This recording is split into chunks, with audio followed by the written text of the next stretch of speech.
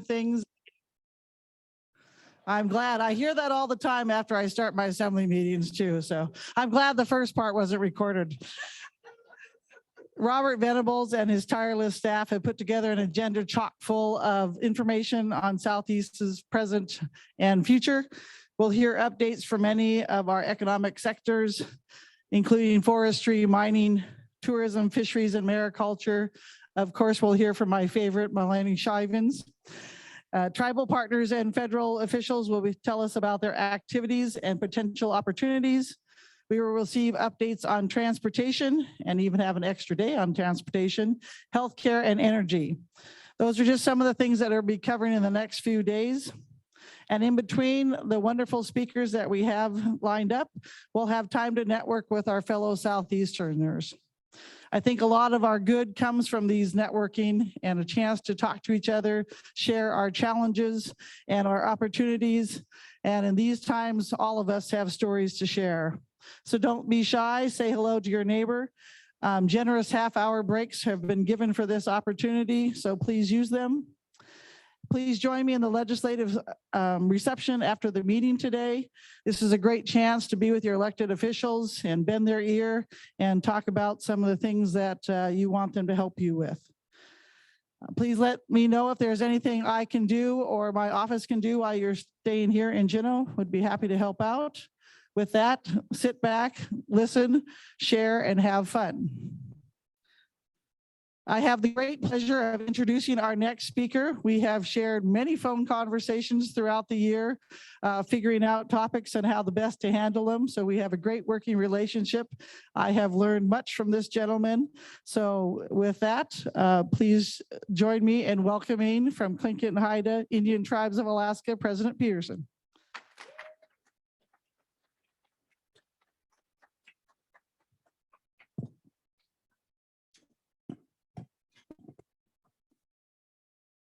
Good morning, everybody. It's good to see you all. It's actually really great to be in the hall and see people here. This has been a really challenging last couple of years, no doubt. Get started. My name is Richard Peterson, but my Tlingit name is Rdc Is. I'm Kagwantan from the Eagles House, and it's really exciting to look out. And as I'm getting grayer, I'm not going to say it to see old friends, but to see longtime friends here. I was just looking out and seeing some of my friends from all over. Good to see you folks come in for this. This pandemic has certainly been challenging, and I really appreciate the partnerships. My good friend Beth Weldon, I'll just publicly say I think she's been a fantastic mayor to help guide our city through this time, and we do collaborate and work quite a bit, and I appreciate her reaching out. And one of the favorite things about Beth for me is when she first ran, she called up and said, Richard, I don't know anything about tribes. She said, but I know that there's a strong presence in this community, that this community is based in Tlingit, what we call Tlingit Ani. She didn't know that word yet, but she knows it now. But she said, can you help me understand who I'm going to be serving? And to me, I think that just revealed so much about Beth and who she is, that she wanted to take the time and know who all of her constituents would be, not one segment over another, but all of us. And so I thank you for that, Beth, and for the leadership that you've worked with us to help get us through this pandemic here in our state capital. I appreciate Robert and his partnership.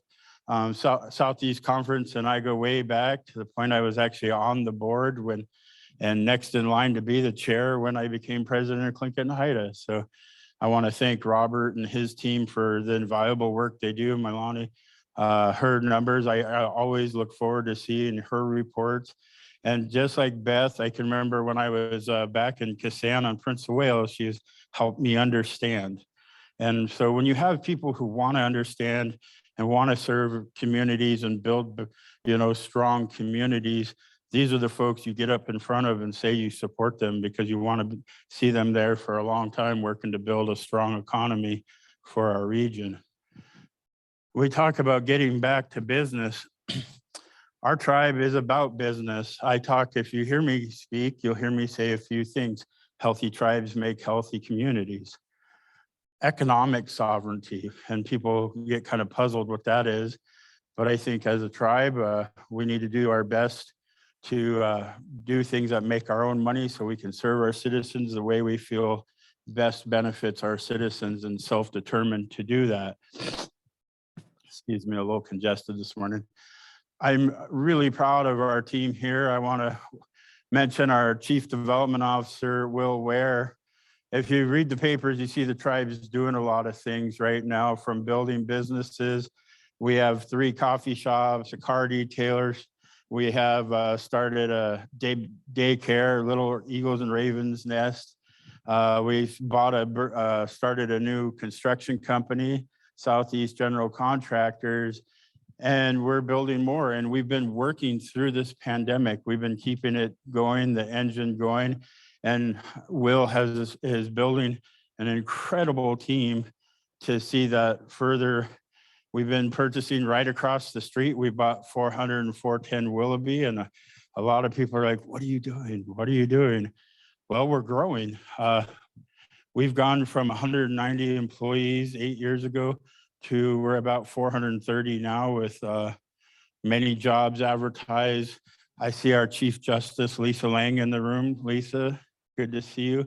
Our tribal court is gone from a very small court under her and others' leadership, folks like her and Michelle Demert and others. And we're growing and we're expanding. We just opened this week our office in Anchorage. We have an office right downtown across the street from the Marriott, about a block from the Captain Cook, and 9 new offices there. And we're looking to expand into Seattle and beyond. So we're growing, and that's that economic sovereignty, but it takes getting back to business. So I really appreciate that theme. I appreciate the partnerships, because we can't do this alone. But I mean it when I say healthy tribes make healthy communities. We contribute at levels that people really don't even understand, bringing in hundreds of millions of dollars to our region and to the state of Alaska. So I'm glad to see folks like my good friend here, Randy Ruaro, to continue to help us build those inroads with the state, to build partnerships that have lasting effects, positive effects on our communities. But that all starts here. It starts with you, and it starts with groups like Southeast Conference. So thank you again for being here. We appreciate you using our hall, and hopefully it meets all your needs. Kiehl.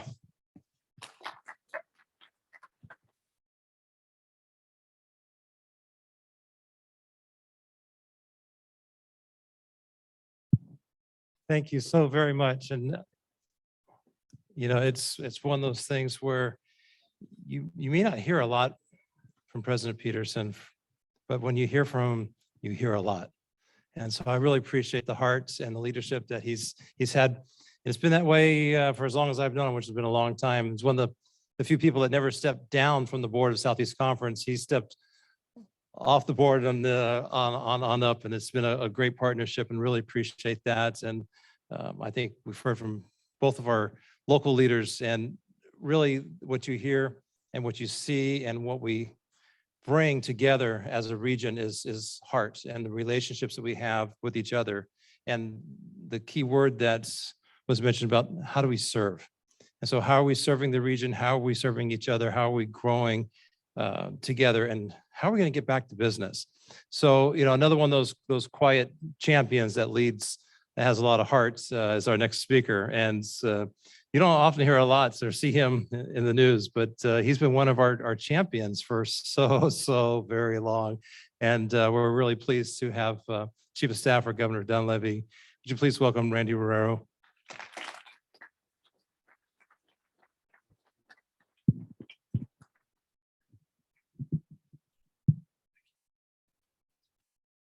Thank you, Robert. Good morning, everyone. Appreciate the opportunity to be here today. Southeast Conference is always a great opportunity to talk about some things that are happening and try to find ways to work together, as President Peterson mentioned.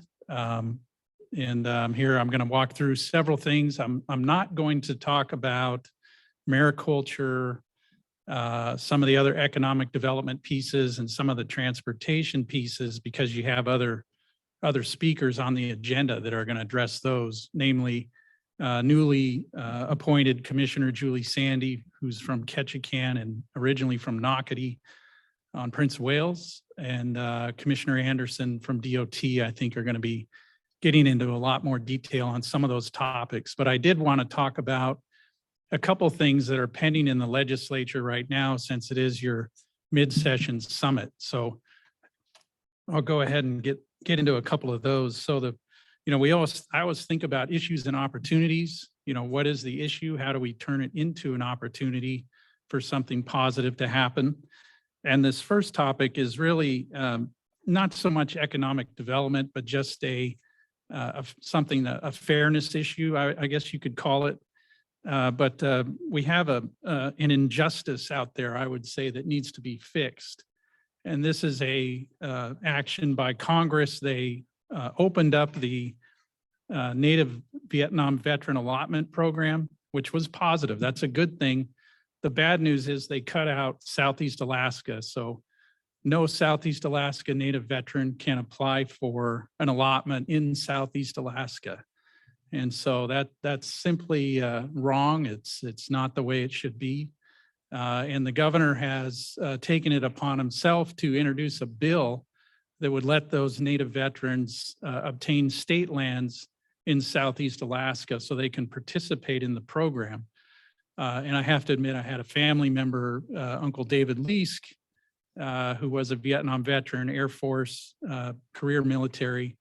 When the terms came out for the program from the federal government, and it was clear that there were no acres, not a single one in Southeast Alaska that the veterans could apply for, I called him and asked him if he still wanted to apply. There's a couple thousand acres near Chicken, Alaska, which is on the Taylor Highway, I think, on the Alaska-Canadian border, which is probably 1,500 miles away, maybe more. And he said, forget it. It's too far away from where he grew up. He didn't want to bother with the program. And so we came up with a strategy and have introduced legislation, an amendment to a lands bill that is in HB 120 and SB 97. And that will allow Southeast Alaska Native vets, and actually vets anywhere in the state, to apply and get state lands for their allotment. We think that's just the right thing to do. Thank you. Those bills are pending in the legislature, and we'll be asking and are asking Southeast Conference and Tlingit and Haida for letters of support. I think the bills will move. There's no one that really opposes that concept that I've run into yet, but it's hard to get a bill through. So any individual, any community, tribal leader, Southeast Conference that is willing to put in a letter, I'm going to leave a stack of my cards over here on the table, and you can grab one and email me the letter or statement of support, and I will personally take that to the chairs of the committees and make sure they see how much support there is out there for this program, this bill. So that's that first issue. The second issue I'm really is on the ferry system, and I'm going to focus on certain parts of the ferry system that we're working on. Alaska's, as you know, a large state. It's always about time and distance and getting from one spot to another.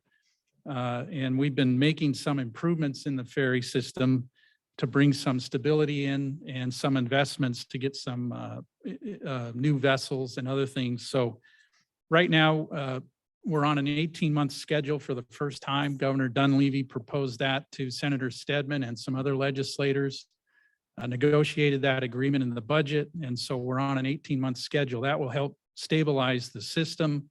It will allow people to make reservations and book rooms. And that should improve revenue that can then again be used into the system. So we think that's a huge improvement. And the budget is over $10 million a month for the system on this 18-month schedule. So we think that's really positive. We're also focusing wherever there's gaps in the schedule. We're working with Gold Belt and Allen Marine to fill some gaps just so there's a basic level of service to the small communities. We think that's positive. So we're 18-month schedule and the budget are in good shape.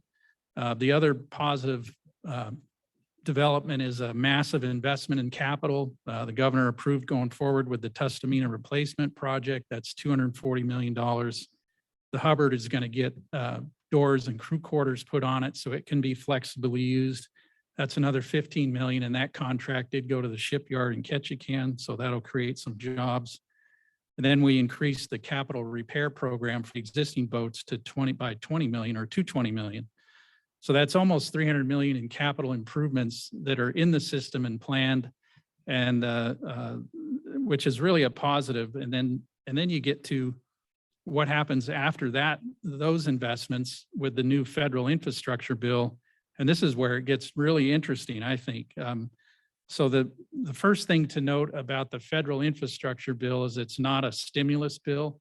It doesn't provide lump sums of money that communities and the state can just allocate to whatever use they want. The money's largely coming in formulas on top of existing formulas in the FHWA program or FTA. So I've read more pages of this bill than I want to remember, but we're breaking it down, we're figuring it out.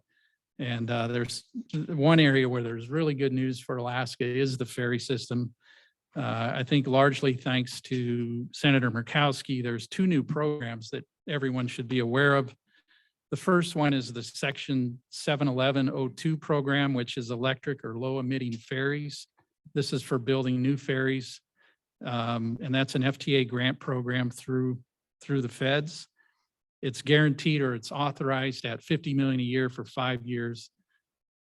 And the law, it's not an earmark, so it doesn't say the money has to go to Alaska, but the way it's written in a way that Alaska should receive at least one grant and maybe two by the language, which is that one grant has to go to a ferry system that serves the largest number of nautical miles in the system. So we'll probably get at least one grant out of that, and we'll be applying. Others can apply too, I suppose, if they qualify, can apply for that. But we think Alaska is going to benefit from that grant program for capital funds. And the thing to understand about that program is it's a permanent program. It's in federal law. It's on the books. It doesn't go away. It doesn't come off the books in 5 years. It just goes into the pot with all the other federal programs for being refunded and reauthorized. So that's an important thing to remember because, you know, some people may think that, well, the bill, the funding and the program go away in 5 years. The program never goes away until it's repealed, if it's repealed at all. It's the authorization of funding that is on a 5-year cycle. And it would be unusual for that 5-year cycle to come up and not have the program funded again. That doesn't happen a lot in the federal reauthorization cycles. So that's an important grant program for capital funding. But probably the largest benefit or new program is the 71103 program. This program tells the FTA administrator, who I think we're going to have the regional administrator here in a couple days, so we'll have some opportunity to talk to her about it. But it requires the federal government to establish a new program that ensures ferry service to rural areas. And a rural area is defined as a community with under 50,000 people. So our ferry system, you know, fits that bill really well. This program is authorized for 5 years at 200 million a year.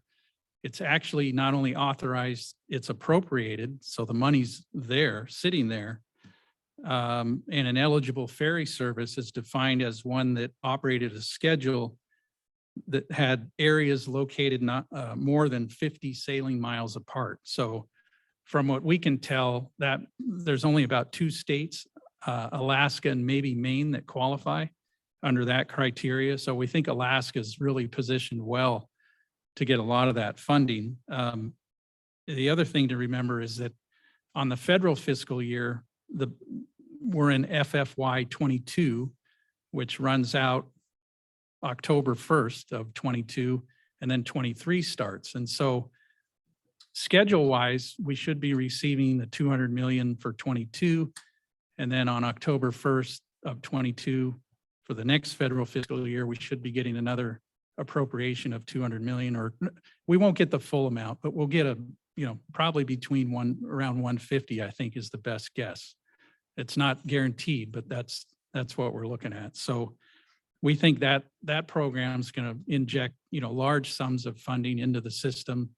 And our budget plan for a large part of those funds is to use it for operating expenses and probably some capital. The reason we want to use it for operating expenses, it allows the fare box receipts, which is roughly 50 million a year. It'll allow those state receipts to grow and pile up, so to speak, over the years. And that will provide a nice stabilization fund for the system in the out years. There is a bill that needs to pass in order for us to establish that savings account for the system. Governor's going to introduce that bill shortly. We'll again ask everyone to support that bill when it's out. And that bill will basically make it clear that the savings account is permanent. It can't be swept into the general fund. And that will allow roughly 50 million a year to pile up in the receipt box. That'll be a nice stabilization account, into the future. So that's our plan there. And again, I'll let Robert and Richard and everyone know when that bill is introduced. And then we'll be looking, it'll be a short bill. It'll be like a paragraph is all we need.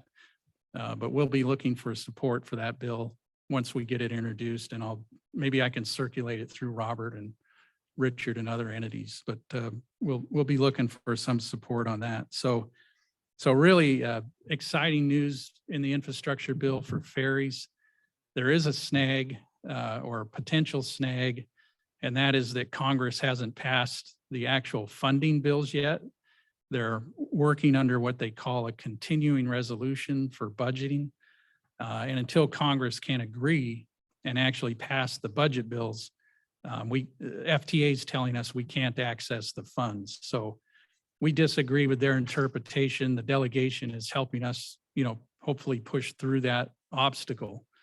And then we'll be able to access the funds and get the ferry system moving. So good news on the ferry system is we had a really strong schedule, budget, and capital funding before the infrastructure bill. The infrastructure bill just lets us supercharge that and build up some really strong reserve funding for the ferry system into the future.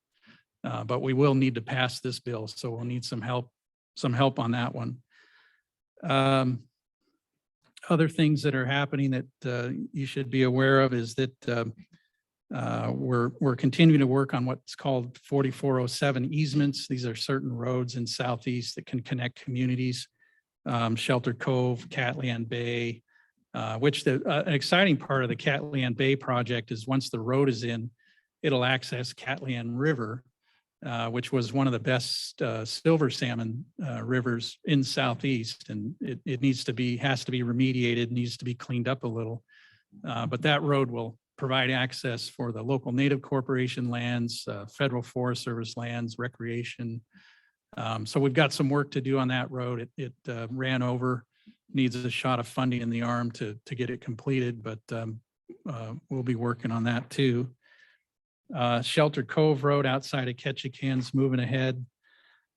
So that's good. We're keeping an eye on tourism just with the Passenger Vessel Service Act, which if folks are familiar from last year, the Canadian government can basically control cruise ships into Alaska based on the requirement that a cruise ship stop in Canada. And if Canada says they're not going to allow it, then the cruise ships aren't coming. So delegation was able to get a 1-year exemption last year. Hopefully COVID will subside and there won't be a problem, but we're keeping an eye on that issue and may need some help from the delegation again on that topic. One, I will mention just real quick that the governor's also introduced a bond bill, which would provide for funding of projects across the state. There's several projects in Southeast that are in part of that bill. One of them is the harbor in Craig, which needs about 8 to 10 million, I think, in matching funds for 22 million in Army Corps funds. But that project's, I think, long overdue. So we're hoping that the legislature will pass that bill and get that project funded so we can get going. I think there's over 100 people on the waiting list for a spot in the harbor in Craig. And so that's an important project in the bond bill. We also have a match for Southeast Conference grant for mariculture. We have 5 million in the bond bill for matching a Southeast Conference mariculture grant for a facility in Craig. So we think that's important to get through. And then we've got projects around the state. You know, you always want to try to get a regional balance in a bond bill, so there's statewide support. So we have other projects in that bill as well. Ketchikan Airport Terminal is in the bill, a few others. So we'd like to get support for that bill if we can. The other thing we're watching pretty close is endangered species listings. We're getting about one a month now from different groups. And an Endangered Species Act listing by the federal government can cause access issues. It can cause hunting issues. It can cause a lot of problems with management of the area and fish and game, and impacts on ANCSA Corps and others who are trying to develop their resources. A couple of petitions I think that are pending now. We have bats, we have wolves, we have whales, squirrels, bumblebees, mice. You know, we have a lot of different species listed, and you know, it basically federalizes whatever area that species lives in. And so for wolves, I think, as Richard probably knows, President Peterson, if the wolves are listed, it can cause difficulties for subsistence hunting of deer on Prince of Wales Island, because the wolves will be prioritized over people for access to that food source. So we're watching all of those, and we have a request into the legislature for, I think, $4 million to help us try to preserve access, hunting rights, and other things for Alaskans. We got that funding last year. We need more just because the petitions are coming in so fast. And frankly, some of the petitions are for species that have wide ranges of Alaska. So humpback whales, I think, move pretty far up and down the coast. And we're seeing a petition in Maine right now, for example, that could shut down the Maine lobster fishery. So these listings can, you know, cause a lot of issues. And so we want to be able to do our own science, first of all, and then try to push forward with preserving Alaskans' rights when those petitions are going forward in the federal process. So that's just a quick touch on some things that are going on in the legislature. I'll get copies of bills and budget items to Robert and Richard and others for distribution if people are interested in writing in support or testifying in support of these things. It always helps when the legislators know that there is support for an item. You know, when they have a public hearing and no one shows up to testify, you know, that sends the sense that it's not an important item, but it really is. So I'll close there. And Robert, I don't know if you want me to take any questions or. We've got time for a question or two if there's.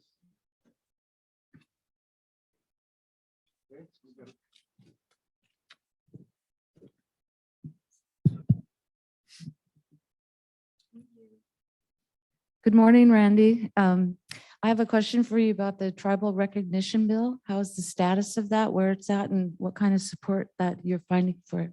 Thank you. This is the bill, I think, that I want to say Representative Zolkowski introduced. Yeah, so from what we can tell, that bill has support, good support. I think it's on the Senate side. I have to check again from my memory, but you know, we're taking hearings next week on the Senate side. Oh, good. State Affairs or Judiciary, one of those. Yeah, we'll chase it down, but yeah, we're looking at that bill pretty close. And you know, frankly, the state works with tribes in a lot of programs now, but you know, we don't really see. I don't think there's really a lot of opposition to that bill. Okay, we're gonna let y'all be. Oh, well, one question over here. Judy? Randy, I sit on the Passenger Vessel Association Legislative Affairs Committee for the United States PVA, of which Alaska Marine Highway, Inter Island, and many others in Alaska are members of. And so if there's anything that we, the Passenger Vessel Association, can do to support anything Alaska needs, especially as it relates to ferries and marine transportation in Washington, D.C., please let me know and give me a copy of the language, and I'll take it to our Legislative Affairs Committee meeting that we have the first week in March up in Covington, Kentucky. Mhm.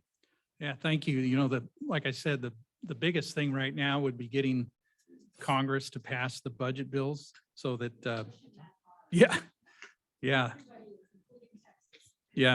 know, that would be the most helpful thing, because right now, like I said, FTA is telling us both of the ferry programs that I mentioned are frozen, so.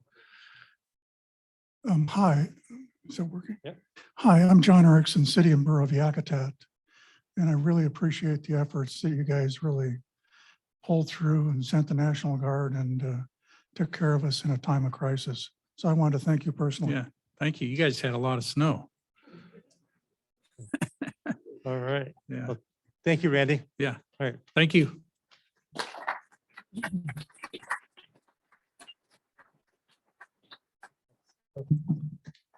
All right, so we do have some seats up here. We can pull out a couple more chairs, but we have lots of seats up in the front for those that want to grab some more breakfast or just want to sit a little closer to the information. So how are we really doing? We're going to find out, because there's nothing like hard data that tells the story, and that's one of the things that Southeast Conference is one of the main responsibilities we have is that economic planning.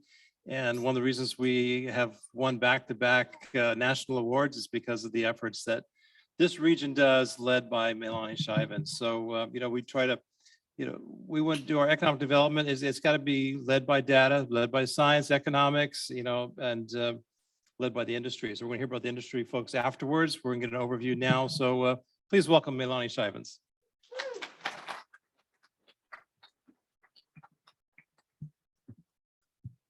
Hello, and thank you so much. Let me just make sure this works before. All right. So we are going to just do a sort of quick, super fast roundup of the Southeast Alaska economy right now. And I am going to get to some, oh no, it doesn't work. Okay, I am going to get to some good news, but I wanted to start with the hard numbers.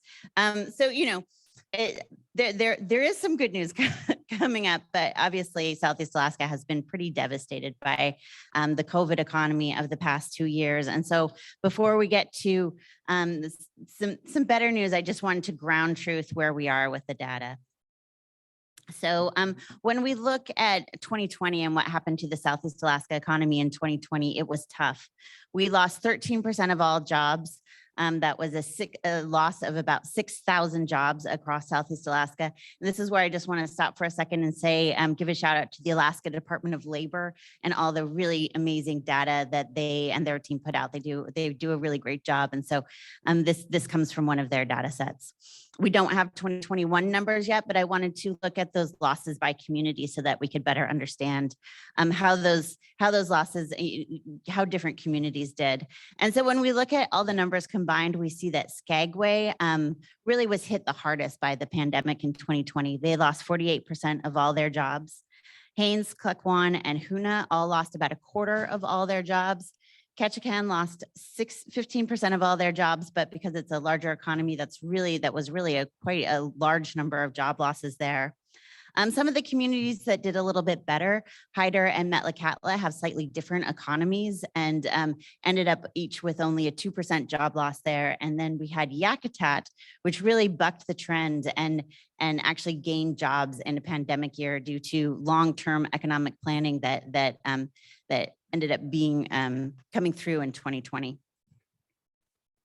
So when we look at how we did in 2021, we see that Southeast Alaska is still struggling. We are in 2021, we were 11% below our pre-pandemic jobs.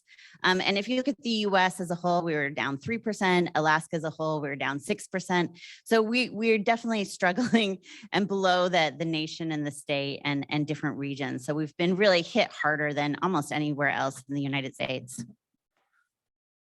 This is what 21 months of a pandemic economy looks like when we're comparing it back to a pre-pandemic month. You can see our seasonal economy is reflected there.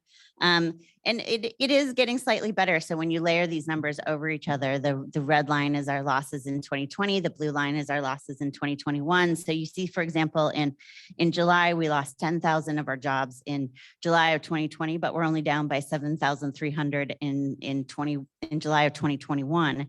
And in December, we were down 2,400 jobs in December of 2020, but only 1,500 jobs in 2021. So we gained back 3.5% of our jobs in 2021, but we're still struggling.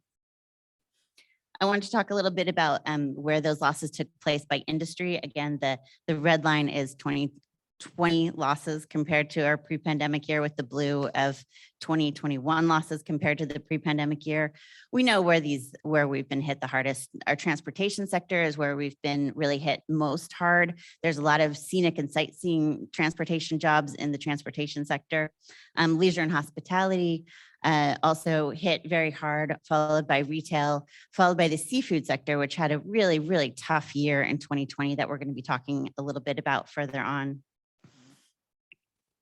Most of our jobs came back. Most of our sectors improved in 2021 over 2020. There was sort of 4 exceptions to that rule, so I want to talk about them. I'm going to take it from the bottom to the top of this list. So the federal government, we had a US Census year in 2020, so we actually added 2% to our federal jobs, and that came down in 2021. Financial activities, we ran our COVID relief through our financial institutions. And so some small losses there in 2021. Professional services, I know that we have a lot of bosses and businesses across Southeast who are sort of waiting to get to have a little bit more confidence in the economy, to see where it's coming back. And we really expect there to be a lot of great gains in our professional and business service sector in 2022.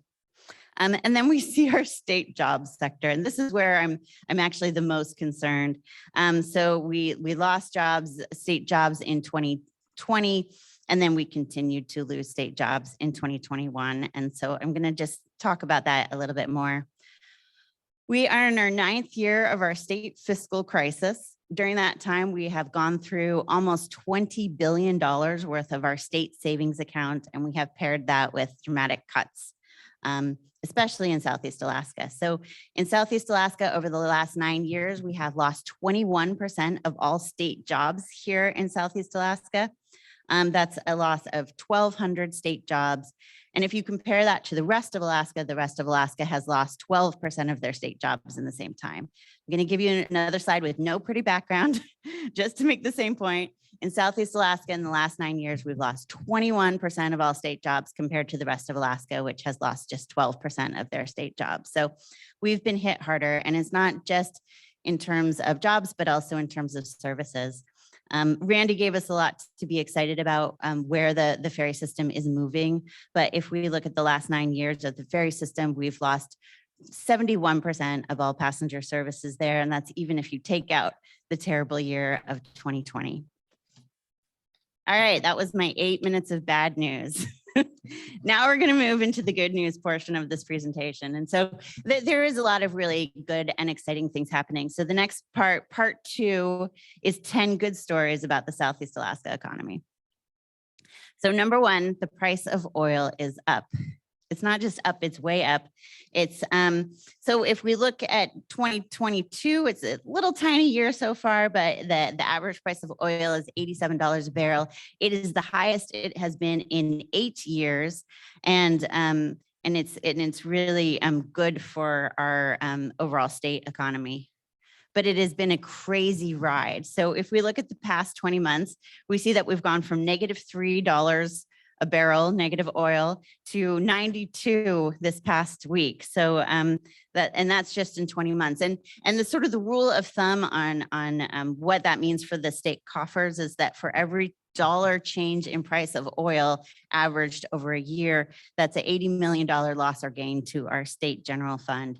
And so so it really matters where these numbers end up, and you can really see the volatility there, but these numbers are going up, and that's what we like to see. I know it's the good news portion of our presentation, but I just want to point out that we do understand that high fuel prices make it harder to in Southeast Alaska. We get our groceries from our, we depend on freight, we depend on air, we depend on our fishing fleet. And so these higher oil prices do make it harder for us too. Number 2, top story about the good in Southeast Alaska, our population is growing. And in 2021, our population was up for the first time in 7 years. And this is a first day of middle school summer camp at Sitka Fine Arts Camp. So I love that photo. So in 2021, we gained about 200 people to our population. I want to give a little caveat and say it's a little bit of a population gain, but also a little bit of Alaska Department of Labor sort of rejecting the 2020 census number for Haines, which was dramatically lower. So we're kind of flat, a little bit up, but we will take that. We will take that first gain in 7 years. So I do want to talk a little bit about the US Census results. So if we go back and we look at census, this is comparing 2010 to 2020. Our population was up during that time by 1%. And you can see the differential of what communities gained and what communities lost the most. Angoon lost the most. It lost 22% of its population. Haines supposedly lost the second most, losing 17% of its population, or 440 people. And that's the number that I think the state and lots of people are questioning. Craig was down the third most with 14% drop, and then Wrangell with a 10% drop in population. And I think that number is a little strange too, but we'll take it from there. The communities that had the biggest population gains, according to the US Census, was Hoonah with a 23% population gain, Skagway with a 26% population gain, and Gustavus was our big winner with a 48% population gain from one US Census to the next. Another fun thing that came out of the US Census is Southeast Alaska is now more than a quarter Alaska Native. So 26% of all of our residents are Alaska Native. We added 1,100 Alaska Natives to the population. This isn't because we had a whole bunch of Alaska Natives moving into Southeast Alaska, but just a really much better job in counting and making sure that we're understanding people who identify as more than one racial group.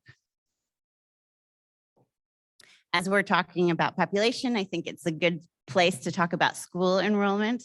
School enrollment was up for the 4th time in 25 years this year. Of course, that had to do with the fact that we had some pretty significant population losses due to the 2020 enrollment. So in 2020, across Southeast Alaska, we lost 6% of all school kids. We gained 1% of that back in 2021. Juneau was a little bit more dramatic. We lost 12% of our K through 12 students to situations like homeschooling in 2020 and gained 5% of those back in 2021. Wrangell was absolutely the most dramatic. They lost 41% of their K through 12 students in 2020. And in 2021, they increased their 2020 number by 42%. So a lot of just volatility there, making it hard for our educators to plan for those years. Our number 3 top exciting economic story is that we are projecting job growth moving forward in Southeast Alaska. In 2022, we're expecting to add 4% of add to our job base by 4%, 1,600 jobs. And where we're going to see those jobs, the top 2 are where we lost the most jobs. So we're expecting the transportation and leisure and hospitality sector to add 22% and 19% of jobs there. Construction, we expect 7%, professional and business services, 7%, retail, 6%. And at the bottom, we're still expecting a continued loss of state jobs. So another 2.3% of state job losses are projected. Our number 4 big story is that tourism is rebounding. Visitors are coming back, and they're coming back in potentially large numbers. So in 2019, we had 1.33 million cruise ship passengers. come to Southeast Alaska. In 2020, we had 48. In 2021, we had about 9 to 10% of what you would consider a typical cruise ship season. And then in 2022, we are projecting 1.57 million cruise ship passengers.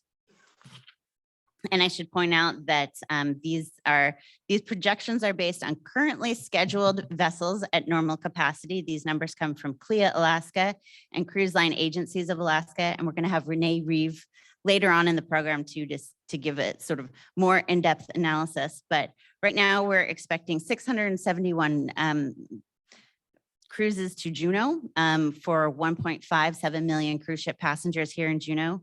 In Ketchikan, we're expecting 1.4 million cruise ship passengers. In Skagway, 1.2 million. And in Sitka and Hoonah, they're just going to both get just about 500,000 cruise ship passengers there. And what's really interesting in Hoonah and Sitka is that they're both going to get about more than double their 2019 levels. So we're really ramping up both of those communities. This is what it looks like in Sitka. Their top year, their peak year ever was 2008. They had about 290,000 cruise ship visitors. They're going to get potentially, we don't know. We don't know if another virus is coming or there's just going to be no other variant and just incredible pent up demand.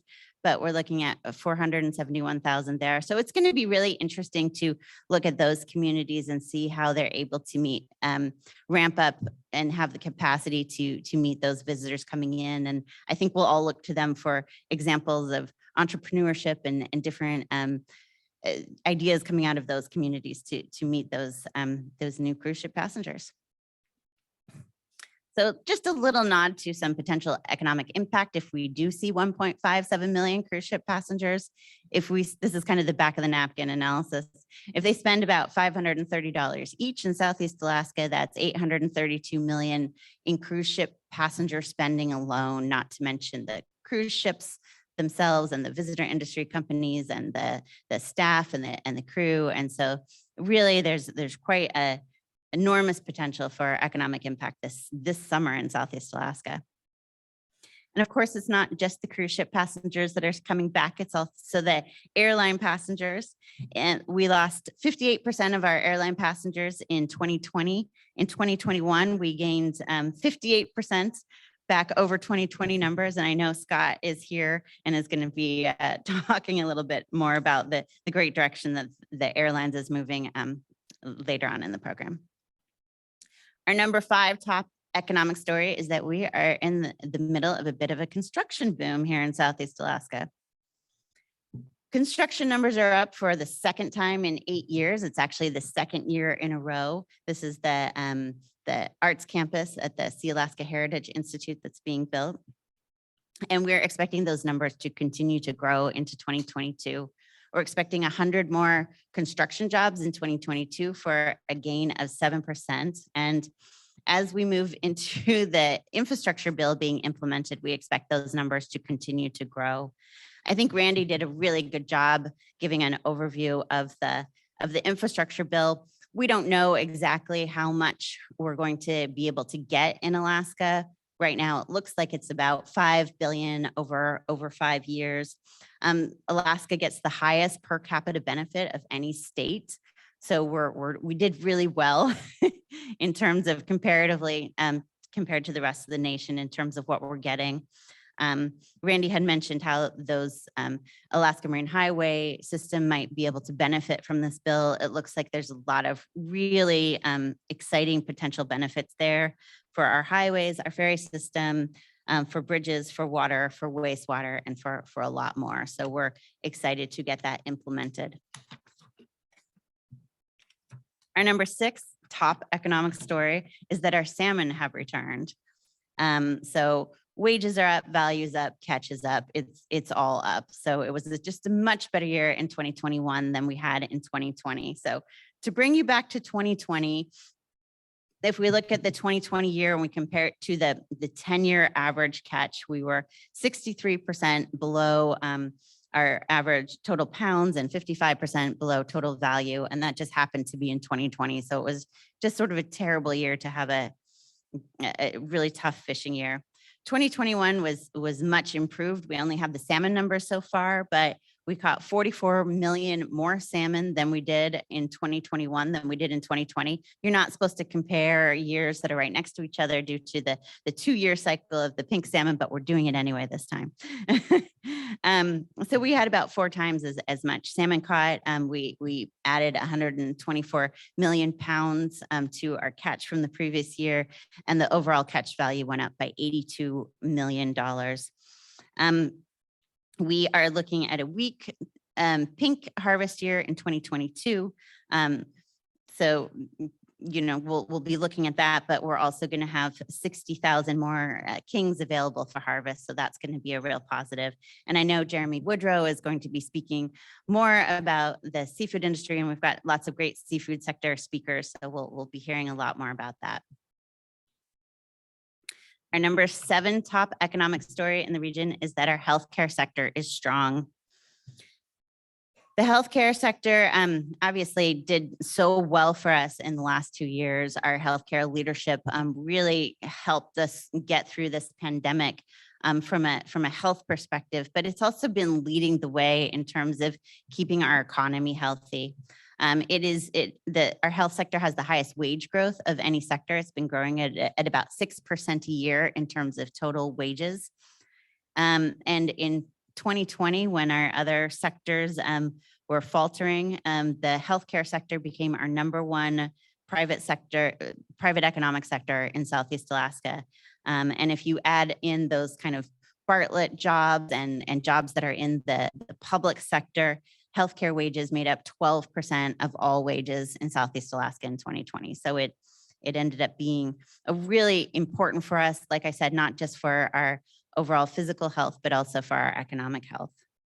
And we're going to have Jared Kosin and Dan Harris to talk more about the healthcare sector in Alaska tomorrow. So our number 8 top story is we've really been blessed with engaged business leaders and engaged public leaders. And I do not have any numbers attached to this slide, but I just want to say I have never been more in awe of our community leaders, our public leaders, than I have in watching them in the past 2 years. I don't think it's ever been harder to be on a municipal assembly, to be a city manager, to be a tribal leader, to be a tribal administrator, to be on a city council, to be on a school board, to be a teacher, to be an educator, to be helping running a school system. So just a really quick round of applause for all of our amazing municipal leaders out there. I don't know how to put a number to that, but it is absolutely, it would be a huge number. I also want to talk about our business leaders. We've been really led by some incredible business leaders as well. We do a survey every year to look at the business climate of Southeast Alaska. We do this in April. So these are April 2021 numbers. So they're starting to get a little bit stale, but we ask about their outlook. So I thought it would be fun to sort of check in and see what the outlook was by industry and by community. So in April of 2021, the business leaders in the communities with the most negative outlook were Skagway, Haines, Hoonah, and Ketchikan. And the communities that had the most positive outlook by their business leaders included Prince of Wales, Sitka, Petersburg, and Gustavus. And I think that ended up about right. And so I'm interested to see what our business leaders have to say when we survey them again in a couple months. In terms of a breakout by industry, those in the retail sector had the most negative outlook when we pulled them in April of 2021, and that I think that did end up being right. There's some really interesting things happening in the real estate sector this last year, followed by the food and beverage services, the visitor and tourism sector, and the arts. In terms of our sectors that had the most positive or the strongest outlook, number 1 was mining. And I think Deantha is going to tell you a little bit more about that in just a few minutes, followed by nonprofit sector, healthcare sector, and the construction sector. Now, as Robert mentioned before, part of what Southeast Conference does is economic planning. And our number 9 top economic story is we've really been successful at doing some really effective economic planning. The Southeast Alaska 2025 economic plan is out, and we've heard from our partners across the region that it's already been used to apply for hundreds and millions of dollars in grant opportunities across every single spectrum, every different type of sector you can imagine. Here's the top 4 priorities that came out of that plan. There's 50 economic initiatives that you can delve into when you're applying for your federal grants and hopefully getting some more federal money. We've done really well getting federal money into Alaska and Southeast Alaska during these pandemic times, but it can always help to get more. And of course, we talked a bit about the money that's potentially coming in for the ferry system, and of course, what's coming for mariculture. So the Build Back Better Maritime Grant of $500,000, the $500,000 grant for mariculture processing on Prince of Wales. And I know we're going to have Mark Shear and Julie Decker back there to talk to us more about mariculture later on. Also, the visitor sector and energy, we're working hard in those areas as well. Our number 10 economic success story is our high vaccination rates here in Southeast Alaska. So if we look at the nation as a whole, about 64% of everybody has been vaccinated. In Southeast Alaska, we're at about 3/4 of all Southeast Alaskans have had their 2 shots. Juneau, it's 80%. We're leading the way. And if you look at those triple shots in Southeast Alaska as a whole, about a third, just over a third, 35% of all Southeast Alaskans have had those triple shots. And in the US as a whole, it's about 27%. And I read an editorial in the Wrangell Sentinel lately. When you're thinking about vaccinations, think of it as economic development. And I think we really have here in Southeast Alaska, and that's really setting the stage for us in a positive way. So kudos to us. So my summary slide, just to make you feel good about yourself, good about all of us. Oil prices are up, the population is rising, jobs are growing, the tourism is rebounding, construction is booming, and the infrastructure bill is going to keep it booming. Our salmon have returned. We have a robust healthcare sector. We have engaged business and public leaders. We have effective economic planning, and we have high vaccination rates. So thank you so much for giving me this time to present to you. And I'll look forward to seeing you at the rest of the conference.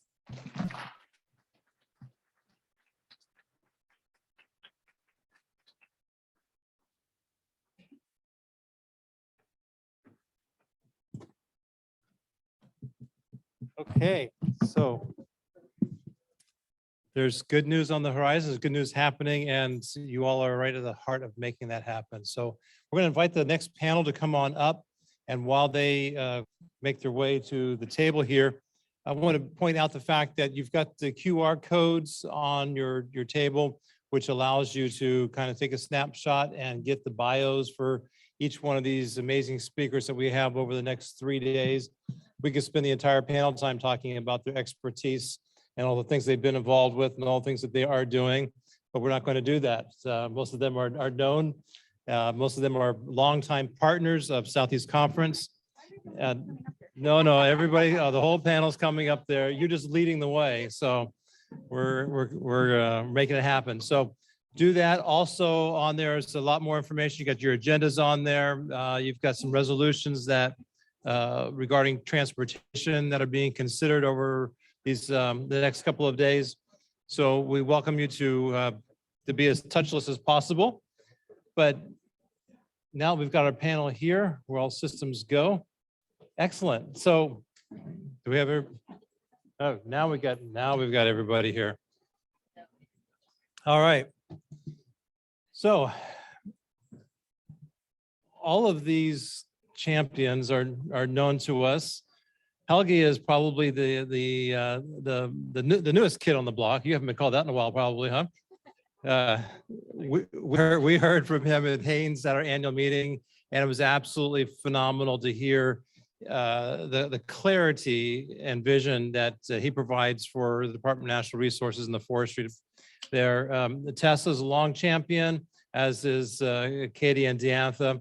And Leila has been part of our Southeast Conference family for years and years and years, and recently has shifted from one aspect of being involved with natural resources to actually leading now RDC as their new executive director. So what we're going to do is we're going to give each one a few minutes to come up and just kind of give an overview of what they're working on, what their visions are, what the challenges are, and then we'll do some Q&A and kind of hear where our natural resource industries are at, what some of the challenges are. One of the kind of the cool things pre-pandemic that we often found ourselves, especially Deantha, Katie, and I, and often Tessa as well, in the same rooms. We found ourselves together in DC for that one time, and it's like, because these are causes of concern to all of us.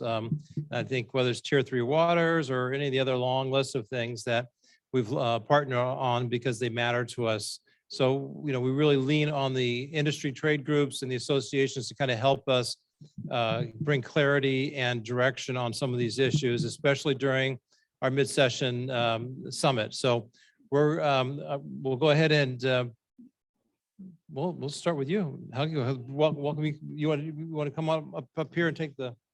Absolutely. All right, we'll go down the road there, and then I'll come back up. We'll do some questions. Good morning. I'm Helge. I'm the director of the Division of Forestry and the state forester. And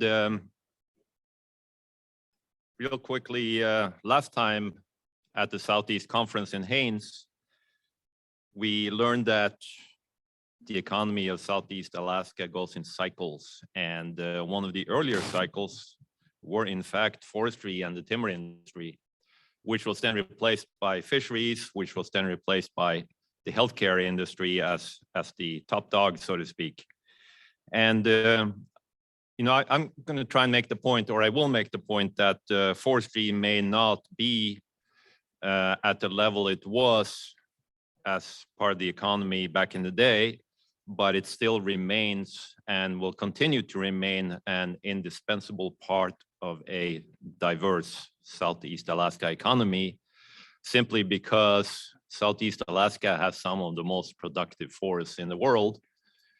It may not seem obvious when we're living here, but it's a well-known fact. And Southeast Alaska, along with the Olympic Peninsula and further down on the West Coast, literally puts on more biomass per acre per year than the Amazon rainforest. So this is the place to grow trees. And just by way of background, the forests of Southeast Alaska and the timber industry are really going through some fairly radical changes right now. The Forest Service, the Tongass National Forest, has historically been the main supplier of raw material. They have halted their old growth timber harvest, and it remains to be seen if and when young growth timber is going to materialize. And the plan is to reinstate the 2001 roadless rule. And I'm optimistic and hopeful that young growth timber will materialize from the Tongass National Forest soon. However, it's part of the uncertainty we face right now in the Southeast. And part of that is what is really the social license or the appetite for timber harvesting in and of itself on the Tongass National Forest. A lot of that has to do with the lower 48 and influence on federal forests. Randy mentioned federal endangered species. That's always lurking out there. And once a species has to be declared endangered, I think you can imagine that permits take a long time. That would be the understatement of this conference. In response to that kind of market uncertainty, our governor has introduced what he calls the timber bridge, where the state essentially steps up to provide timber in lieu of the federal government. I think we need to maintain this program indefinitely. I think the state and hopefully native corporations will cooperate to contribute to a sustainable, predictable timber supply in the Southeast that can attract new investments. We have a bill, House Bill 98, Senate Bill 85, that will allow us to export timber from negotiated timber sales. I think that's part of the solution. In fact, I think the solution really is avoiding ideological solutions as much as possible, letting markets drive the solution. We need both export and domestic processing. We need to protect jobs in Southeast Alaska, and we need to export. We need timber products. We need carbon offset projects. They're already here. We need a diversity of age classes and size classes of trees. We need specialty products. We need 2x4s. We need engineered wood products. We need timber, but we also need ecosystem services. We need fisheries, tourism, traditional uses, recreation. So as usual, there's no right or wrong answer, but rather a variety of possible solutions. And quickly, before I run out of time, I'm going to kind of give you my crystal ball of what I think should be the solution for forestry in Southeast Alaska. I think high quality second growth is really part of the solution. We cannot compete with Oregon, Washington on 2x4s, commodity products. I think our niche and our competitive edge is in that large diameter, high quality cedar, spruce, clear, tight grain, 60 to 80 year rotations. That's where I think Southeast Alaska compete very effectively. These products are similar to coast redwood in Northern California. They don't grow anywhere else, and they're sought after. They're high value wood products. So I think that's part of our competitive edge. I think another part of our solution really should be working cooperatively with the Forest Service, Native corporations, the state, to facilitate timber and the forestry business. Roads were mentioned earlier. Randy mentioned the importance of roads in connecting communities. Many are not aware that forest roads are a very effective solution to getting these roads put in place. Forestry roads can cost you anywhere on the order of $100,000 to $200,000 per mile. That may seem like a lot of money, but when you compare that with public roads, it's a fraction of what public roads cost to construct. They can cost $1 million per mile easily. So again, Randy mentioned the Shelter Cove Road. It's really an inexpensive solution to funding the road through the timber harvest operations initially, and then maintaining the road, and eventually it becomes a road that will connect communities and allow the public to access forested areas. Good neighbor authority projects on federal lands, the Forest Service, are again a part of the solution. We have some experience with that in the division, as well as Alaska Forest Association and others. Possibly a variant on the good neighbor authority, such as stewardship contracts, where the Forest Service literally lets other parties manage a piece of land, is a potential promising solution that we should look into. And I mentioned carbon offset projects. It's there, whether or not we like it. It's part of a diverse basket of forest products and ecosystem services.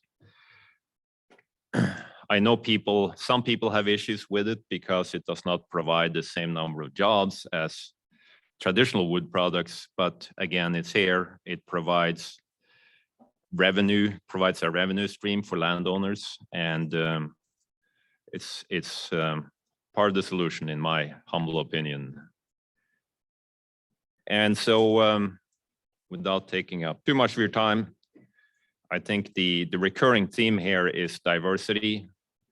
Forestry may not be the economic engine of the Southeast that it once was, but it is here to stay.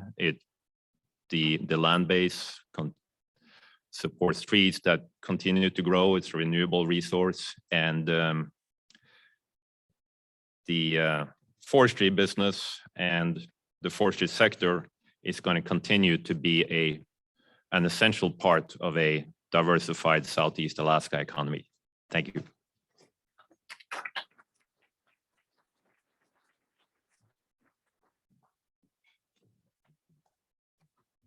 Good morning, everyone. My name is Tessa Axelson. I'm the Executive Director for the Alaska Forest Association. It's always good to be at Southeast Conference, and it's even better to be here in person. So thanks, Robert, to scheduling it in a manner that allows us to be here together.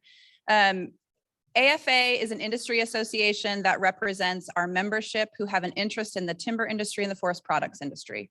And so I think Helge did an excellent job of talking about elements of our industry. I just want to really briefly talk about three things: who we are and what we're doing, what some of our challenges are right now that relate to some of the issues we talk about at mid-session summit, so legislatively on the federal side and the state side, and then conclude using Meilani's model of what are things that we're actually really excited about in the timber industry, because I think success matters, and it certainly matters in our industry.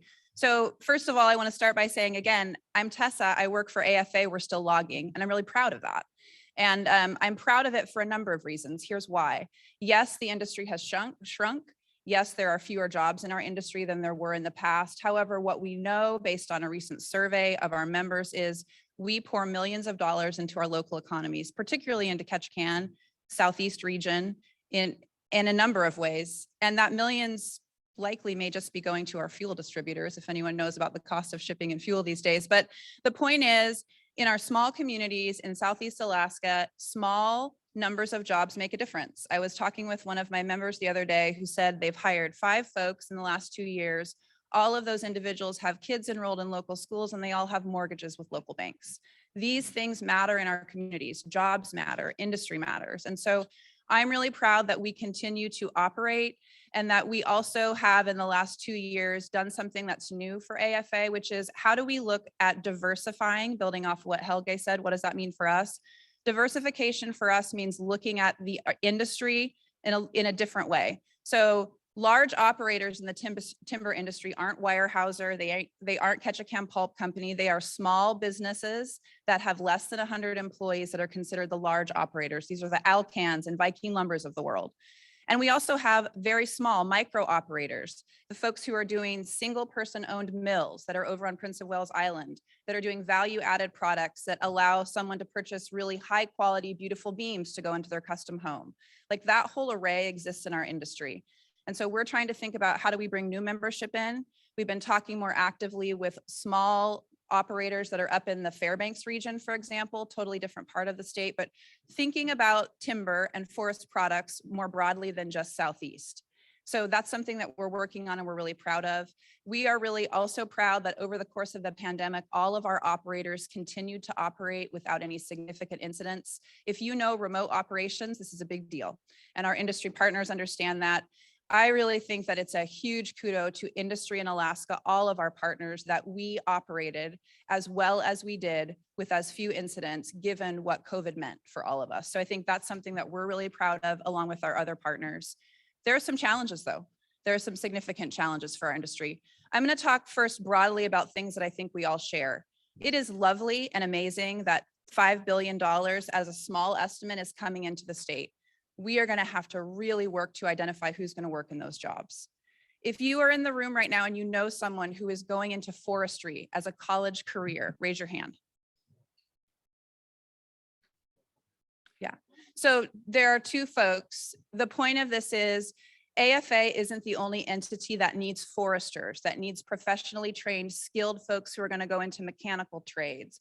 We need workforce in the state of Alaska, and we are going to need it more than ever, given the specialties and construction that we're going to see coming with these funds. So we're really looking forward to conversations around workforce development across industries, not just in this industry, but with all of our partners. I don't know about any of you living in small communities in Southeast. Housing is a huge issue in Ketchikan.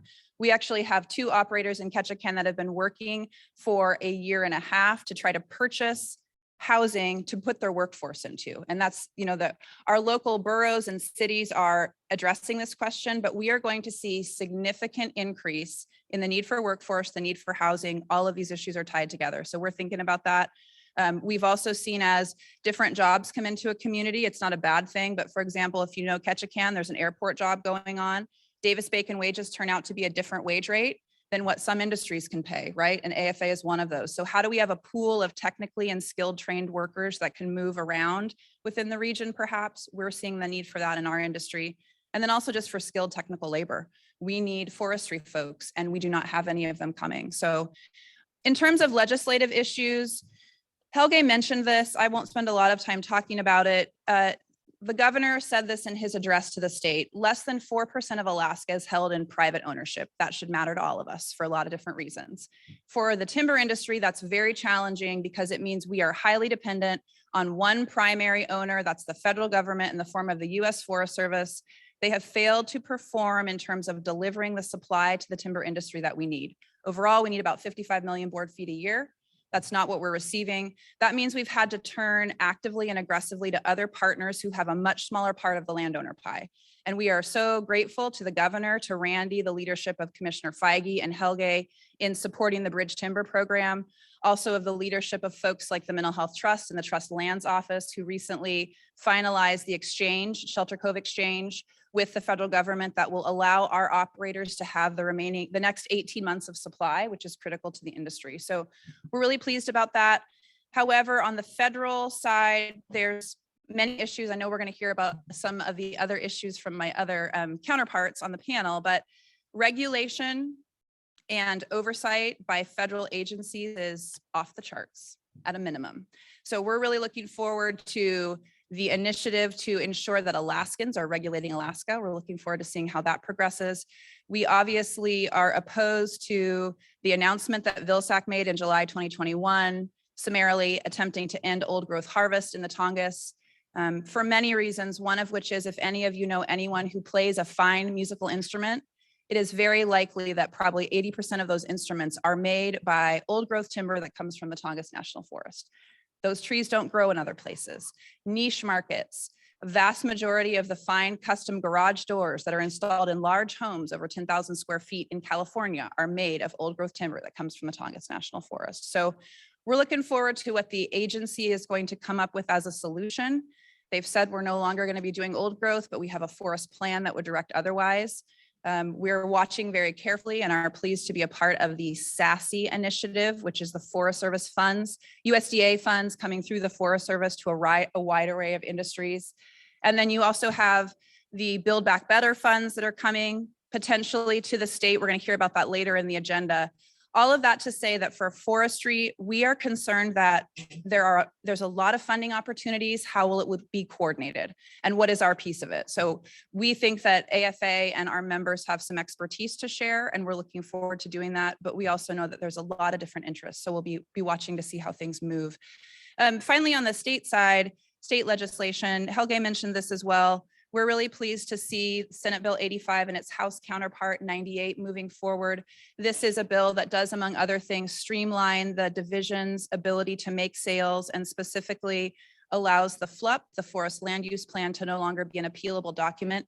Don't get worried. There's about 5 other places that people can still provide public comment into the process though. So we're always for things that are efficient while holding the line on public comments and processes as an industry. We know that better than anyone. So we're really pleased about those bills moving forward. And then just really quickly, 2 highlights. They don't know that I'm going to say this, but there are folks here from the Ward Cove group today. We are so excited about the fact that they are moving forward with a logging museum on site. And AFA is working in partnership with some of that staff. I think it matters that Alaskans tell authentic stories of Alaska. So for communities that are in Southeast, I was born at Neats Bay and Fire Cove, which was a logging camp. And we have personal family pictures of all of the camp and many things. And I know a lot of the communities that you all represent do as well. We'd love to see a really robust museum that has an array of materials and has documents and memorabilia that really shapes for our visiting community the way in which that industry was so substantially important in creating the infrastructure for our state. So we're really excited about that. We're excited about the partnership. We're excited to see tourism hopefully boom again this summer. We recognize that we are successful when all of the other sectors of our industry are successful. And so I think we're looking forward to that. And then just finally, also, one of the components that AFA is looking forward to having further conversation with partners about is in the announcement that came out in July of 2021, there was discussion about cultural consumption of wood. Our members have had a long history of providing totem quality logs to folks around Southeast Alaska and working in partnership with different communities. We're continuing to engage in some conversations about that now. The reality is that specific species of wood that meet the requirements of fine artisans to use don't just grow along the side of the road, and they don't grow in particular stands altogether. So it's often the case that our operators run into these logs when they're out on an existing sale. And so how we are able to support that component of the industry and the work that's being done in fine crafts and cultural woods, while at the same time also continuing to harvest timber in a way that meets the need and the supply. I would just finish by saying, markets are crazy, yo. Markets are crazy. And if you want to see that, look at anything, look at a slide of oil, look at a slide of timber, the prices and the changes. Most of our members are exporting into the Asian market. You can imagine that at a minimum that has been complicated in the last 2 years. So the degree to which all of the industries, and are certainly too, balancing markets, demand, needs, costs, ability to access sales, landowners, it's a complex environment for all of us. And we're just really proud that we've continued to operate in it. And we are also really going to be focused on what the next version of our industry looks like. Yes, it's going to be young growth, but we're not giving up on old growth yet. So thanks very much. Always good to talk with you guys.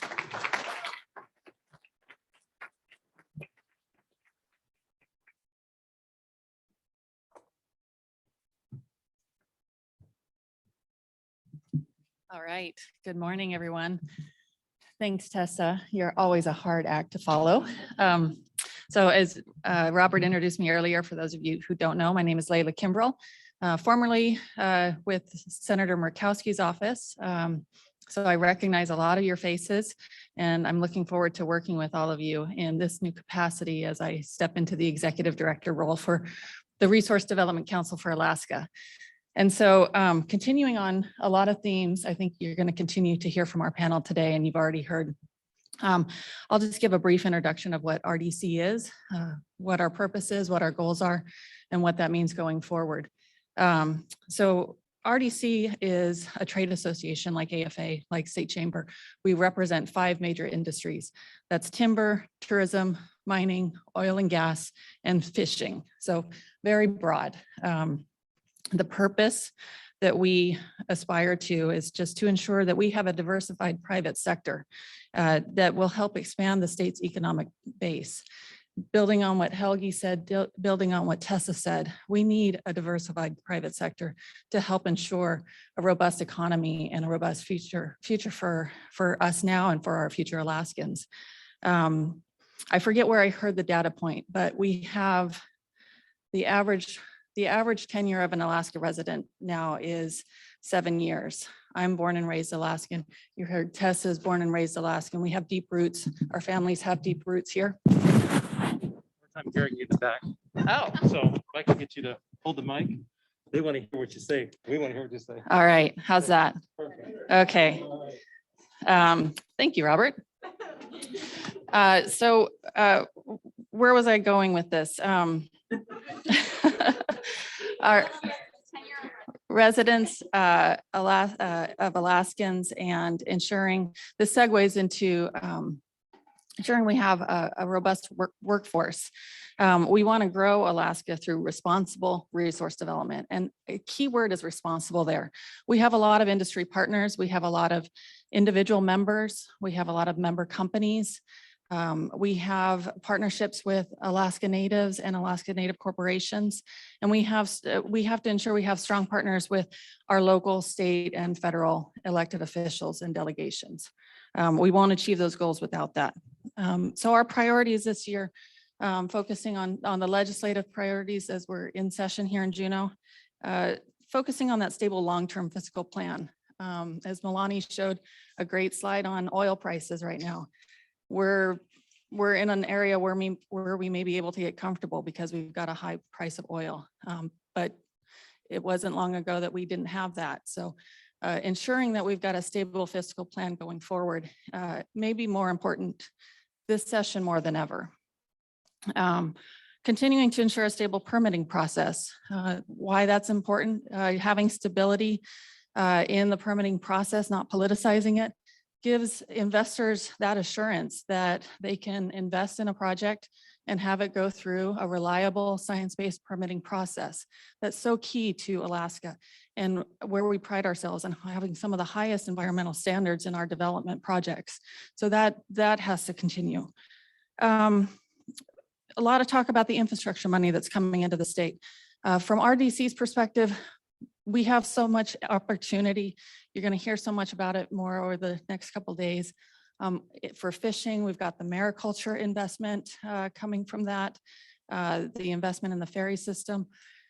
This has been described as a once in a generation investment opportunity into our national infrastructure. That means Alaska, we got a slow start compared to some of our state friends in the lower 48. So we've got a lot to do, and RDC wants to make sure that some of those dollars are being used to invest in infrastructure projects that will support responsible resource development and access to those resources for the future. So we'll be working with our partners there. Now, in terms of the theme of our panel today, getting back to business, what does that mean? There's a lot of opportunity. I think we're all experiencing that. As we come out of adjusting to the COVID pandemic. COVID is going to continue to be a way of life for us that we'll have to continue to adjust with. All of our industry sectors have experienced challenges with labor shortages, what I like to refer to as the rolling blackouts that COVID causes our day-to-day in our offices, in our operations. It's just something we have to deal with. But long-term, we've all experienced over the past year, significant labor shortages. We're looking at why that's happening. Some of it COVID induced, some changes in just preferences. A lot of talk about the great resignation. Is that or isn't a thing? What we know is it's impacting our ability to attract employees, retain employees, and attract skilled workers. So we'll be focused on how we can be a part of that conversation going forward. Particularly if we start seeing infrastructure dollars come through sooner than later, we want to make sure we have a skilled workforce ready for those shovel-ready jobs that'll be coming out.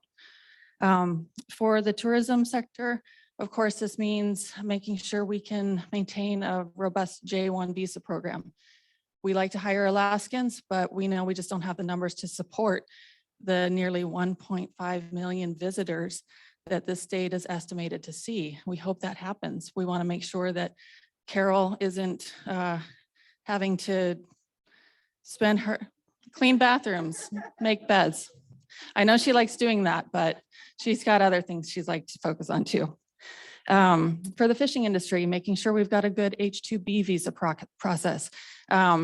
Working with our federal partners there, that's a very complicated program that has a lot of redundancy in it. So where can we help improve that process so that our fishing partners have the workforce in the time that they need it?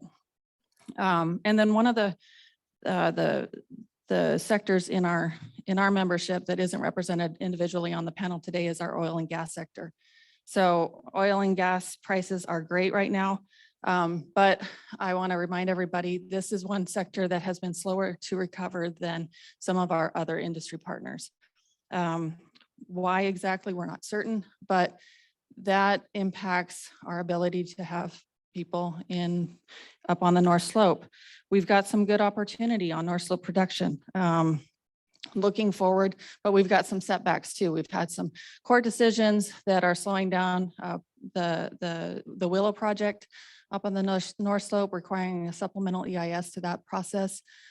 We want to make sure that that's done right and responsibly, but we are also concerned that the current Biden administration is taking the opportunity to reopen a lot of the sound science that's already been conducted over previous administrations.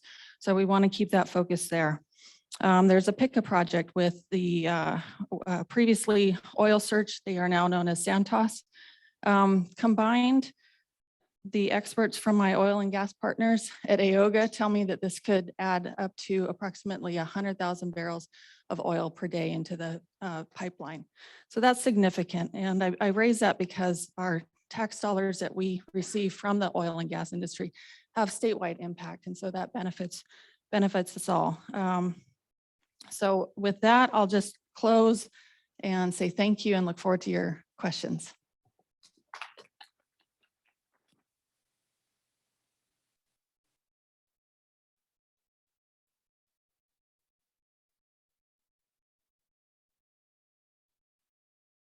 Can you hear me now? Yes. Well, good morning, everybody. It is great to see your faces, some of them masked, that's all right. This is the first time I've actually presented at Southeast Conference. I've been invited a couple times and it just hasn't worked out. So I'm glad I'm finally able to be here in person, especially, and present to you all. My name is Katie Capozzi, and I serve as the president and CEO of the Alaska Chamber. A lot of people think of it or call it the Alaska Chamber of Commerce. We are a statewide business advocacy association with members all across the state. We've got members as far south as Ketchikan, as far north as Utqiagvik, and our mission is to promote a healthy business environment in Alaska. Like I said, so members all over the state. A lot of people think that the Alaska Chamber is a statewide chamber. We only represent big businesses, the oil and gas companies or the big cruise ships or the big mining companies, but that's actually not true. More than 60% of our membership is actually small businesses, so 50 or fewer employees. Really diverse membership in all economic sectors across the state. We have a pretty unique process for how we do come to our advocacy agenda. Any member can submit a policy of concern. It does need to be of statewide concern. We can't take up a taxation issue in Juneau or anything like that.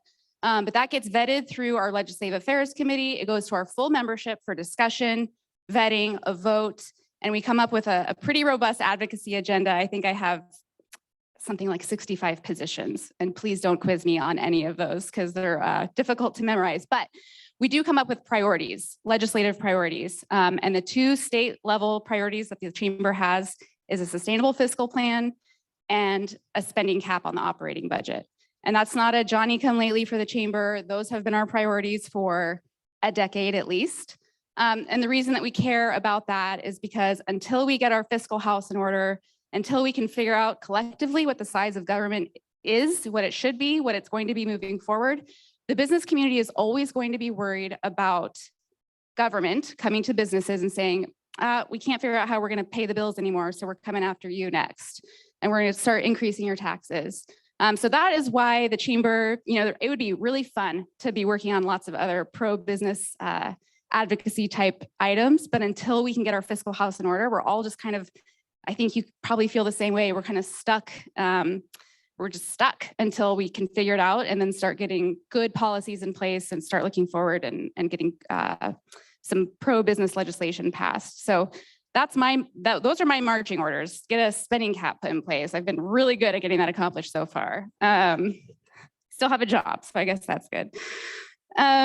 Business overall is not quite as positive as the outlook that Meilani had. I appreciate being down here and seeing all this good news because it's not exactly good news across the state. It's not bad news, but we have not fully recovered, of course, from the pandemic. but we're not unlike a lot of other states. I think most other states have not seen the full job recovery. There's 4 states so far. I think it's Florida, Texas, South Dakota, and Arizona, I think, have fully recovered job-wise. So we are still suffering. I'm glad, Leila, that you touched on oil and gas. That's a big one. Yes, prices are up. That's great. But there have been 7,000 jobs lost, I think, since 2015. I see Rachel Bilesma from AOGA. It's not pretty in terms of the job numbers for oil and gas. So we're happy, of course, to see those high oil price numbers, but it doesn't mean everything is rosy, certainly for that industry. But always happy to hear the positive news from different pieces of the state. I actually got to join the governor yesterday at a press conference about manufacturing in Alaska. And after the press conference, I was like, I need to hang out with manufacturers more. Like, they're doing things, they're building things. They don't care there's a pandemic going on. They're producing jobs, so it's great to see. I'd say the biggest issue outside of not having a spending cap and not having a sustainable fiscal plan in place is the workforce issue. I think you're going to hear about this for the next 2 days. It is a problem today. It's going to be a huge problem tomorrow, especially with all this infrastructure money coming in. We are going to have to figure out how we're going to compete, because we're not unique that we're getting a ton of infrastructure money. The rest of the country is getting that money too. So what are we going to do to try to attract the workers to come to us? It's a really big problem. It's one that, we're grappling with right now to figure out even just how to have Carol not clean the bathrooms at our hotel. But for the next few years, we need to get a grip on how we're going to attract, retain those workers.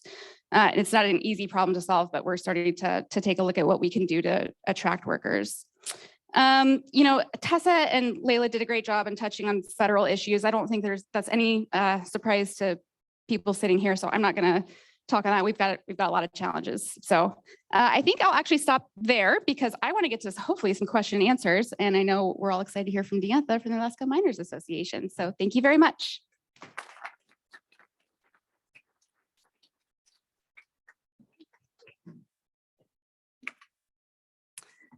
Hi, friends. It is so nice to see so many of you in person for the first time in 2 years. I have been on a panel with Helge 3 times in the last 2 years, and this is the first time I'm meeting him in person. So I could not say enough how really thrilled I am to be here today. Thank you so much, at Southeast Conference. I'm really pleased to be part of a conversation about getting back to business. Some of you have heard me talk over the past couple of years about how when we first started facing the pandemic, we all grappled with how to live personally and professionally.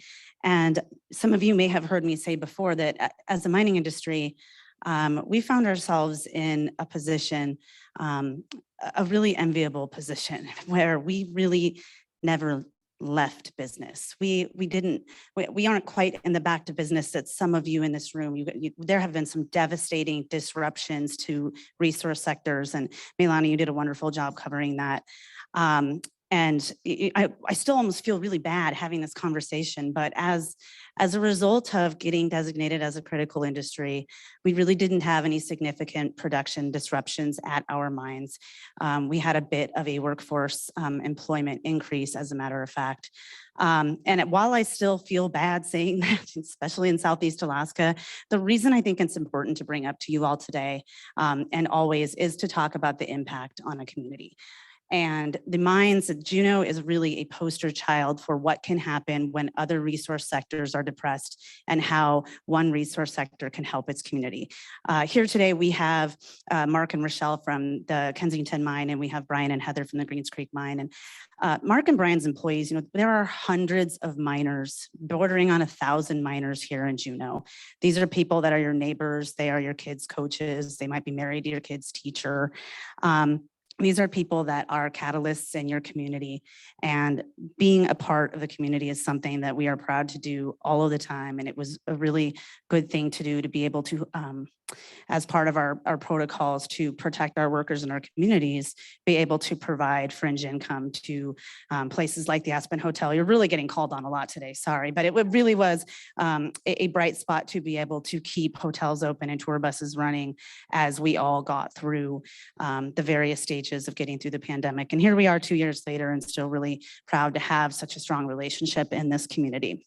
So today we are, as an industry, doing fairly well. Our operating mines, there hasn't been any decrease. Nobody in this room or on this planet is going to stop using the minerals that Alaska's mines produces. And that's certainly not going anywhere soon, but getting into the challenges part, nobody that is in the White House or any departments in Washington, D.C. appear to know that the demand for minerals is going nowhere.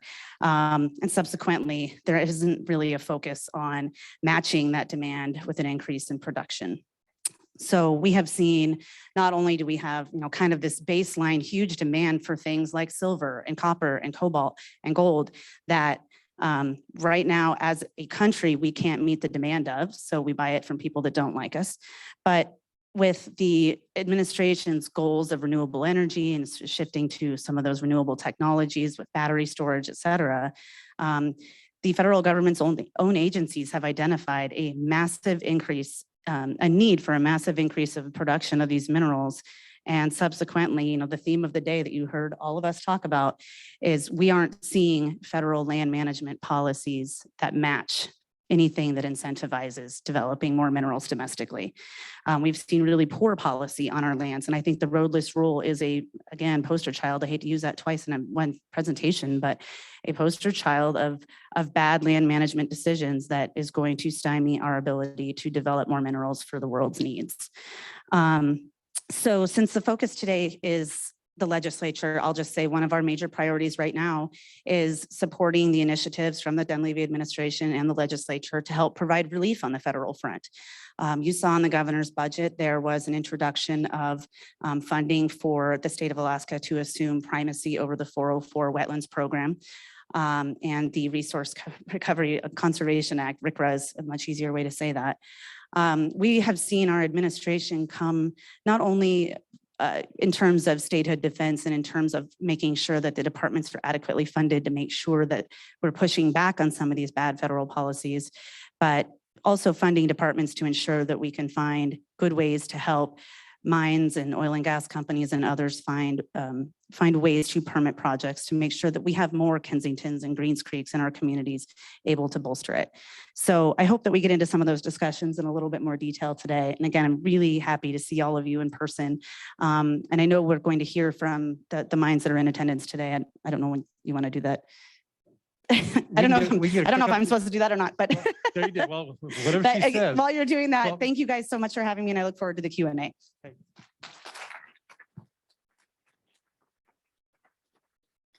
So on your table are some yellow cards that are about this size. Throughout the 3 days, if you have questions, feel free to write down questions, raise them up, and we'll try to get as many of those questions answered as we can and still stay on schedule. But we did want at least to hear a word or two, how we're doing out in the fields, out in the mine. Yeah, thank you. So I'm Brian Erickson, General Manager of the Greens Creek Mine. I guess normally you guys probably know Mike Satry better than anyone, and he's most recently moved on to the Director of Community Relations, Government and Community Relations for Hecla. So today I have the pleasure of introducing you to Heather Nelson, who will be taking on our role of Community Relations here for Greens Creek. So give her your support as much as you have Mike over the years. Maybe more. Yeah, I might need a little more support early on here. I just talk about the mine a little bit. It's hard to describe kind of the last 2 years, but most of you have all been through that in the business community. So it's been a real challenge for us to keep going. Do appreciate the support from the community that we've received. And I guess, the mine is actually doing quite well. We produced 9.2 million ounces of silver last year. Made our other metal targets as well. So, quite a healthy economy with the metals prices to be a miner.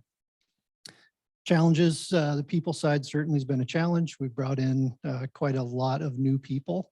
It just seems that the folks in the industry are very mobile right now, and they're moving around for no great reason from what we can tell from exit interviews.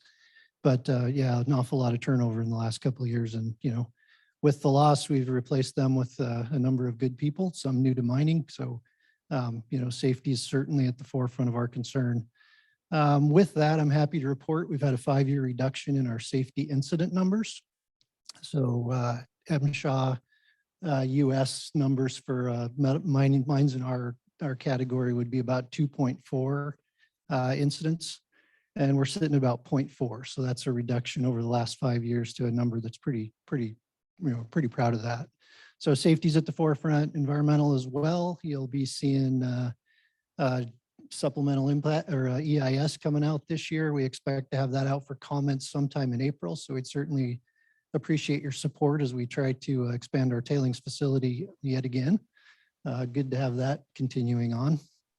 So yep, any support you could give us from that would be helpful. Finally, just, appreciate the business community support again. We've had some great working relationships through the pandemic to help us get through this and our employees to get through it. So thanks to the Juneau and Southeast business community. Absolutely. Thank you.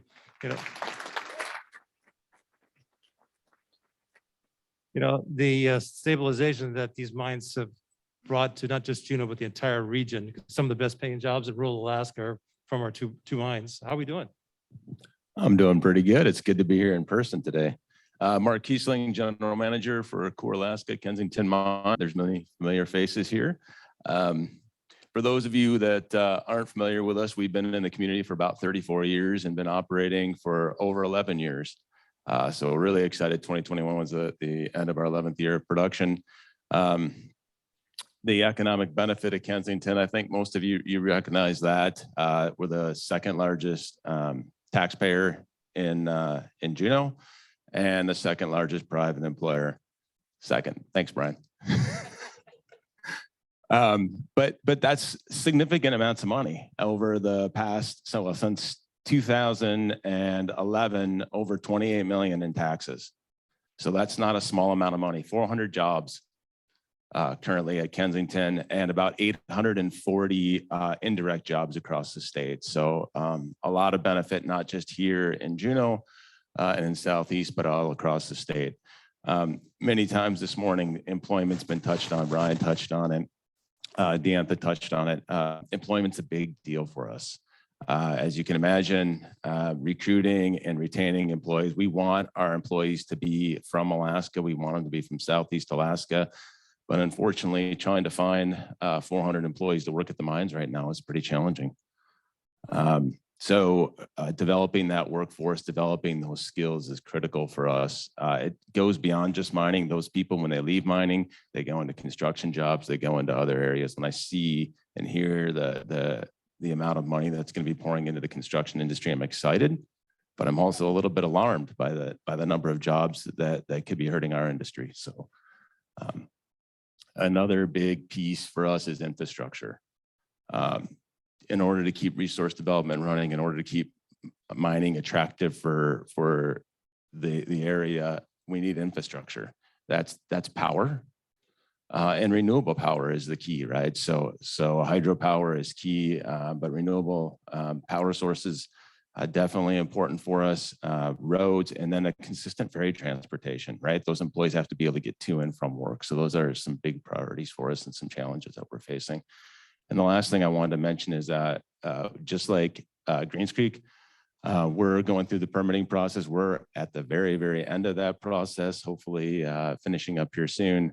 And excited, but there's a lot of politics that go into permitting at the federal level. We've had an excellent team that's done a really rigorous process here with federal, state, and local partners. But we need to keep our state departments strong. The DEC, the DNR, they need to be strong. Those regulatory agencies need to be strong so that we can keep permitting here in Alaska and run by Alaskans so that it's not swayed by the federal politics. That's really critical. Thank you. So Rochelle's a kind of a Oh, yeah.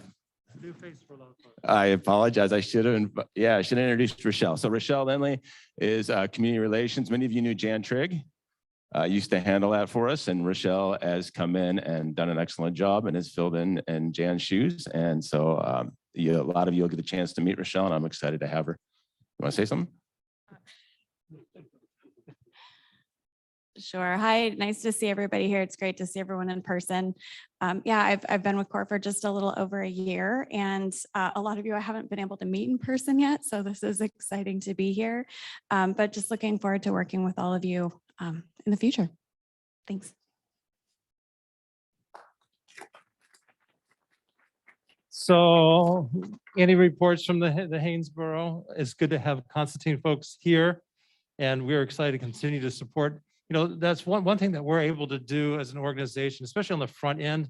There's not a lot. I mean, we supply written comments for, the permitting stuff that goes through, but really most of the help that we can provide as an organization is often on the front end. And so helping exploration companies like Constantine, like UCOR, at Haynes, you saw the MOA that we signed to help them on the front end of trying to establish a facility here in Southeast, where we've been meeting a number of times on that to help them along the way. I know that AID is working with them on a lot of due diligence things.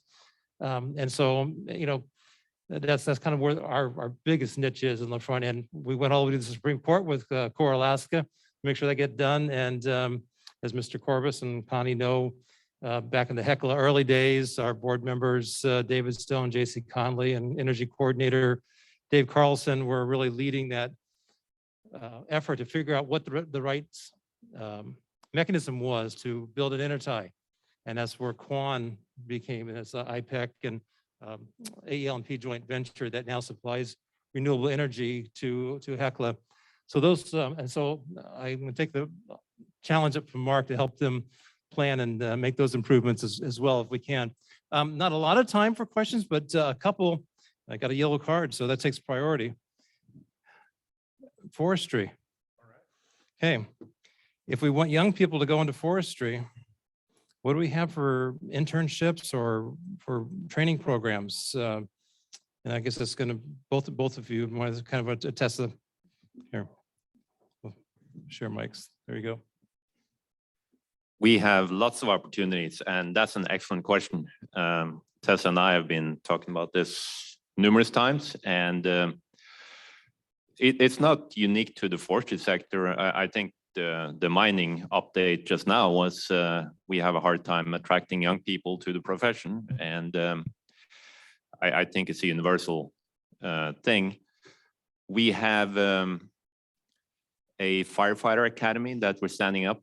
In fact, our first class will be this spring with the Division of Forestry. That is an excellent springboard into the firefighting side of the organization, as well as forestry and fuel reduction. I think in general, the opportunities in Alaska are limitless, simply because the demand so greatly exceeds the supply that if you're willing to work in the forestry sector anywhere in Alaska, certainly in the Southeast, we will have a job for you. And as an example, we just filled a new position in Ketchikan with a forested tree. It took a housing bonus of $20,000 to attract a candidate, but we did it, and we got a person with great potential, and we are very happy about that. I'll let Tessa take over. And Tessa, as you answer that, if there's any resources to help with scholarships or student support, maybe talk about that too. So AFA specifically, for the first time in our history that I'm aware of, is going to do a paid internship this summer focusing on forestry. And our goal is the good rule of thirds. We would like to get someone either high school, college, someone that's looking to transition professions, spend a third of the time learning about mapping and GIS, because that's where it's at in our industry to understand what's going on in the forest. Third of the time out in the woods, because you need to be in the woods to understand what's actually happening, doing, growing in the forest across Alaska. Southeast Alaska is one of the most minerally, forest, geologically rich places and diverse places on Earth. And that comes into play in our forest. If you've been on Prince of Wales Island, you know that there is a vast array of differences in the forest, in the minerals, in the deposits. So we want someone out in the field to be doing some mentorship with some other professionals. And then we want someone to be spending some time working in the office doing policy work. So we're doing a paid internship. Apply, it'll be on our website. AFA offers 2 scholarships every year. They are provided to our members and to our associate members. So you can become a member of AFA if you're not. And those scholarships are paid directly to folks who are going into either college or trade schools. And there are relatively little limits on those. We are also trying to work in partnership with folks like the division to provide notice to our members and to communities about positions. We are really thrilled that Helge and DOF were able to hire someone in Ketchikan. That position has been open well over 2 years. It's really hard to recruit folks, and you've got these other factors like housing coming into play. So we're going to have an internship this summer focused in forestry. I think also that there's going to be some really interesting opportunities, Robert, that will be provided in the workforce components of some of these awards and partnerships that are coming out of SASE, and potentially also the Sustainable Southeast work and that EDA. You know, workforce is a key piece of all of those grants. So Right. there's opportunities. Right. And we're going to hear a lot more about that this afternoon. Katie, do you want to add to that? Just real quickly, I forgot to mention, we are actually starting up a separate academy to attract young women into forestry, traditionally underrepresented in our profession. And forestry includes fire. And so as part of the academy, we hope to put on fairly soon a training class to attract high school age kids, women into the profession. And the academy will probably start in Tok, then move to McGrath. And we will try and also reach out and establish village crews, which used to be very strong. And so we have a workforce in Alaska that is available. We just have to work harder than we used to attract them. And lastly, I think we can do a better job of reaching out to kids just getting out of school in the lower 48. They're not attached yet. They're usually not married. They may be willing to come to Alaska. And I think if we do a better job, we can attract a lot more of that talent than we have been up to now. Katie, would you speak to workforce issues just in general for the business community? Sure. I think the biggest problem right now is a lot of people who were out of work during the pandemic. There was incredible assistance. There was a reason for that assistance. People are still sitting on a lot of personal wealth, more than they've ever had in their lives. And so they're just not going back to work yet for a variety of reasons. Some of them are quite legitimate. But I was sitting through a presentation a few weeks ago, and the nexus was you need to pay people more, you need to give them more vacation, you need to give them more flexibility in their work. That's how you're going to attract talent right now, which I just sat there thinking, that sounds nice. I would like that too. So, you know, until some of that personal wealth just starts flushing through the system, and we're getting there, the tides will turn, but it's a big challenge. I do want to say, and the chamber does not have a position on this, but there is a piece of legislation that's been introduced at the state level that would tie unemployment with the rate of jobs in the state. So if there's a lot of jobs out there and available, the length of time that you can get your unemployment decreases. So again, the chamber does not have a position on that. We haven't had a chance to really review, but that is an interesting concept. And we're going to have to start looking at things like that to figure out ways to get people to come back to work. But it's a challenge. I don't think, you know, we're going to solve this overnight. I think it'll still be several months, if not closer to a year, before we can kind of inch people back into the workforce and then figure out how to get more of them and more of them and more of them over the next few years. So I think everyone knows, and there's an infrastructure panel, I understand, but Alaska is, you know, getting the most money of any state per capita. So competition is rich. Indeed. Deantha, quickly, what are the top couple pieces of legislation you're watching this session at the state? You know, really, we're just looking at the funding mechanism. We are hopeful that we may see a tier 3 waters piece of legislation that we can discuss again. You guys have been really phenomenal on supporting that legislation and really, more importantly, educating your membership and your communities that you represent about that. We would like to see that. We would like to help folks understand why making sure that only the legislature can designate a water as being off limits because it is a state asset. We're hopeful that we can, you know, make an impression on why that's important. But that doesn't exist yet, so I probably shouldn't say too much more about that. And then, of course, those requests for funding for the assumption of primacy to help. I didn't get into that because I was trying to be brief, but what's really important about that is when the state of Alaska, and we have a great track record in the last 15 years or so, when the state of Alaska is able to assume oversight of a federal program, you have people that live here in Juneau and that live in Anchorage that work for our regulatory agencies that understand the reality of the Alaska environment. And they are, of course, still adhering to the federal laws. That's a requirement when you assume a federal program, but they understand the reality of the situation and they are able to work on regulation and be able to go through and manage the policy in a way that makes sense for us instead of a way that makes sense for Arizona or New Jersey. So we're really hopeful that we see funding for that. So those are really our top two hits. Great, thank you. And I would have loved to get into the whole concept of how to develop businesses with the new growth, younger growth species that are coming online, but we'll have to save that for later. But if we want to talk about business startups and how to business development, one of the best shining resources we have here is Spruce Root.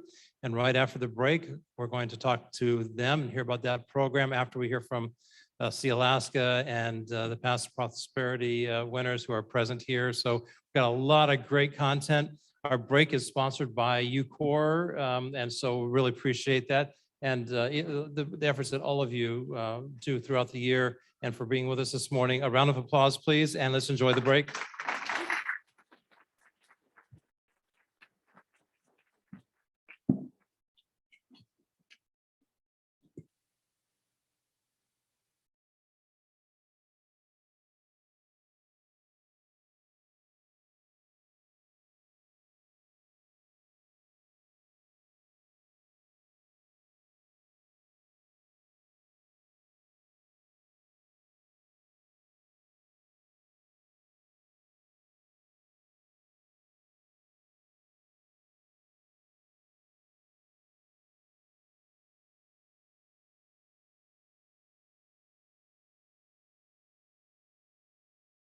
Guess what?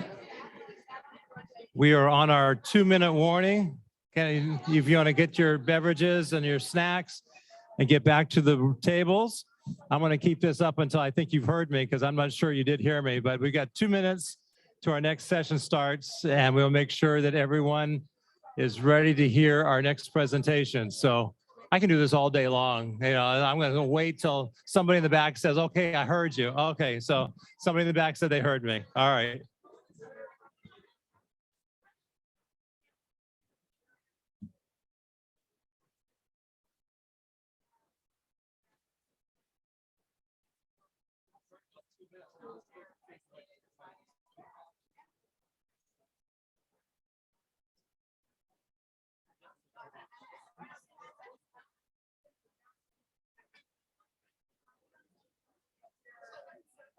And you're ready. And I'd say, with the exception of Wendy, who's fabulous and going to get that last beverage that I recommended, that not everybody's quite ready. So I'm going to get your attention and be obnoxious until you sit down and we come back to order. So we'll look forward to our next and I'm going to go ahead and do this right here. So, okay, and I'm going to also look for our next speakers. They're ready. Are you ready? So did you know, yeah, no, so you do a little louder. Okay, so I'm not being as loud as I could be.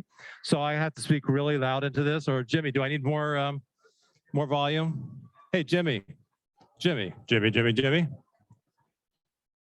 you give me a little more volume? Because they're telling me that I'm not being as obnoxiously loud as I could be. Because like I want to be able to be heard so loud that the hair on John Bowling's head stands up. Okay. All right. He still can't hear me. So give me. You can back it back down after they go down and dial it down. But let's take it up because can you hear me back there, Rex? No, they're not hearing me back in the back there. Okay, let's try that again. Can you hear me in the back there, Gary White? Okay, if you can hear me, you should be sitting down and we should be getting ready because you want to hear our next presentations. Yeah, I have to do this all day long.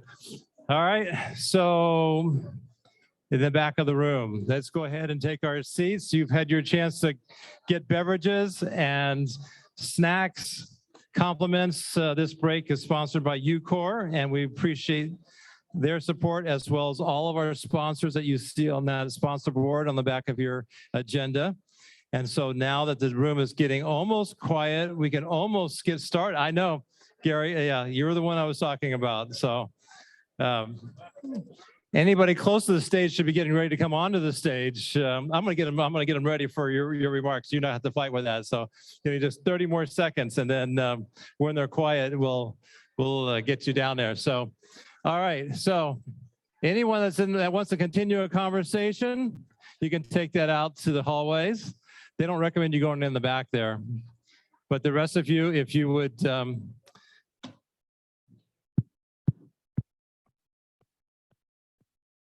Oh, no, now you can hear? Okay, I wasn't quite sure. Yes, Mr. Perkins, would you please lead a good example and have a seat? All right. I know, and we made the breaks a half an hour long because 15 minutes was never enough.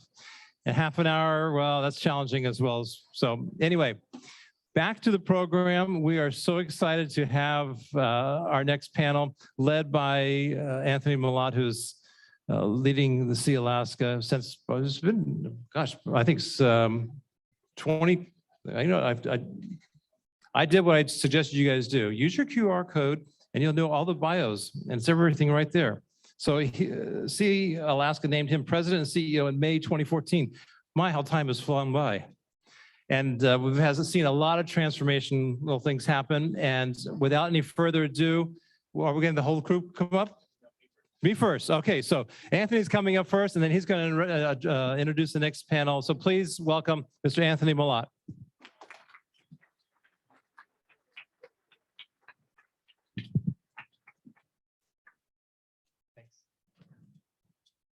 Micciche, Robert. And Micciche for all of you being here today. It seems like just last month I was presenting in Haines. Has it been that long? I might sound repetitive, but I think there's some new faces out here, so I'll try and hit some of the highlights, offer some repetition, but also some new information on what we are doing at Sealaska and what we are doing with all the great partners we work with. I think throughout this presentation, I think we work with almost every single industry and entity that is presenting and part of Southeast Conference. And if you're not working with us, come find us, because we want to be supporting everything that's going on in the region. We have our own specific focus that you will see through my presentation, but supporting all the positive economic development within the region. So I hit on this every time I present the Southeast Conference, and apologize if it's repetitive, but the header or the subheader says everything starts with our vision and our values.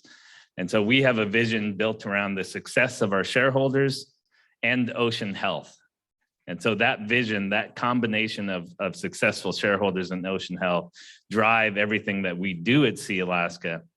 But everything starts with our core values. And I've presented the Southeast Conference a handful of times on the native core cultural values that we've taken from the ancestral wisdom of our culture bearers and their connection to our ancestors. And we've translated that into workplace behaviors that have been really driving positive change at Sealaska. And we just want that to keep going.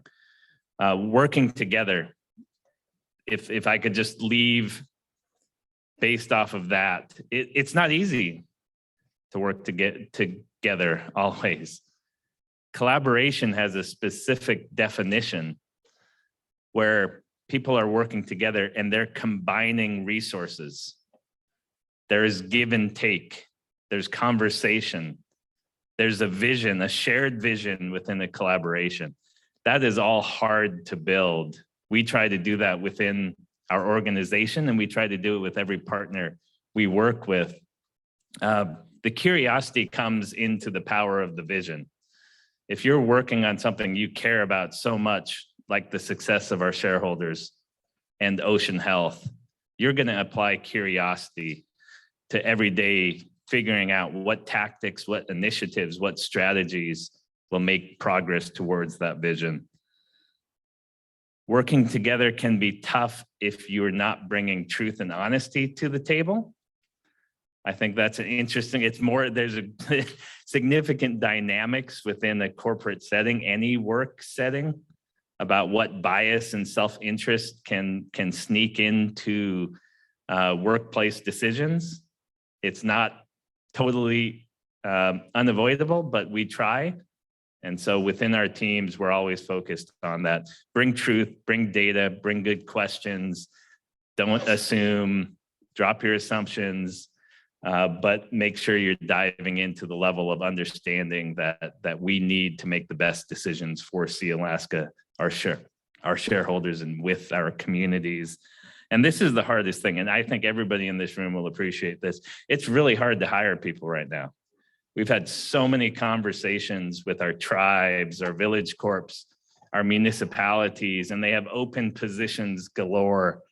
So just simply cracking the hiring code in the region is important.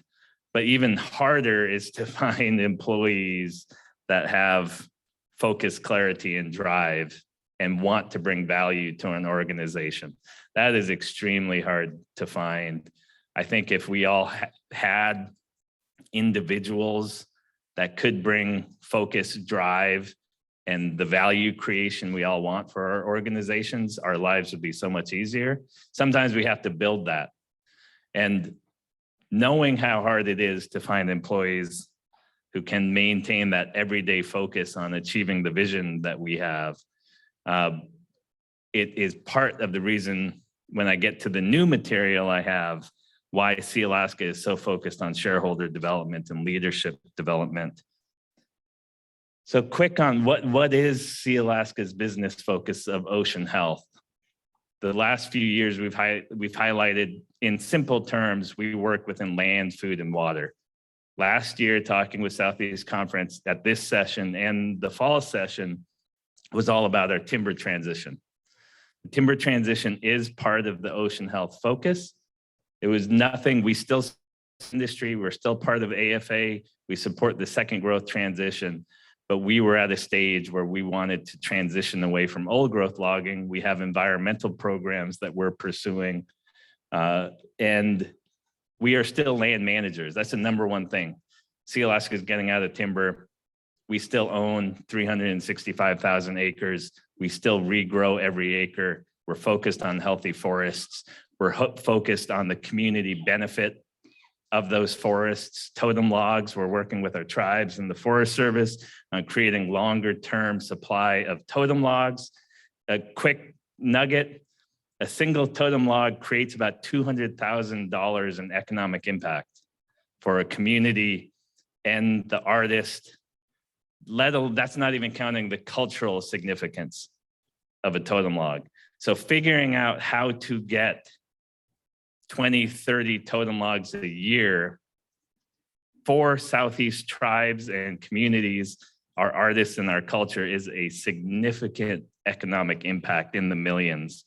And so the Forest Service has really stepped up to the plate. We are going to find every last totem tree we can on our lands, given the fact that the Forest Service owns 50 times the land that we own. I'm assuming they have more totem quality trees than we do. So they're going to be a big part of the long-term supply. Food and water, how does that tie to ocean health? We have a seafood platform that is focused on getting people to eat more seafood, lunch, dinner, breakfast, high quality, easy to cook, good recipes, create more comfort, and people are eating more seafood. It's a more beneficial protein than some of the higher impact proteins. And when that seafood comes from the best managed fisheries in the world, it also is a benefit to our oceans. And Alaska sets the standard in terms of sustainable seafood management. We want to be part of that system.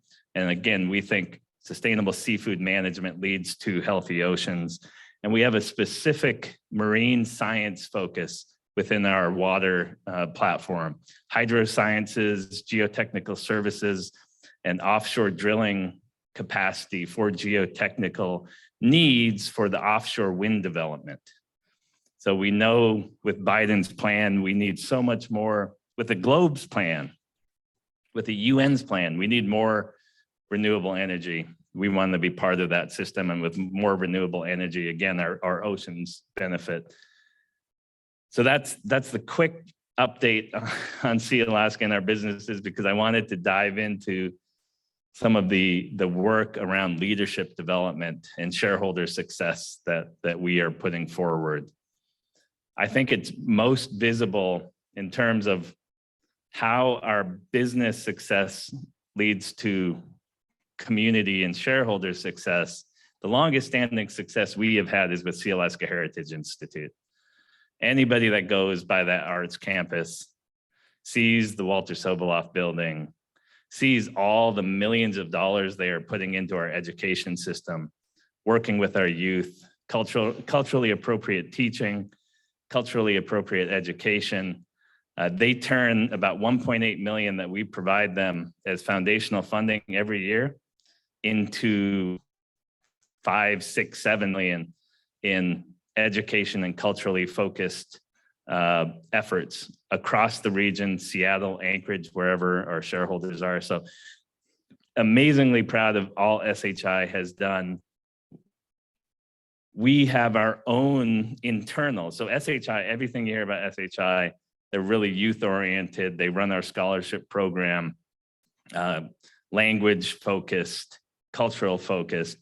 We think we can have additional Sealaska focused programs led by a community outreach team led by Matt Carl and a shareholder development team led by Tessa Cox to have Sealaska's own internal programs focused on shareholder success, train, educate, reskill, and build leadership. That's kind of the focus of this team, and working with our communities and partners. So just like the working together concept, we have a huge vision of creating a skilled workforce and access to opportunities for everybody in Southeast Alaska. We are not going to do that ourselves. So if these bubbles were accurate, you'd see this little Sealaska outreach and development programmatic bubble, and the partners bubble would be huge, right? That's all of you. That's SSP. That's Spruce Root. That's Tlingit and Haida. That's all our local tribes. That's our village corps, our municipalities, Southeast Conference. And the shared vision of we all want this. We all want this in the region. So let's put more resources behind it. And I'll show you quickly our leadership model, because it's all, if we grow leadership in our region, it will create successful communities. We'll have better, stronger leadership, making better decisions for our communities. And we believe that holistically. And our model that we are following and our partners are working along this, have been for decades, starts with building pride and respect in our shareholder base, who they are as Native people, their connection, the 10,000-year connection plus they have to this land, their language. Instill all of that in our youth. SHI, Tlingit and Haida, Gold Belt Heritage, DIA, all these people that are doing this work. Once a kid has that pride and respect, that just starts everything. If they don't have that, it's a tough starting point. And so a lot of work there. Programmatically, we're not going to have a lot of it, but we're going to support, again, the SHIs, the Tlingit and Haidas, the culturally focused work that creates that great starting point for our kids then to say, okay, I have pride in myself. I am going to invest in myself. I'm going to focus on my education. I'm going to think about my career. I'm going to work with my parents or my uncles or my brothers and help them. And people start improving their outcomes. We build more leadership.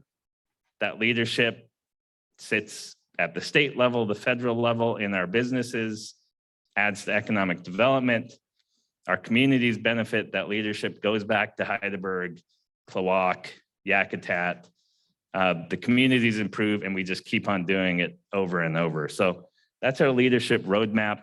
I want to hit on the strategies that our team is putting together, because Tessa and her team, she has a whole set of resources from our own HR, global HR team, just thinking about how do we, again, kick off students on this career path, this development path, and how do we end it with very specific leadership development.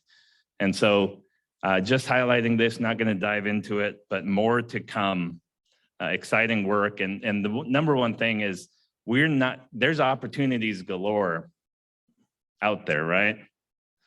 We want to find those opportunities and motivate and inspire our shareholders to take those opportunities.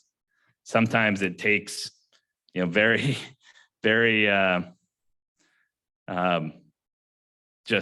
it takes cash sometimes, a signing bonus for someone, an incentive bonus for their commitment to stay on with an entity. We're willing to do that. We've done that in Heidelberg, knowing that they had 18 open positions just at their tribe, and getting just the signing bonus added some depth to their hiring, but there's way more than that. And so our team's willing to work along this entire spectrum and work with our partners closely. I never have enough time to dive into all the other things we do at Sealaska. I wanted to highlight our advocacy efforts. Our advocacy efforts come from our shareholder voice and the voice of our communities. If we have a meeting with Yakutat and Yakutat says we need a new port or a new harbor, Angoon says we need new hydro, that gives us direction to advocate for our communities. If our communities writ large saying we cannot have the Alaska Marine Highway System keep on offering limited schedules, high cost, limited service, we're going to work hard on that. So our advocacy efforts come from our communities. Right now, landless, Alaska Natives without land is our highest federal priority. A lot of you may be familiar, but if you're not, there's a great story behind landless. Go to the Alaska Natives Without Land website, read that history. It's almost 50, it is 50-year history right now. It's the social justice issue, and at the website, they represent that very well. I won't dive into it. And always protecting our way of life, and moving away from calling it subsistence because it's so much more than that. In policy circles, you have to call it subsistence, but we think of it as our way of life, our traditional hunting and fishing rights. And so that's always going to be a key priority for us. This highlighting the next few slides, just because this specifically came from our shareholder voice. Number 2 priority 3 years ago was increased language revitalization efforts. Our culture bearers are passing, our elders are passing, our fluent speakers are passing. We have limited time. Do everything you can for the next 10 years to make sure our languages thrive. There's so many partners. The $10 million we put into this fund, the time and commitment of the language learners, of the educators, of the commitment, we just want to support all the real hard day-to-day work that is going out there in language revitalization. And that's what we're setting up this fund to do, is to support that whole network. SSP, I won't dive in too much because the next section, Spruce Root, a lot of opportunity for you guys to learn about the SSP. We are all in on the SSP. We put up $10 million and a match to stand up the Seacoast Trust that will fund the SSP, because we've been involved for 10 years. We've seen the growth of the network. We've seen their own collaboration. We've seen how they foster collaboration. We want more of that. We've seen a glimmer of the community success that can come from following their model, and the working with the communities closely, working with our tribes, bringing all resources to tackle and create progress for our communities. We want more of that. SHI helps us achieve our vision. Spruce Root and SSP help us, Sealaska, achieve our vision for our shareholders. We couldn't do any of it without those organizations and all the other partners that we work with in Southeast. I'll end there because they have their own presentations, but we've supported Sealaska Heritage since 1982. They're their own entity doing fantastic things, again, achieving our mission. And I expect the same exact from Spruce Root and SSP, and we'll support them all along that path. And so right now I get to transition. Are there time for Q&A or we can? Probably not. We only have 45 minutes for the whole thing. So I'm going to go ahead and say thank you for listening to me. Pretty easy to connect with. My email is anthony.mallott, MALLOTT @sealaska.com. And if anything interests you or you want to find out more, please email me. And right now I will invite Izzy Hayward up to the stage to transition us to what the really exciting stuff. Micciche.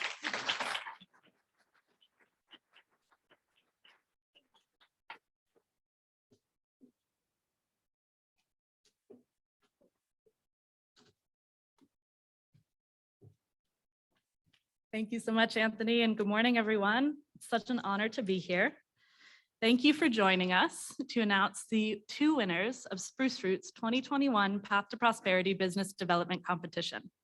We're here to celebrate the hard work these winners put in to get to this stage and the great promise they represent for the strength of our region. The Path to Prosperity competition is now in its 9th year of recognizing and supporting talented entrepreneurs across Southeast Alaska. This year, the competition focused exclusively on small businesses related to sustainable and regenerative tourism. Regenerative tourism is a holistic approach that recognizes the interconnectedness of our communities. It works to improve our ecosystems, strengthen our economy, and promote meaningful and memorable visitor experiences. When visitors travel to Southeast Alaska, they're hungry for knowledge. They want to explore the alpine trails, know how it feels to have a salmon tug on a line, and learn about the deep history of this place. At Spruce Root, we believe that small business owners have a vital role to play in teaching visitors not just about how to reel in a fish, but also about what it means to be a steward of this place. That is why we are working to build a tourism industry that is both community-led and locally owned, one that benefits both the visitors of Southeast Alaska and our local communities. When visitors engage with these businesses that are community-led, they leave Alaska with a deep sense of reverence, not only for the towering mountains and soft mossy forests, but also for the people and rich cultures which live within them. Central to this approach are authentic local representation, deep community involvement, respect for Indigenous values and knowledge systems, and a practical focus on enhancing the environment. At Spruce Root, we see the Path to Prosperity competition as a critical piece of our region's efforts to build a more sustainable and regenerative tourism industry. So this year's competition, we started with a pool of 12 finalists, entrepreneurs, selected from a pool of 53 applicants from across Southeast Alaska, which was a record for our program this year. These finalists attended our 3-day intensive business boot camp, where we encouraged them to step back from their busy day-to-day operations and analyze and reflect on their plans for the future and consider how their businesses can operate in a manner that leaves our communities and environments better than they found them. It was an intense weekend and a lot of fun. After 3 months of work finalizing their business plans and recording and re-recording and maybe re-recording their pitch videos, the finalists turned in their final submissions. Our panel of judges reviewed their proposals and selected 2 winners to be awarded $25,000 to grow their businesses. It was a challenging decision because every finalist put forward a thoughtful and rigorous plan, and I want to thank them all for the great work that they put in.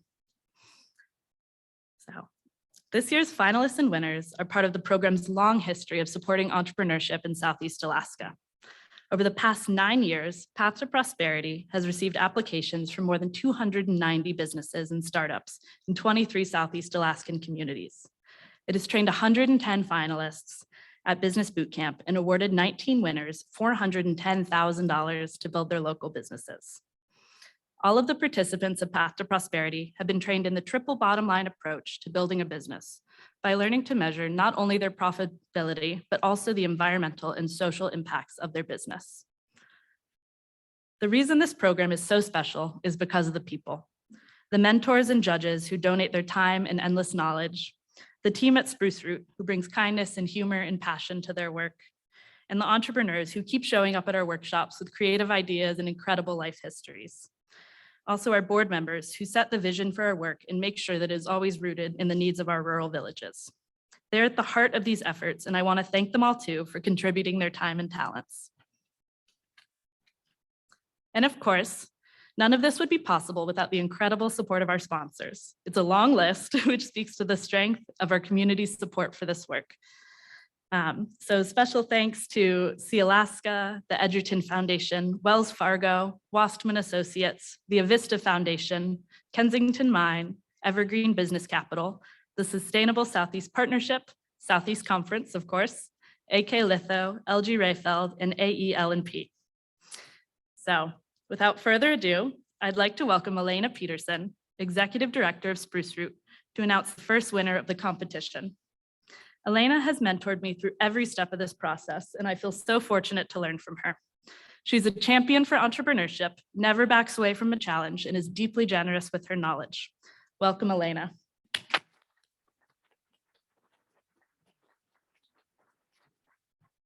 Hello, it's so great to be here. I keep telling everyone that I see that this is like my first event back since COVID. So I'm extra excited to be at Southeast Conference Mid-Session Summit, which, no offense, I never thought I would say that I would be this excited to be here, but I am.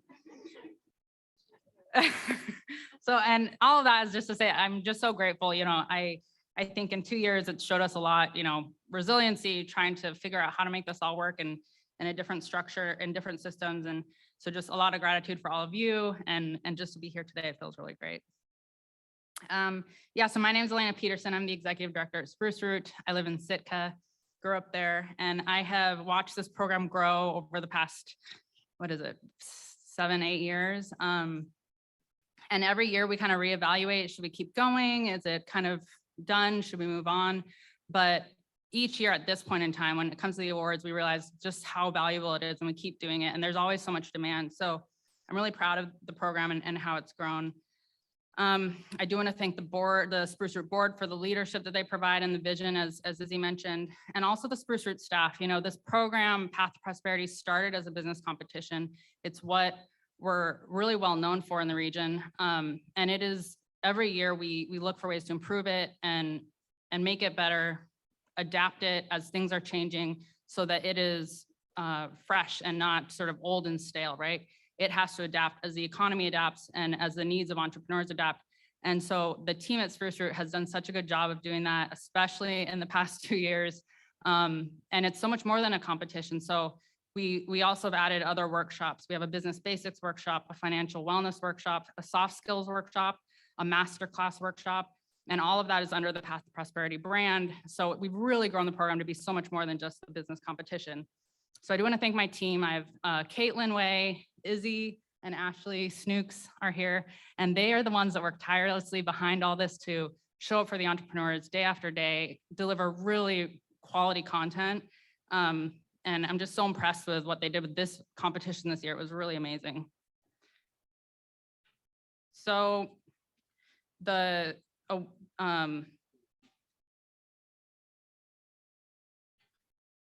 so in addition, the winners, sorry, I'm trying to read my notes. The winners are going to be receiving $25,000 awards. But in addition to that, they are receiving today a Tlingit paddle that was made by artist Brian Chilton. So Brian Chilton, or Ani, roughly translates face of the village, is a descendant from Raven House, Yale-Hit in Angoon. Brian is of the Raven moiety and belongs to the Deshitan clan, whose crest is a beaver. Brian was born and raised in Juneau, Alaska. He's been wood carving for the past 20 years. And he was taught by his brothers in the basic techniques of Tlingit art, as well as through an Indian studies program in Juneau schools. Today, Brian's developed a unique style of his own and is proud to pass on the knowledge to his nephews. His artwork includes 3-dimensional totems, large, medium, and small paddles, masks, plaques, panels, and grease dishes, as well as painted drums. So we have these beautiful paddles by Brian to present to the winners today. Now, I'm really excited to present our first winner. The business is called Fishability. Jack Finnegan is the owner, and he's based in Ketchikan, Alaska. So Fishability is going to offer on-the-water excursions to people with disabilities and their families, friends, or care providers aboard a custom-built vessel designed with universal access in mind, with an enthusiastic, compassionate, friendly captain at the helm, who's both trained and experienced in working with individuals of all ages with a wide range of disabilities. Fishability is founded on the notion of providing respect, along with the opportunity to experience the distinct thrills, joys, and beauty that are unique to the waterways of Ketchikan. This business is so cool. I'm really excited about it. And I think it just goes to show how innovative all 12 of the applicants were, but so many other entrepreneurs that aren't in this program. As you all know, in our communities, they're coming up with really great ideas. And so the support that this program's provided them just helps them kind of take that extra leap forward in a much faster way. So I'm really excited to see how far Jack has come, and congratulations, Jack.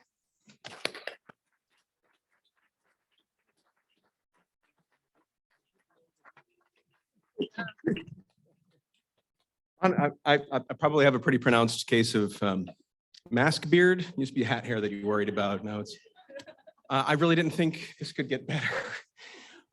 Naturally, I have an enormous debt of gratitude to the team at Spruce Root for everything they do, not only for the Path of Prosperity program, but for communities and businesses and individuals throughout Southeast Alaska. I have to salute the other competitors in the program.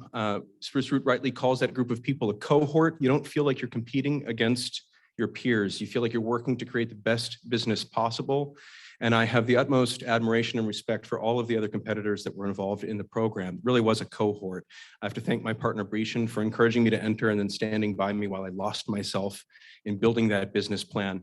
And last, the thing I want to say is I'm able-bodied. Springing up this short flight of steps, coming to this microphone, it doesn't involve extra planning, thinking, any assistive devices. And for those of us who live in Southeast, it's so easy to take for granted those things that we do on a regular basis. A friend invites you to get out on a boat, go fishing, crabbing, shrimping, foraging, visiting a Forest Service cabin, and we can just go without a second thought.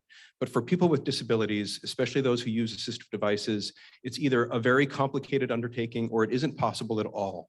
And that is the problem that Fishability is looking to solve, not only for the members of our communities who want to get out on that water, who have been out on that water and don't have an opportunity to get out there anymore, but also for the many, many, many people that come to visit this beautiful corner of the planet that we call home. So I'm so thrilled and honored to be here. I'm so grateful for this extraordinary gift. And I'm so just honored. Thank you so much.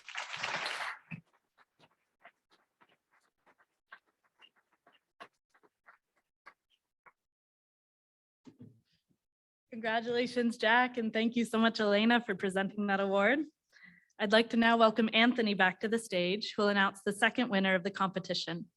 Anthony has been on the Spruce Root board for years now, and I feel so thankful to be guided by his clear vision for our work in our region. Welcome, Anthony.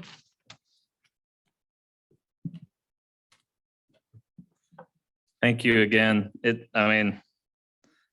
This program's amazing. I've got to sit with the finalists, and every single one of those 12 say, I don't need to win. Just going through the program, I've already won. Even if they don't go ahead and pursue their businesses, it's improved their lives.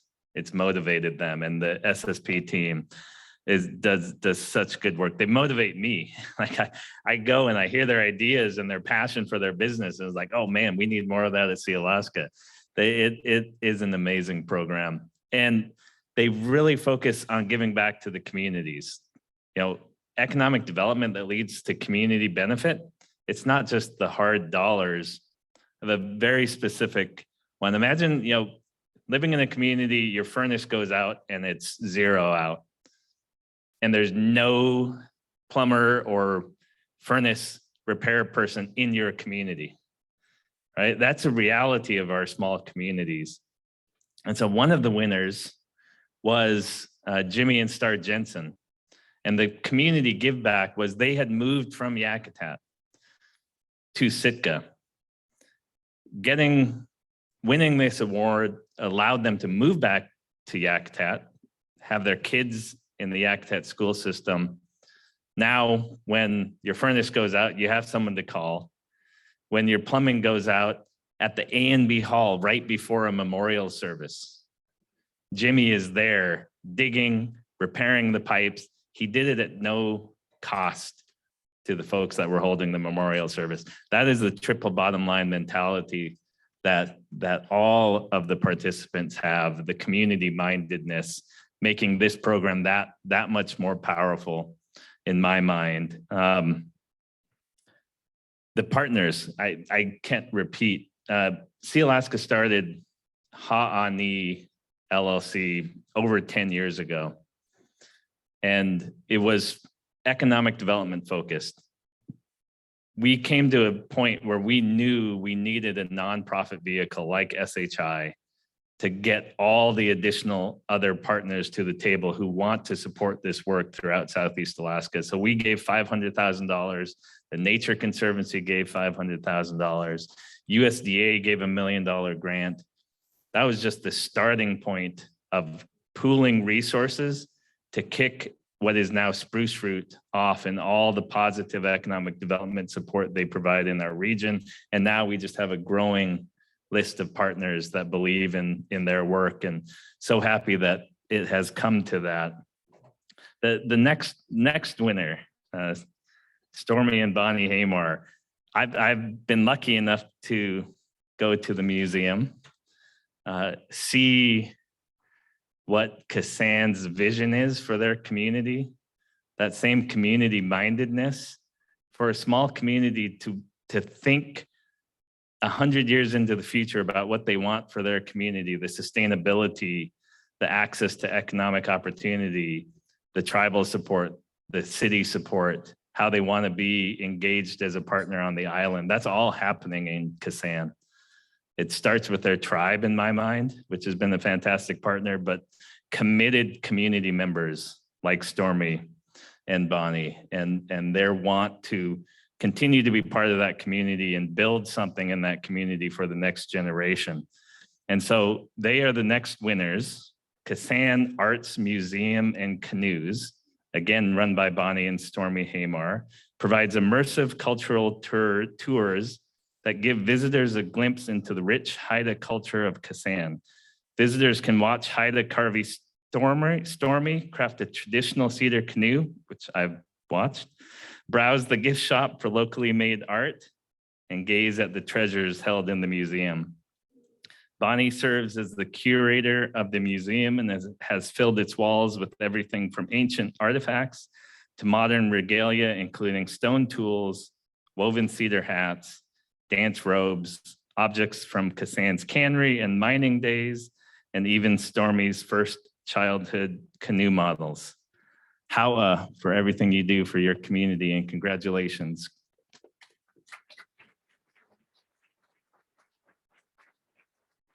We are presenting them with the same paddle carved by Brian Chilton.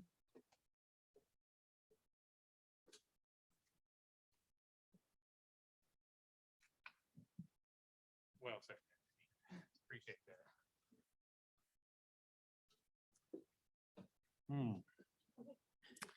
Well, this is great. It's kind of cool coming in behind a bunch of rock stars and then trying to do something better. I'm not really sure how you do that. And, you know, I've thought a lot about some perfect thing to say. And I think, as I just said, these guys know how to do that. I don't.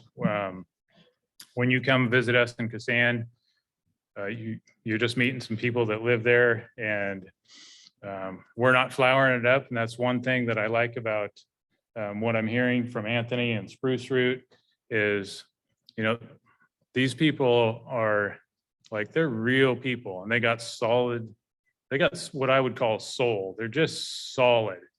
And when we saw this opportunity come up, Bonnie actually saw it, and she said, hey, you should take a look at this. And I was just like, my automatic reaction was, I know about programs like that. There's a bunch of bureaucratic BS and hoops you got to jump through, and you got to sell your soul and do the thing that they want, check the boxes in the right places. And it's like, I don't really think I'm going to look at it. She's like, just look at it. And, and that's why, that's why this works, because she kind of keeps me going in the right direction. And anyway, I look at the information and I'm like, this is really weird. These guys are writing this about us. What is going on here? And it didn't really make any sense to me at all. And I thought, okay, well, I'll set it down and read it later and think about it again, but it still seemed the same way. So I'm like, okay, well, paperwork is like my worst nightmare. And so, all right, we dig into this. And anyway, we make it through the first round, and, then they want to make us work in the second round even more. So it's like this nonstop work. And thankfully they kind of broke us in over the years with, little classes and things like that we sat in. So, you know, we had some idea that we were dealing with real people and, you know, somebody that might actually kind of understand us and value us. So, so we just kept forging ahead, went through this boot camp, and, you know, after that, you know, it was just kind of a workout getting into to the deadline. And then after that, I just tried to turn it off, and, you know, it keep popping back on. I try and turn it off again. And then, you know, and then we get the call, and it's like, you know, I'm still wondering, like, when am I going to actually realize that this is real? Is it going to be like 2 or 3 years down the road, or what's going to happen? But, you know, I appreciate it so much because, you know, when they talk about the triple bottom line, I believe that they actually mean it. And, you know, that's where we come from. We want to be here forever. You know, we want our grandkids and, you know, great grandkids a million years from now to still have the same opportunities that we have, if that's even possible. So we like to stick to those core values that were essentially fit this region. You know, we're, you know, ingrained in us over tens of thousands of years. Nobody really knows how long, so we just usually say forever. And I don't know, I guess we just can't stop. We just have to do this, and some great people come along and they help us keep doing it.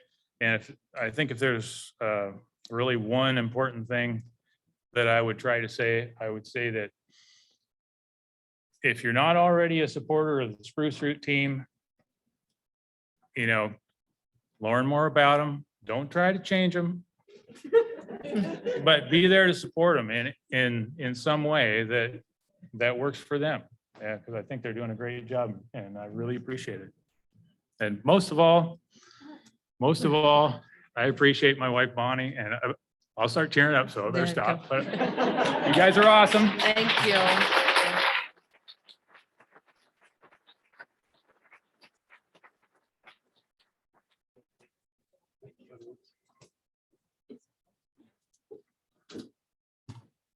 One more round of applause for these two winners. Congratulations, Bonnie, Stormy, Jack. Thank you all so much for listening in, learning a little bit more about these businesses. I just want to say one final thing, which is this year, obviously there's still a need. Our tourism industry is growing. More people are projected to come in 2022 than ever before. And so we've decided to hold another round of the competition focused on regenerative tourism. And we're still looking for sponsors. So if any of you were moved by what these business owners said today, or moved by the mission of this program, we encourage you to reach out and consider sponsoring this program next year. Thank you so much. It's such an honor to be here. It's such an honor to do this work and work with this incredible team and these incredible entrepreneurs. Thank you so much.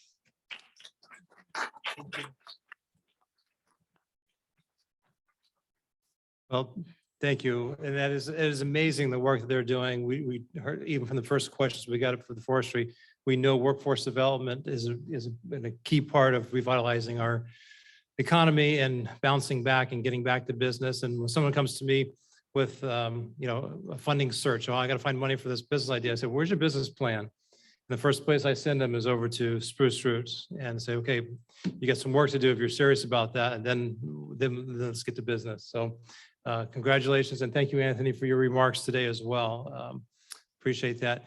Our next speaker is going to be beaming in, and speaking of Wi-Fi, I was supposed to encourage bad behavior by telling you what the Wi-Fi code is. So those of you that might have tried the first one and didn't work, well, you can try this one here as well. But our next speaker is coming to us from Anchorage, and I don't know, do we have him online today? Oh, there he is. There's Garrett. Garrett, are you going to introduce your staff in the room, or should I embarrass her now and have her come up and introduce you? I'm always a fan of embarrassing people as much as possible, Robert. Well, take it away, ladies and gentlemen. The new federal co-chair who you met if you were in Haines when he was first appointed to the job and on the job, formerly from Senator Murkowski's DC office, and a real integral part of, I think, what's going to be future economic development in the region. The Denali Commission has a long history of involvement here. You can read his bio in the booklet, but Garrett, thank you for joining us, and the floor is yours.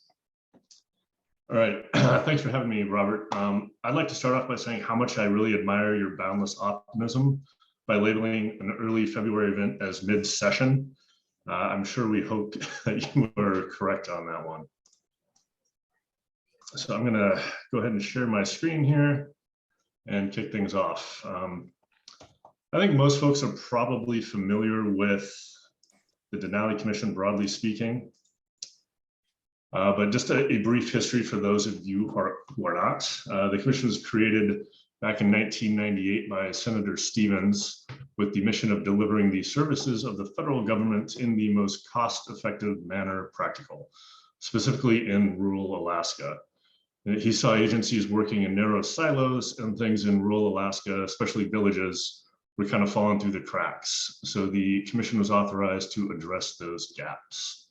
Our statutory authority is pretty broad. I mean, we do job training, economic development, energy, telecommunications, water, sewer, solid waste, basically anything you can really categorize as infrastructure. So the general structure of the commission is a bit like a nonprofit. We have 6 commissioners who assist the commission in its decision-making process, kind of like a board of directors would. They vote to approve our work plan every year and help provide overall strategic guidance and advice to the commission. The current commissioners are listed here. You have Tyson Gallagher, who's the co-chair for the state of Alaska, who's the deputy chief of staff for Governor Denali. Julie Kitka, president of AFN. Nils Andreessen, executive director of AML. Joel Hall, president of the AFL-CIO. Pat Pitney, president of the UA system, and Alicia Amberg, president of the AGC. On the staff side, we try to stay lean and mean. As I noted, the commission's meant to be cost effective, and you just can't do that with too many staff. We also have a limitation in our statute saying we can only spend 5% of the money we receive on administrative costs. So we try to meet that every year. It's a challenge, but we try. We have 4 program managers and a director of programs, Jocelyn Fitton, who is in the audience today, who do a lot of the heavy lifting. And that is working with applicants to develop exactly what the applicant is looking for and discover how the commission might be able to help.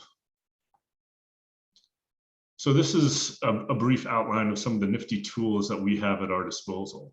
The second and third are much more interesting to the public typically. Our funds can be used as non-federal match. So if you receive a grant that requires, say, 20% of matching funds, we may be able to help you out there. Then, unlike most agencies who only get their funding until a date certain, which is typically the end of a fiscal year, our funds don't expire. So we can carry over balances from year to year and be much more flexible in funding timelines and working with applicants than most other agencies. So over the past 20 years, as you can see here, we've invested over $1.1 billion in 230 communities. We've done housing, transportation, bulk fuel, power generation, sanitation, health facilities, and other critical infrastructure and development projects. And I'm going to apologize for the small font here. I don't know if people can really see that, but this is a chart that shows the historical funding levels for the commission. And even if you can't see the numbers, you can probably tell the peaks and valleys and see that we are sadly far below where we used to be back in 2010, 2012 timeline. And this is just a quick map to demonstrate that we are all over the state and plan to continue doing that kind of work. These are just some of the communities where we have invested funds over the years. And most relevant for this audience, I think, here's where we have worked down here in the Southeast recently. We've done work in Sitka, Craig, directly with Southeast Conference, and Ketchikan, Metlakatla, Wrangell, Petersburg, and Haida, among others. So moving on to our current year, what we're calling the base work plan. This is just a quick pie chart to give you an idea of the percentages of how we are investing our funding. And in terms of hard dollars, this is kind of what we're looking at here. We've got 4.9 for energy, 2.2 million for bulk fuel, 5.5 million for village infrastructure protection. 500,000 of that is coming from the annual appropriation process, and 5 million will come from the Infrastructure Investment and Job Act funds, which I'll dive into here in a minute. We're going to do $1 million for transportation, 1.5 for sanitation, 750,000 for health facilities, 500,000 for housing, $1 million for broadband, and slightly over 3 for workforce/economic development. And again, that is divided up between the annual appropriations and our IIJA funds. So upcoming funding opportunities here. Congress has not yet passed a full year appropriations bill, so we don't actually have our fiscal year 22 money quite yet. The current continuing resolution runs through February 18th. I'm optimistic and hoping they hammer out a deal pretty soon. The chairman and ranking member on the Senate Appropriations Committee are both retiring at the end of this year. And that's usually pretty good impetus for Congress to kind of give them a going away present. But we're gonna have to wait and see, unfortunately. But once we do get an appropriation, which will happen sooner or later, we'll have a notice of funding opportunity out. For the IIJA funds, we received $75 million from that law. As you saw earlier, the commissioners already agreed to put $5 million into our village infrastructure program, $2 million into workforce development, and $250,000 into broadband. And what we're doing right now is having meetings with several of our important funding partners to discuss how to leverage funding and work with state agencies, federal agencies, and other entities to make the biggest impact that we can with that money. So the commissioners have heard from the Alaska Energy Authority and the Alaska Village Electric Co-op on the energy side of the house, then ANTHC and Indian Health Service on the water, sewer, sanitation side. And we have a meeting with the Department of the Interior next week to discuss village resiliency and relocation. Once the commissioners have thought out how to allocate that money, we'll issue a draft work plan for the IIJA funds. That will have to go through a public comment period, and then we'll issue a final work plan. So depending on how fast that process moves, we're likely a few months away from formalizing the spend plan for the remaining IIJA funds. Our final work plan has to be signed off by the Department of Commerce, which occasionally takes a month or two. So the commission approaches its general investment strategy as outlined here. We have to have local input. We are a grant-making body. Without local input and local partners, we wouldn't be doing a whole lot. We need to hear from folks out in communities across the state regarding their needs. We also try to leverage our funding. As you saw in that little chart earlier, the commission does not get the level of funding it used to. So we try to find strategic investments that can pry loose money from other sources. And then the final bullet point here is direction that we, and really all federal agencies, have received from the president. The Justice 40 initiative directs all federal agencies to aim for 40% of funds spent on clean energy, energy efficiency, clean transit, affordable and sustainable housing, training and workforce development, the remediation and reduction of legacy pollution, and the development of clean water infrastructure in disadvantaged communities. So the definition of disadvantaged is still somewhat nebulous in the guidance that we received, but the administration suggested considering factors like communities that are low income, have high or persistent poverty, high housing costs, high transportation costs, high energy costs, and access to healthcare as considerations. Agencies were also directed to include areas within tribal jurisdictions as disadvantaged. For years, the Denali Commission, has worked with the State Department of Labor to identify what we call distressed communities. So we're using our definition of distressed community as a stand-in for disadvantaged. We are also going to consider communities off the road system as disadvantaged due to high housing, energy, and transportation costs. So I don't think this will necessarily change how the commission does business, if at all. I mentioned it for this audience as something to think about if you want to work with the commission or any other federal agency. Over the next few years, federal agencies might get bonus points, so to speak, for making an investment in disadvantaged communities. So as I just said, one of our best learning tools is outreach.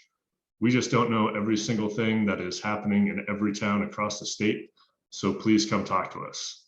I can't guarantee we'll always be able to help, but I can promise we will always listen. And that wraps it up for me. My contact info is here. Again, please feel free to reach out. I am happy to take some questions now. And Jocelyn Fenton, like I said, is in the audience and available to chat with you as well. Thank you.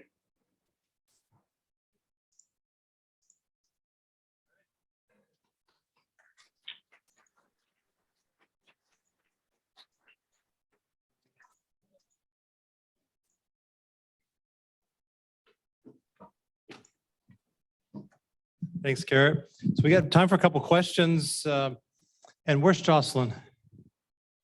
There she is. And you're here till the middle of the day tomorrow, right? So if you want to put some questions to her as well, she is the one that is here. So questions for the Denali Commission? So one of the things that that Garrett mentioned about leverage, I think is one of the most important tools that the Denali Commission might offer for a lot of communities as we're going in. You're finding grant opportunities with an agency. Maybe it's not enough. Maybe you need to bring other agencies to the table. That's kind of a niche that sometimes the Denali Commission can help facilitate, and is much appreciated. So you guys gonna go? Okay. So we got a question from Jody Mitchell. I'll bring you the mic.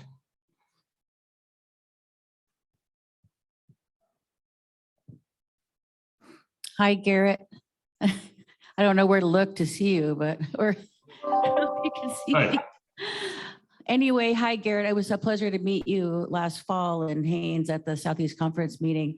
I was very excited to find out what kind of funding might be coming through the infrastructure bill for new hydro. Well, and then deeply disappointed to find out there is zero in there for new hydro construction. That being said, I know, or it sounds what you're telling us is that there's flexibility in the funding that you will be getting. Is there any way that you can direct a larger portion toward new hydro because of the plight that we're in? We have 2 projects that are in final design stage. They'll be shovel ready mid-year, but we're in a holding pattern until we can get funding. And meanwhile, costs go up and up and up and up. And I'm just afraid at some point we're just not going to be affordable anymore. So help us, please. Thank you. Yeah, I'll say that again, I think as we talked last time, I'm very interested in doing a lot more on the renewable front. I think the Denali Commission probably has much more flexible funds than any other agency. And I was pretty disappointed there was nothing for new hydro construction in that bill myself. So I understand your frustration. As we go through the process with my commissioners, I got to see what they want to dedicate the funding to, but I do hope to have more opportunities for renewable energy projects, yes. Okay, so we have a question that came in online wondering if the AMHS would be considered as a road system in the Denali Commission definition of a disadvantaged community. No, I don't think it would. I mean, that doesn't really reduce transportation or energy costs or housing costs to the extent that being able to truck supplies in. So I would answer no to that one. Good, that's the answer we wanted. One of the questions that, no, he was saying in your favor, it's not going to be disqualifying you for having ferry services being on the road system. One of the things that I hope that we ask our legislators today as they're looking at how to spend some of their funds is just the whole concept of match. When projects are funded by the federal government, often they're requiring a community match. And is that something the Denali Commission has considered as a possible way they could help with some projects funding? Yes, absolutely. I think I mentioned that in my presentation here. That's a great way for us to leverage funding. If a community gets a $10 million grant, but they need $500,000 to pry that loose, that looks really good for us. We like being able to kind of leverage up again. Okay, question. Hi, Garrett. My name is Lisa Lang, and I'm from Heidelberg, but I'm here today with Sealaska. I'm a director on the board. And as you know, the impacts of hydro, we have a project. And like Jody stated earlier, it's really disheartening, to be excluded once again. And so with all this renewable dollars coming down, may I ask that Denali keep an eye out for something that will bring value to the projects that we currently have in place? Is there a renewable project that we could put on Prince of Wales, on, in the communities where it brings back the dollars into the local economy? That's what we need. If that's the way the money's going to come down, then please, please keep in mind our region for projects that are already working. They're on the ground. We need to use them. Thank you, Garrett.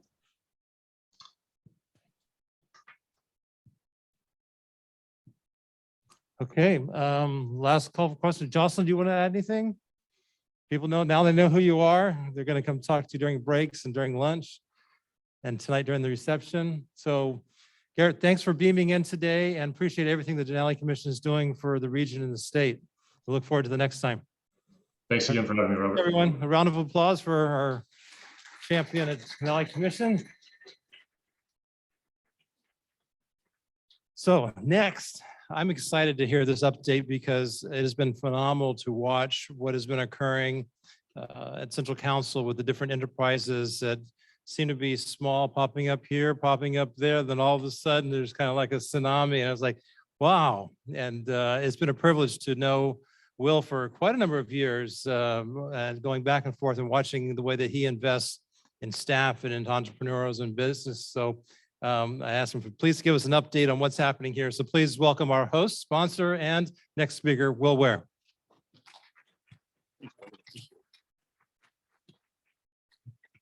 Micciche, Robert, I appreciate that. Man, it is really good to see everybody in the Elizabeth Bradovich Hall. This is one of the enterprises of our Business and Economic Development Department. And prior to 2020, we were going into 2020 showing our largest profit for that year for the use of this EP hall, something that we were very proud of because we put a lot of investment into this facility to make it state of the art and very user friendly. And within the first couple of months, matter of fact, within the first couple of weeks of the pandemic hitting, we lost 50% of our contracts for that year. And then those went down to obviously 100% loss of revenue for that we were anticipating and expecting for the Elizabeth Bradovich Hall. So I got to tell you, seeing folks back in here at this volume is really good for the heart. And I'm glad to see you all here and making the trip up. I really appreciate the phrase that was used this morning of getting back to business. And I got to tell you, I thought it was kind of funny when I walked in this morning because everybody was getting used to meeting again in a large group with COVID. It looked like everybody was at church. They were all sitting at the back of the room, having to tell everybody to start making their way forward. But as we were, and President Peterson referenced it, getting back to business, I'm going to tell you one of the things that among our executive team that we were challenged with and pushed by President Peterson is he wanted us to come out of this pandemic stronger than we went in. And it was a challenge to us. It was a challenge to us. And I took that seriously in our tribal development and our economic development departments to go ahead and make sure that we build the capacity during this time and infrastructure within our departments to come out better than when we were going in. And what did that mean? So when I hear we were getting back to business, that's something that we take it to heart as we are seemingly coming out on this back end, is we want to come out stronger with a greater capacity, with more infrastructure, with greater ideas and plans that are shelf ready, that are shovel ready to get moving. And to that end, I think we've been pretty successful.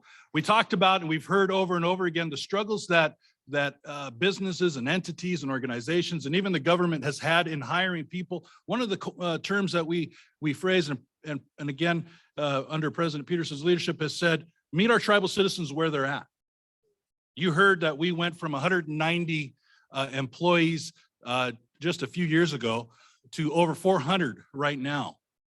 That isn't all 400 right here in Juneau, but we've learned through this pandemic that there are a good number of folks that can work remotely. We also found that there's a number of folks who can't. And so we work with them to get them back into the office safely. But for those that have proven themselves, we allow them to do what they're doing well already. And that means a modification of strategy and a modification of our business and our government planning. Tlingit and Haida currently has, as I said, experienced a tremendous amount of growth. President Peterson alluded to it. I wish I had a PowerPoint, but they only gave me 15 minutes. And so you give 15 minutes. I just didn't get out there with a bunch of information, but we have grown with 9 major property investments over this last couple of years, right here in this Juneau area. Most recently, we just picked up 400 and 410 Willoughby, well over 100,000 square feet of office spaces to accommodate the growth that we're experiencing and that we're planning for. We're going to be ended up doing a tremendous amount of renovating to those buildings, but we've done some tremendous amount of acquisitions in the Juneau area to help spread out our staff and to just promote that economic development that we have, just not only for Juneau, but to help us to spread out across this region. Now, as you may or may not be aware, Tlingit and Haida operates a number of enterprises through our tribal development and BD department. And at present, we employ 66 employees just from this department alone. It's not enough. We're ever increasing, needing to increase our capacity through our staff.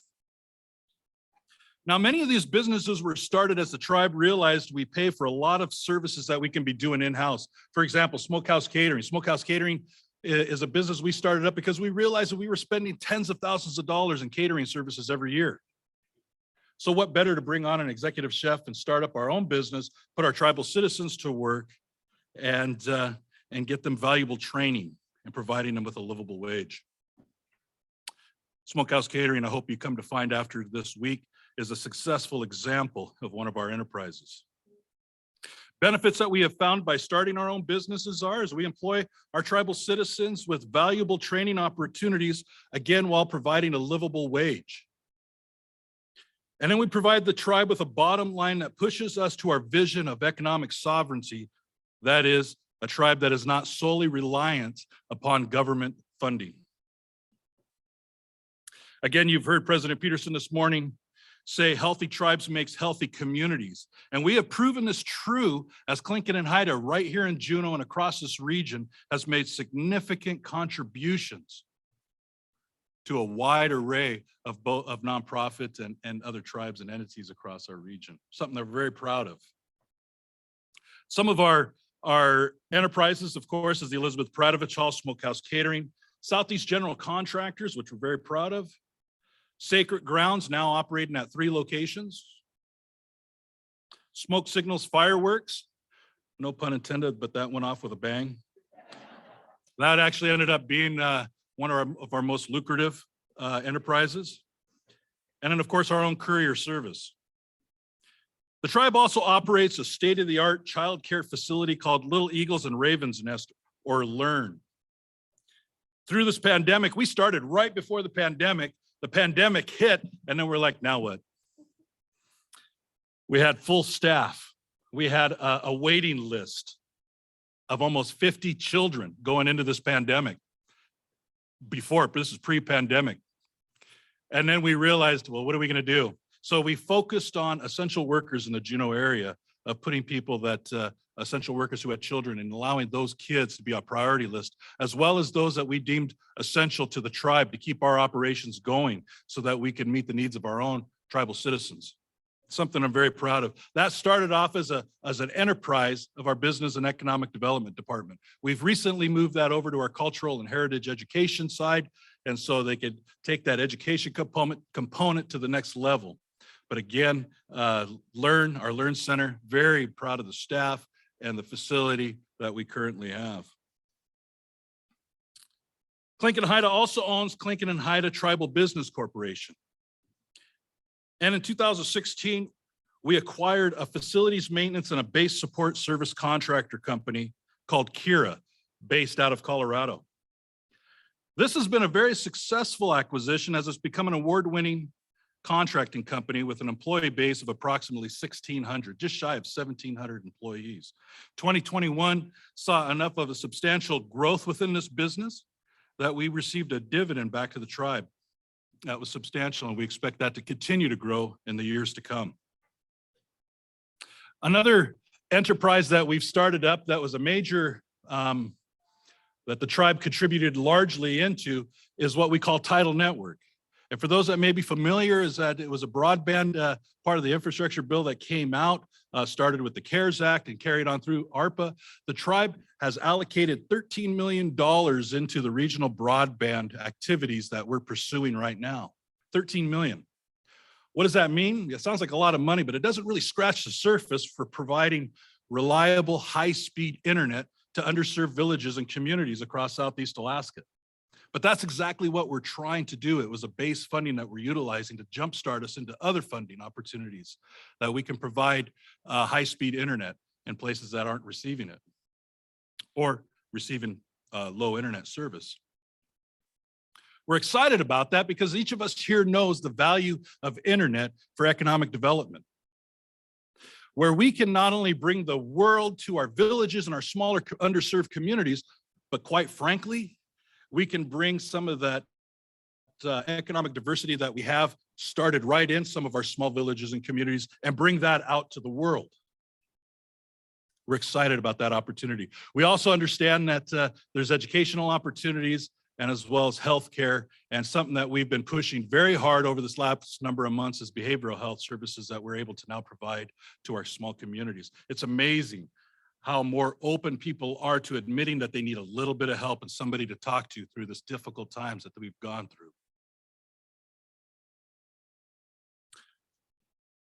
One of the things that I'm also probably one of the things I'm most proud of is that Tlingit and Haida is now entering, just now this month, we started at the end of last week, our third of a 4-year initiative of providing tribal citizen-owned businesses with a $5,000 a year grant funded through the CARES and now the ARPA funds.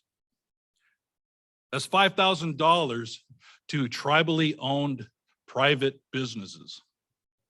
To be eligible, one must be a U.S. citizen, the business must be operating in the United States, enrolled with Tlingit and Haida, be at least a 50% owner, you have to be a tribal citizen of Tlingit and Haida, and have 50 or less employees and managed actively by a tribal citizen. In 2021, we received 524 applications. The vast majority of those were approved, and we were able to put out into our tribal citizen-owned businesses $2,172,000, $2,172,000 in grant funding just in 2021 alone. We put over $1.5 million in 2020, and we have allocated another $5 million for this year and next year for the businesses. So if you're a small business receiving $5,000, it doesn't seem like it's making a huge difference, but let me tell you, the amount of people and amount of businesses that we've heard from that have said, this is keeping our doors open.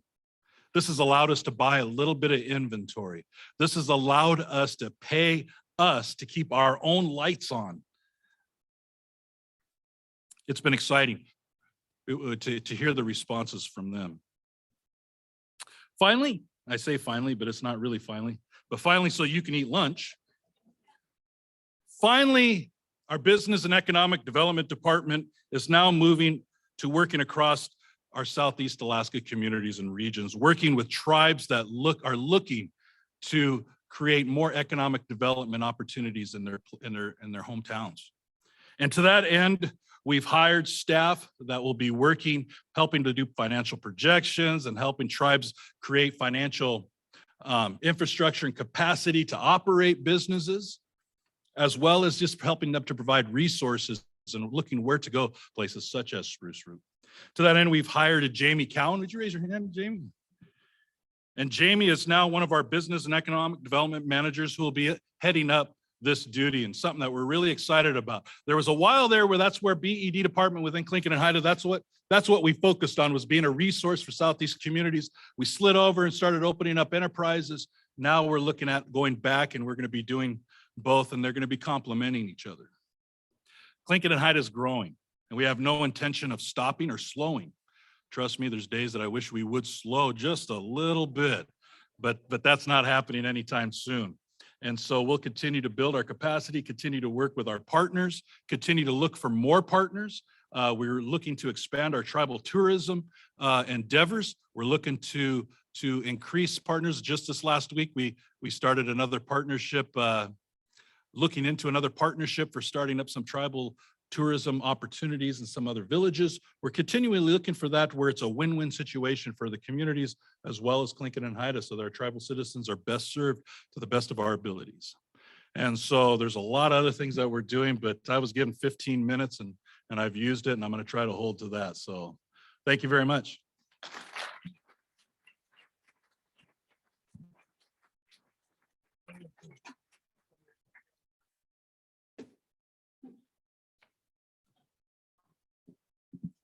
See, I told him 15 minutes, but I gave him 30, so it was just perfect. It was 29. Anyway, thank you so much, Will. And it is, to me, watching any organization invest in their young people and mentor them and train them, not just to give them a job, but put them on a management track and to, really showcase their abilities that just need to be honed and trained and mentored. And I think that's it's great to see what's happening here and throughout the region. So is Dan Harris here? I don't see him at the moment. He's gonna be on our panel tomorrow. It's from Search. Search has done amazing work throughout the region. I think everyone's lives have been touched by them one time or another, and they've definitely been a part of the resiliency efforts throughout the region these last 2 years. One of the things that they've always been a strong supporter. They're supporting, sponsoring our lunch today. We have a very special speaker at lunchtime today, beaming in from Washington, D.C. So we're going to break it just a minute early for lunch so you can get through the line and back into your seats. And then we're going to hear from the Deputy Undersecretary for the USDA Rural Development. And Mr. Keith Perkins is going to join me up front here. We're going to have a chat with the Deputy Secretary and talk about some of the investments and some of the priorities and programs that are available to you. So with that, let's break for lunch and enjoy some networking, and then we'll be back at about 12:15, 12:20 at the latest.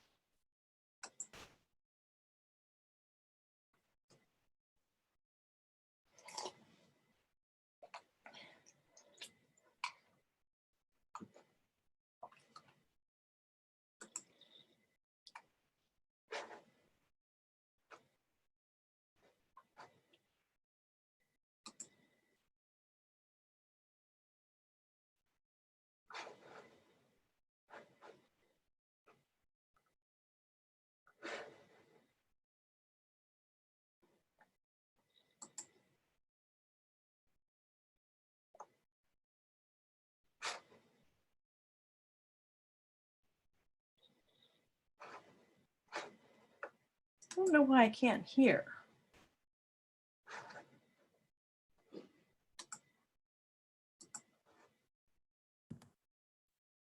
Hey, Kimberly. Kimberly.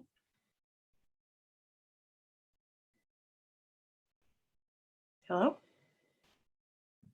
Hey, can you hear me? Yes. Hi, Kimberly. Hey, we're on break right now, so Southeast Conference is gonna mute their microphones. Okay. So they'll be back on between 12 and 12:15. Oh, okay. Thank you very much. I appreciate that. I'll come back. Aye.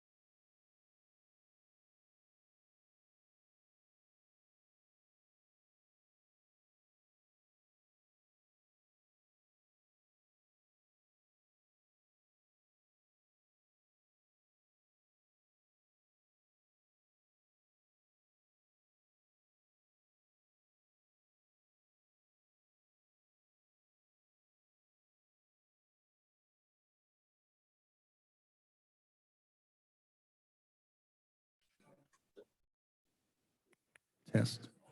I guess that means it's official. If the Hey, recording- Robert. Well, good afternoon, and we are gathered here. And is it possible without too much effort to do just a room scan real quick?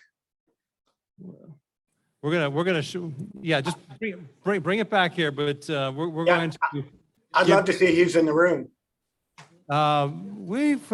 So we're allowed to have 125. So the other 25 people in here are not really here, but yeah, we're somewhere in that 125 to 150. No, we're allowed to have half a capacity, which is 400. So we're under 200, only 202 registered, and there's about 30 or 40 online. So we've got, oops. Sometimes the best intentions just kind of go sideways with technology. It like works great until somebody says, "Hey, can we do something special and different?" So It's like a great crowd. It is a great crowd, and it's a great crowd of individuals that come from, I'm not sure how many communities are represented across the region, but we have both municipal, tribal, business, a couple NGOs and other agency folks here that really bring the A game to economic development and resiliency, which is the focus of this event. And the theme this year, of course, is getting back to business. And that's one of the things that we cherish about our partnership with USDA Rural Development, because I'm not sure when the first fingerprints were in the region. I've only been here for 25 years with Southeast Conference, and Mr. Perkins was here at that time as well. So I don't know how much responsibility you want to take with things. Do not make me sound old. Well, you were just out of high school, and because he couldn't play basketball, they asked him to be a referee. There you go. That's better. And they still say he can't refer. I don't know. It's like he's endeared himself to us on many levels. You can leave the stage at any time. Okay. Well, sorry, Mr. Undersecretary. You said you want to have a fireside chat. That's just kind of the way Mr. Perkins rolls. But anyway, we are so honored to have you here, and it's been a real pleasure to work with you and your staff over the last quite a few months.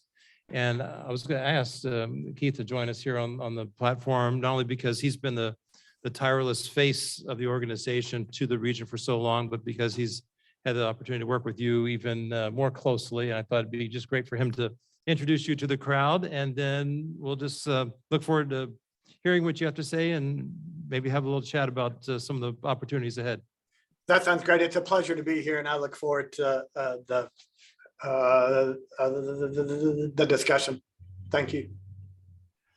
So first things first, I got to tell you, it is so nice to see you guys in person. That has been missing in my life forever. It seems like 2 years is way too long. So nice to be here, and it's been fun catching up with all of you. And I have had the distinct pleasure of my fire getting excited probably in the last 6 or so months, maybe a little longer, since getting engaged with my deputy undersecretary. I don't know that I've had this much conversation with that high level of a person in my federal agency ever in my 25 years. And I really, really enjoy my direct interactions with this gentleman. We have had a blast just trying to figure things out. And Justin comes to the agency with in my mind, a very relevant background in what he did prior to his position as our deputy undersecretary. He worked in coal country, the Central Appalachia states, for about 15 years or so on a scale of multi-state. And I look at what that organization did, and it's similar to what you guys try to work on here in Southeast Alaska. So I think very relevant, and it was fun to see him get so engaged at understanding what you guys do through reading the SEDS and other things. So I'm going to cut it off there because I'd love to hear my deputy undersecretary and what his message will be for all of you today. With that, I welcome my deputy undersecretary, Justin Maxon. Hey, Keith, appreciate that. It's an honor to be here. It's strange, I think, to be on a TV screen. I'd much rather be there in person, sharing a meal and a laugh. I too am in need of people in a room and to get off of a Zoom call. But it's a lot better than not being there at all. So I appreciate the invitation, and I look forward to our conversation. I will just say, I think the very first question that the secretary asked me was, have I been to Alaska? And it was a sign, I think, just how important Southeast Alaska is to him and his commitment to trying to figure out the role that the department can play in supporting economic opportunity in the region. So I sort of look at the last half year just as the beginning of what I hope is the continuation of greater engagement from the department in economic opportunities in the region. So I know, Robert, we're supposed to have a conversation, and so I'm not going to give a speech. So how would you like to, up to you from here? Well, so there, and all of you have little cards on your table. If you have a question or a thought that you want to offer, and ask about the agency and the direction and the vision that they are engaged with implementing in Southeast Alaska. And I think that's kind of one of the things to ask, because this is quite a focus on Southeast Alaska, and just trying to hear your heart and the secretary's heart about, vision for, what you really see as USDA's role in the region. Sure. The first thing I'll say is the department is committed to trying to figure out what we can do to support economic opportunity in the region. How do we support fishing and forestry and tourism, mariculture, other sectors that can create jobs and build on the assets of the region? We know we can only do that in support of the work that y'all do on the ground. So we see our role as trying to support and build the capacity of local partners. And we need to figure out as an agency, how do we do a better job at providing the sort of resources and the capacity building support that all of the organizations that are the members of the conference need access to participate in building, I think, the region that y'all want. We understand, and it's a very personal issue to me, that economic transition is hard, right? We have lots of ownership in our places and in our communities, and the economy that brought us to where we are is important, whether that be logging or forestry of other sorts or fishing. And I think, as Kiehl said, I spent a couple of decades trying to help in Central Appalachia as that economy struggled with the loss of coal jobs and had to figure out how to reinvent itself. And there's no silver bullet, right? We had to figure out a bunch of different strategies that would add up to real employment incomes, employment opportunities that produce real income. And they're still in that struggle.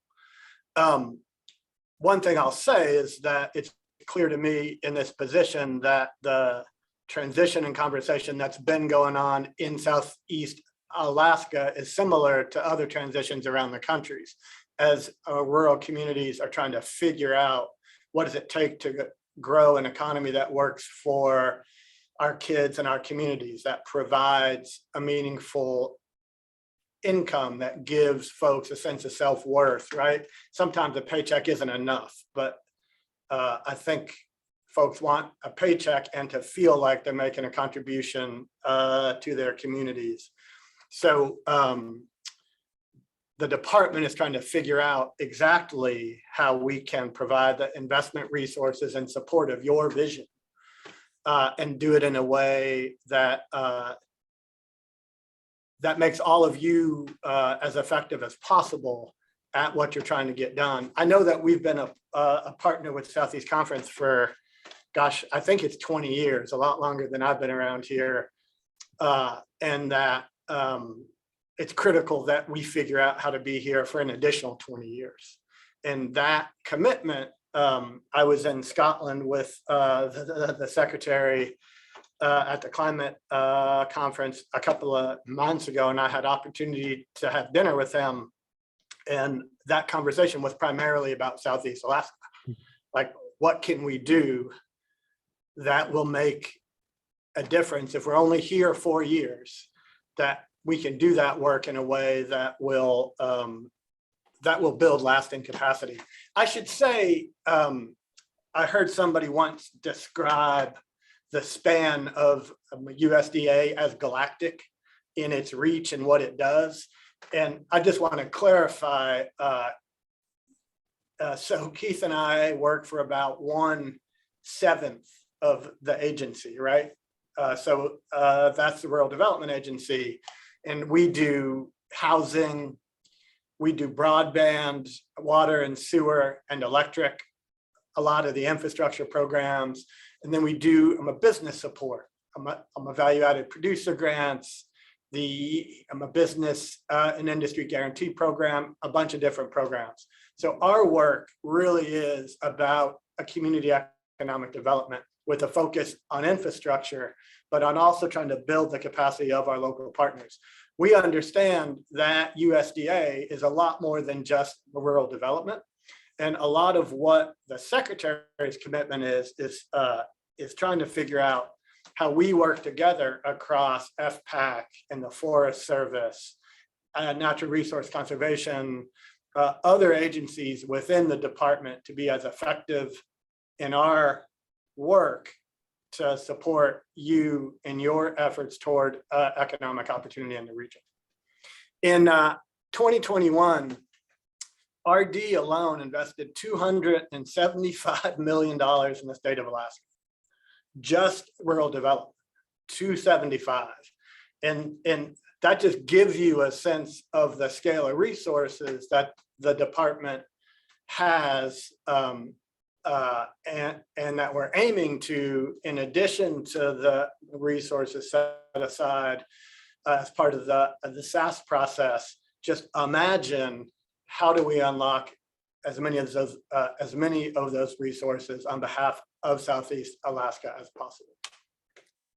That's the vision. Yeah. And you've already kind of touched on the next two questions, but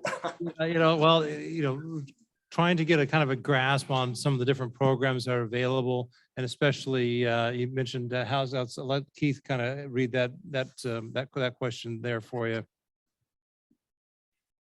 Well, the first question in, Justin, is what programs exist or are contemplated for increasing housing stock and funding for infrastructure such as roads, sewers, other utilities to support expansion of economies? Yeah, it's a great question. I should say that Keith knows probably more about our programs than I do. So y'all don't, I hope you don't, occasionally I will lean on him. So I hope that he doesn't mind.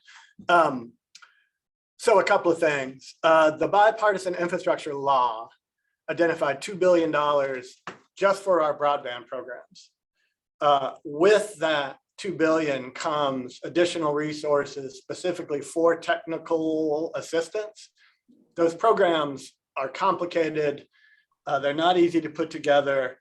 And I am excited that these technical assistance resources will be available to communities in Southeast Alaska as a way to do that pre-development work, to identify a consultant to help put a reconnect application. That's that broadband program. So that's one initiative that's new. It's got a lot of money. It's got a lot of support, and I think could be an important contributor to opportunity in the region. We operate the WET programs, basically water and sewer infrastructure. And there's a lot of money as part of the infrastructure bill that has gone to the EDA to support state revolving loan funds around water and sewer. But we also have got technical assistance grant resources that can be paired, applied for by communities. And we can be that pre-development investment that then helps a community draw down a much larger grant and loan package from the state to invest in water and sewer infrastructure. It's a really long list. It's part of the challenge, right? We've got 50 programs just within USDA rural development. The thing that I have found in my 20 years of working with rural development before I joined the staff as Deputy Undersecretary is that the most important resource that isn't our program, it's our staff.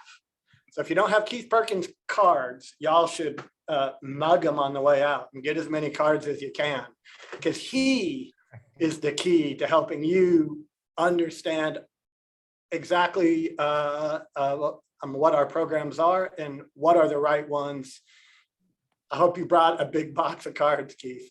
But honestly, that's the key, is developing a relationship with our state staff, with the SAS staff, and they can help you at least understand the range of programs that the department has available.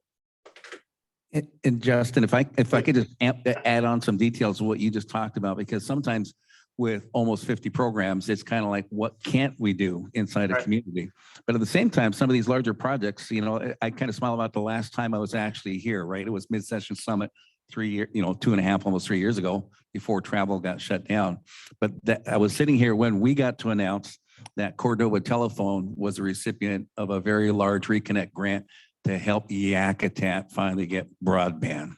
And I smiled at the ovation that came into this room back then. But I'm telling you right now, Jason Custer, AT&T, I don't know if you're here yet or not. He's on but Justin, remember, we just awarded this last year AT&T $21 million from that same Reconnect grant to put a spine up the east side of Prince of Wales Island heading north. And so it's large projects like that.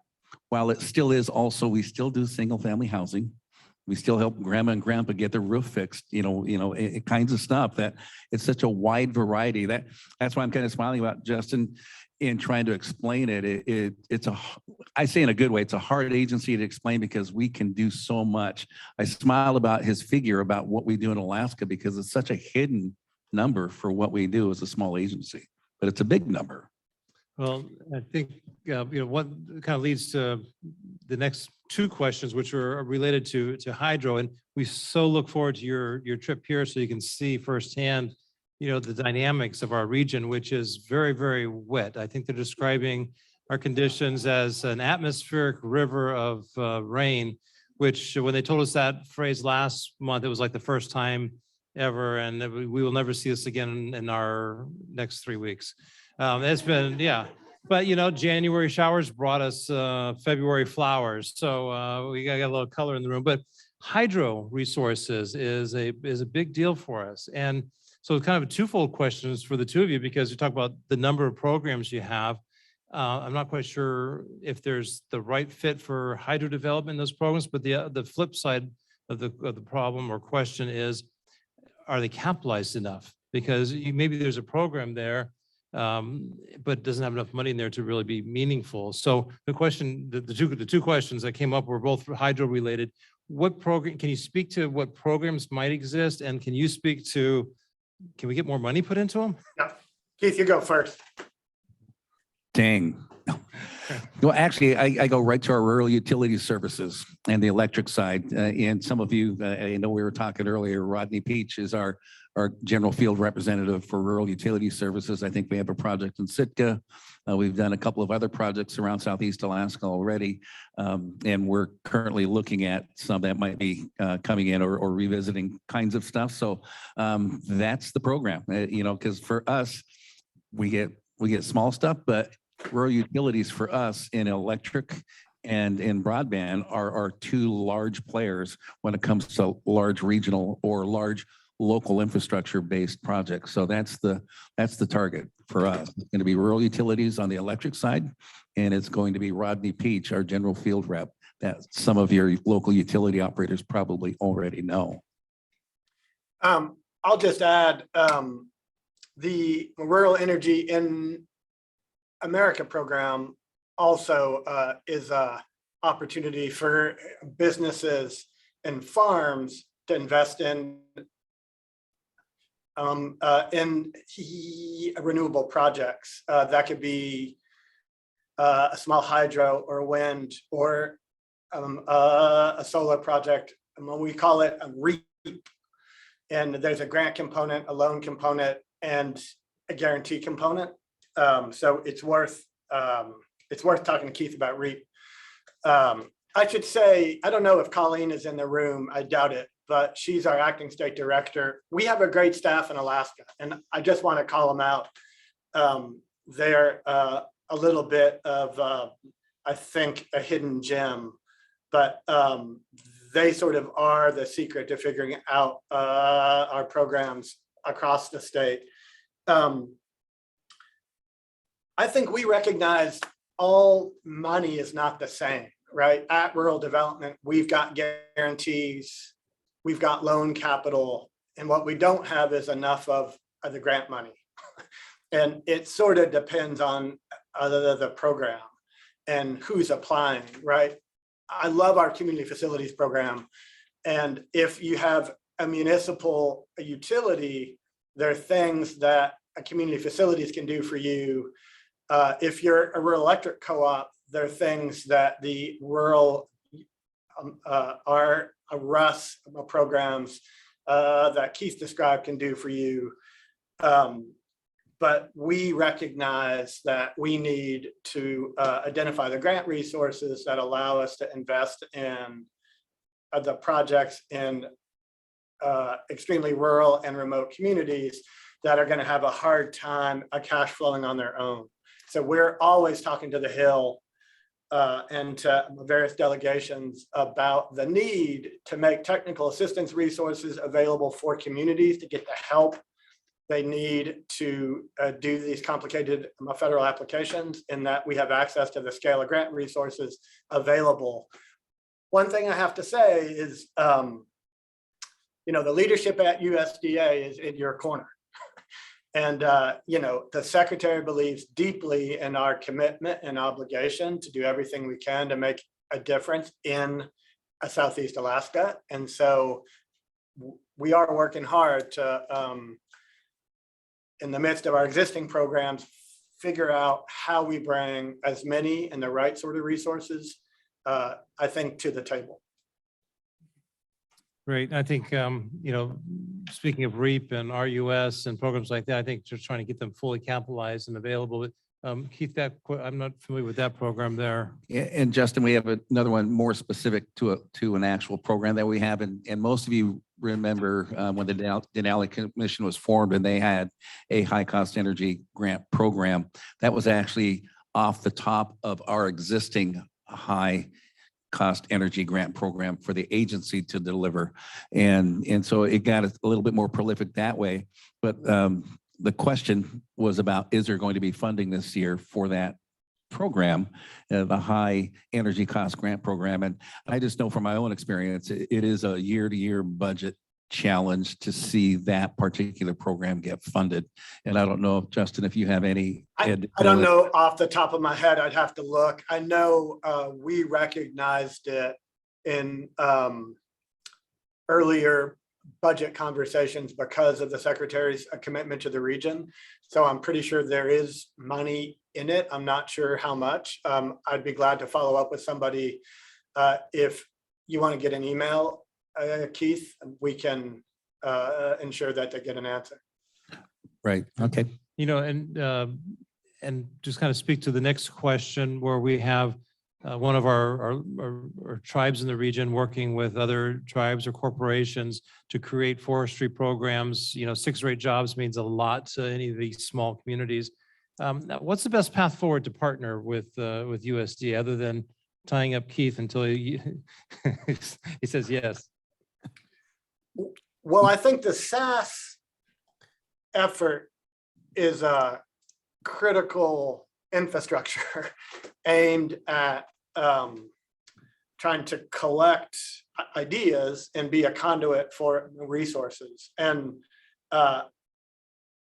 and Keith and I have really talked about it as a beginning, not as the end, right? The initial $25 million is an important commitment and investments in the region. That staff, particularly, I think the Forest Service leadership has just done a great job in listening and doing the work to hear what a range of local stakeholders and tribes and institutions and organizations have identified as priorities, and has organized that initial set into a set of categories that we're now doing the hard work to figure out how to support. But that team is, I think, the key thing, that team is going to continue to do the work, to be in conversation, to do that listening and be a conduit between the department's resources.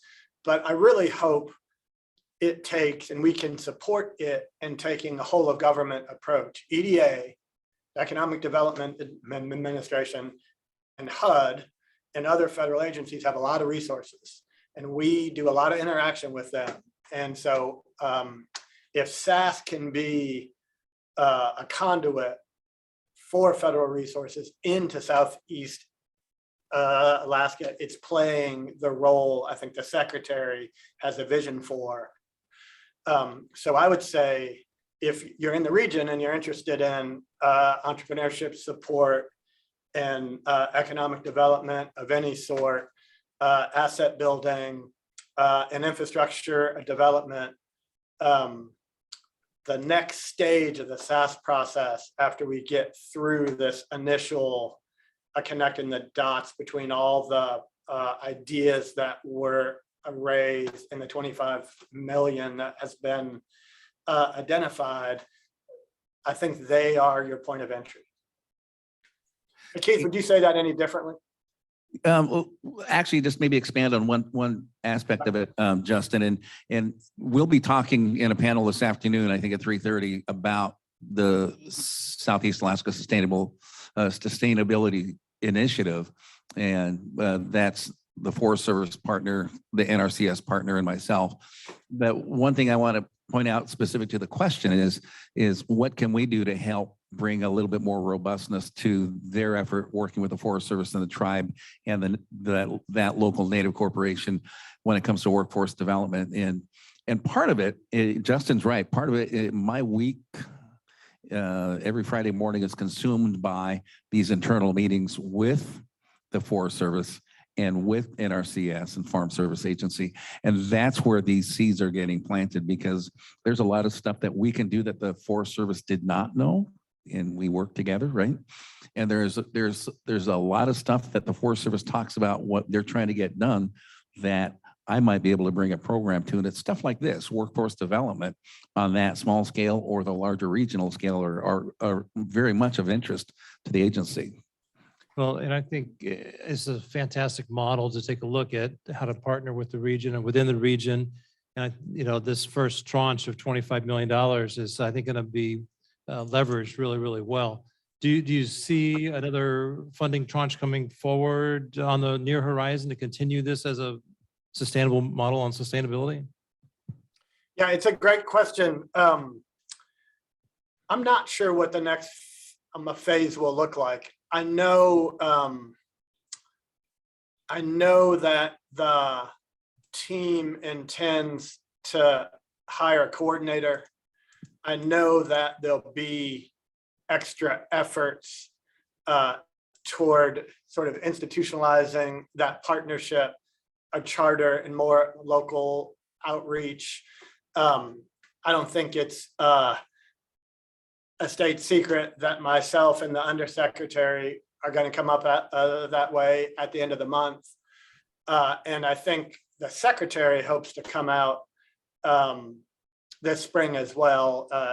His schedule is harder to pin down. So I don't know exactly when that would happen, but we know this 25 million is only the beginning. And as you heard me say, RD alone invested $275 million in Alaska last year.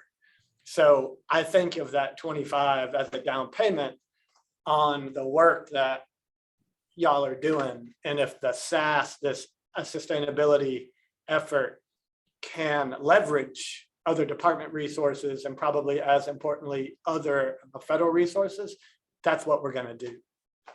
Excellent. Well, even before that initiative, we were working with you and your office on how to revitalize the Tongass economy, and the Mariculture project on Prince of Wales Island garnered your support and the Secretary's support. And we can't thank you enough for that enablement to really fast forward. We're going to talk about that a lot more today and tomorrow and the next day and the next day, but just during both days of the conference, Mariculture has got a prominent place, and just want to say thank you from us all for your personal interest and the department's interest in that project.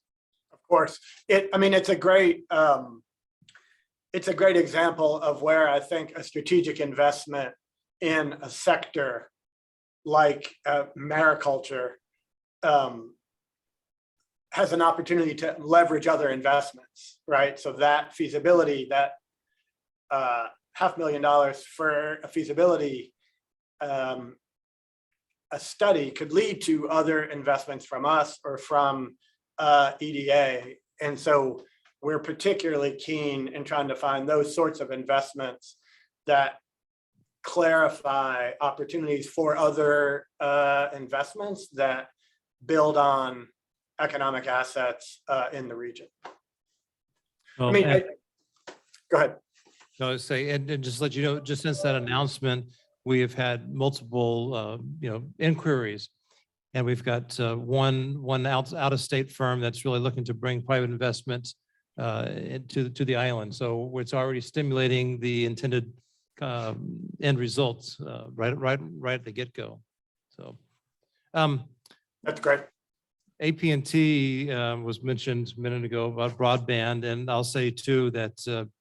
I'll just read the comment that just came in from Jason Custer from Alaska Power and Telephone, who appreciates the reference to where he lived with Appalachia before he moved to Alaska. And there's a lot of similarities with economic transition, depending on availability of modern infrastructure, which is very much lacking here. Many of the remote islanded areas of Southeast Alaska still lack the degree of resilient broadband access necessary to participate globally and be competitive. So it's just a plea to please continue prioritizing broadband investment as a way to realize USDA's economic transition policy objectives in the Tongass, and the programs such as NTIA, the tribal broadband, et cetera, is really helping to make this happen in the region. And I know also a shout out to the Denali Commission, who helped Southeast Conference help the ISP over in Gustavus, where we just got an announcement 2 weeks ago where USDA is going to invest over $1 million into that infrastructure there. So the agency is certainly continuing to make a difference in the region, and we just so much appreciate that. Absolutely. I'll just say, I think the president and the secretary's priorities around equity, I think that means in the Alaska case, attempting to prioritize the communities in the most need, their interest in climate change, which I think in this case means investing in renewables and clean and affordable energy production. And given the challenges of the pandemic, the secretary still believes that we have to do what it takes around economic recovery. And all those key priorities of the administration, I think, just are central to opportunities in Alaska. So there's a lot of synergies at multiple levels, not just in the Tongass, but in the administration's priorities, I think show up in Alaska in a way that we will lean into in every way that we can. All right, thank you. And that's the time we had set aside for today. Do you have any other final thoughts that you'd like to share with the group? I can't wait to come, y'all. It would be a lot more fun to be there in person. Can't wait to meet Keith in person. I'm one of the few people I talk to regularly after 10 o'clock at night that is not in my family. That may have something to do It with the does time happen. change. Yeah, but I'm just absolutely glad to have the opportunity to be engaged in this work. I really look forward to learn from y'all. I have done regional community economic development for a long time and am excited to play whatever role I can in contributing to the opportunities in the region. Thank you. All right, well, thank you. Okay. So we have our next panel starting at 1 o'clock, which means you have 5 minutes, not 10. You have 5 minutes to do whatever we need to do. And because we have our Senate leadership coming in to speak with us, field your questions. I'm probably going to, I'll either be at the podium or I'll be perched right here. You can bring me cards and questions. We're going to spend an hour with them. So take your 5 minutes, and thanks again to our sponsor for Lunch Search and to USDA Rural Development.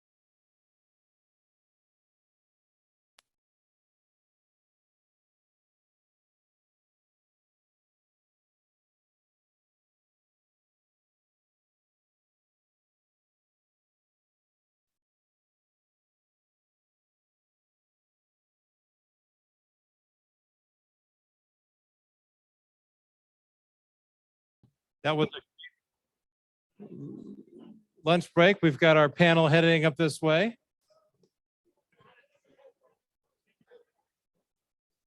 So if we're ready to bring ourselves back into order, we'll welcome up our trio. Senator Burt Stedman sends his regrets. He's going to miss an opportunity to talk this afternoon, but he'll be there. He'll swing by tonight during the reception. So he, as with all of our legislators, incredibly busy, and their schedules are not often their own. So we are very pleased to have Senator Kiehl with us, who's our Southeast, half of our Southeast delegation. Senate President Peter Micciche is here with us. And then for the first time at Southeast Conference, we have Senator Josh Rivak. And, you know, what we try to do so often to be successful in any community, any region, we have to have partnerships throughout the state. And really, it's more about how we get things done together if we're going to get anything done that's going to last. And so we really appreciate the opportunity to have folks from outside the region participate with us. And so we're just going to start off with an opportunity to give them a few minutes to talk about where they see the state of the Senate, the state of the state, the state of the region and the state. And then they've made themselves available for questions. I want to be right in the front here so that you can pass me questions as they come up, and we'll just kind of engage to kind of get a sense of the theme of our conference this year is getting back to business. And there are certainly different themes as look through our agenda to see the different economic sectors that we are constantly, and I think, I'm not sure if there's a table copy there, but there's, all these things of concern. What was the norm is not going to be the norm, whether it's for the state, whether it's for the ferry system, whether it's for how we conduct business, but we've got to get back to business. So with that, you can hear me for the rest of the 2 days. And I'm going to ask Senator Kiehl if he'll start things off, and then pass, each of you have a mic there. You can turn it on, and then we'll engage you. So thanks again. Well, thanks, Robert, and thanks everyone for having us. It's always good to be back at Southeast Conference, especially in person. I see Rory is walking in late, no surprise. That's the way it goes sometimes. I don't know, Rory, my Haines and Skagway folks seem to be seated already. But we appreciate you having us, everyone, and I will be pretty brief in opening remarks because I think the most value here at Southeast Conference is the opportunity to talk with you and take questions and get to the issues that really are on your minds for our region. For the few of you I haven't had the chance to meet, I'm Jesse Kiehl. I do represent Northern Southeast, so all of Juneau, Gustavus, Haines, Klukwan, Skagway. And I guess I'll start with Robert's throwaway line, which was how things are going in the Senate. Surprisingly well, despite the fact that I really stepped in it on the Senate floor today, and I owe the Senate president a beer. There's an unusually collaborative and I think productive working relationship this year. The Senate is made up of at least 3 distinct groups of people. And those 3 groups split 2 ways within themselves on a couple of issues. And so basically where that gets you is sort of a little closer to what you learned about in 8th grade, right? You need a majority of people on an idea. And that's the best way to do it. And for the most part, that's what I see in the working relationship this year. So as ideas come up, as bills move forward, people are actually working on those more than playing team sports. Not that that never happens. So what does that mean for our region? Well, the key thing that we have to do every year, won't surprise you, we got to pass a budget. So the state provides the services it needs to provide. The collaborative budget discussions are happening. Of course, the House usually takes the lead on the operating budget. But the conversations and the preparatory work have begun in the Senate. We are looking at some of the biggest issues statewide and for our region. So K-12 education, the University of Alaska, the ferry system, and public safety, and we could run on down that list. I think one of the things that it's worthwhile for everybody to know is that there's a serious effort this year to put a little more money into our K-12 education, and it's been 6 years since we adjusted the dollars per student.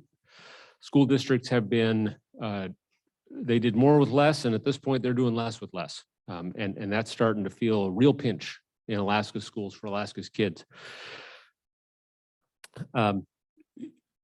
You are seeing us work and lay the groundwork for figuring out what we're going to do with the federal infrastructure funds. As you have no doubt already heard, and will probably hear again throughout the conference, a lot of that money goes directly to applicants from federal agencies. The legislature, the governor won't touch it. Some of that will come through the federal transportation program, but there are other categories where I think Alaska's elected representatives do have a chance to weigh in on and help decide which projects are of the highest priority. You're going to be totally shocked to learn we may not be holding hands with the governor about whether he makes those decisions or we make those decisions. But we are talking, and that I think is valuable. So those issues are out there. Normally, I would take this moment with Southeast Conference to talk about issues that are in front of the Resources Committee, but since the Resources Committee chair is sitting at the other end of the table from me, I'm not going to spend a lot of time on that. I will note one particular issue that's taken up some extra time for me. And that is communities whose wastewater plant has a waiver from the federal government, so you don't have to do full secondary treatment. So those are the most expensive plants, the ones that have to do full secondary or treatment or more. The Department of Environmental Conservation and the EPA are looking at those waivers now, and they're looking at them, I think, well, we're working real hard with them on making sure that the models they use and the decisions they make are based on sound science and the actual needs for clean water. The price tags on wastewater treatment plants are not fun. So we should get that right. And we need to get it right in Southeast because it's a statewide issue. And I say it's a statewide issue because once they do 6 communities in Southeast, they've got 3 left, 1 in Southeast, one's Whittier, and the other one's, where are you from again, Josh? Oh, Anchorage, yeah. That's rather expensive. So we need to make sure that that kicks off and that's done well and wisely here. And we don't have extra costs beyond what it takes to have clean water, or else all of the money forever is going to upgrade Anchorage's plant. So on that note, the governor has a new cruise ship bill having to do with cruise waste and the old Ocean Ranger program. One of his proposals is to put a little piece of that money into municipal waste treatment. And so we're going to take a look at that and give it the microscope test. And with that, I have broken my promise to be brief and pass the mic. So I will shut up and move it along. Thanks for having us. Test. Good afternoon. Thanks for having us today. I've been to Southeast Conference several times in the past. Thrilled to be here today. When you talked about being brief, I was entertained by that comment, but we love your senator, and I'm always thrilled to work with him, almost always. So this has been a very wet year. I'm not sure. I always bring my extra tufts.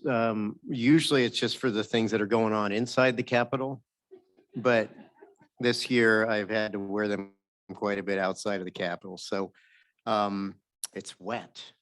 Is it wet for Southeast folks? Okay, it's not just me. It's wet.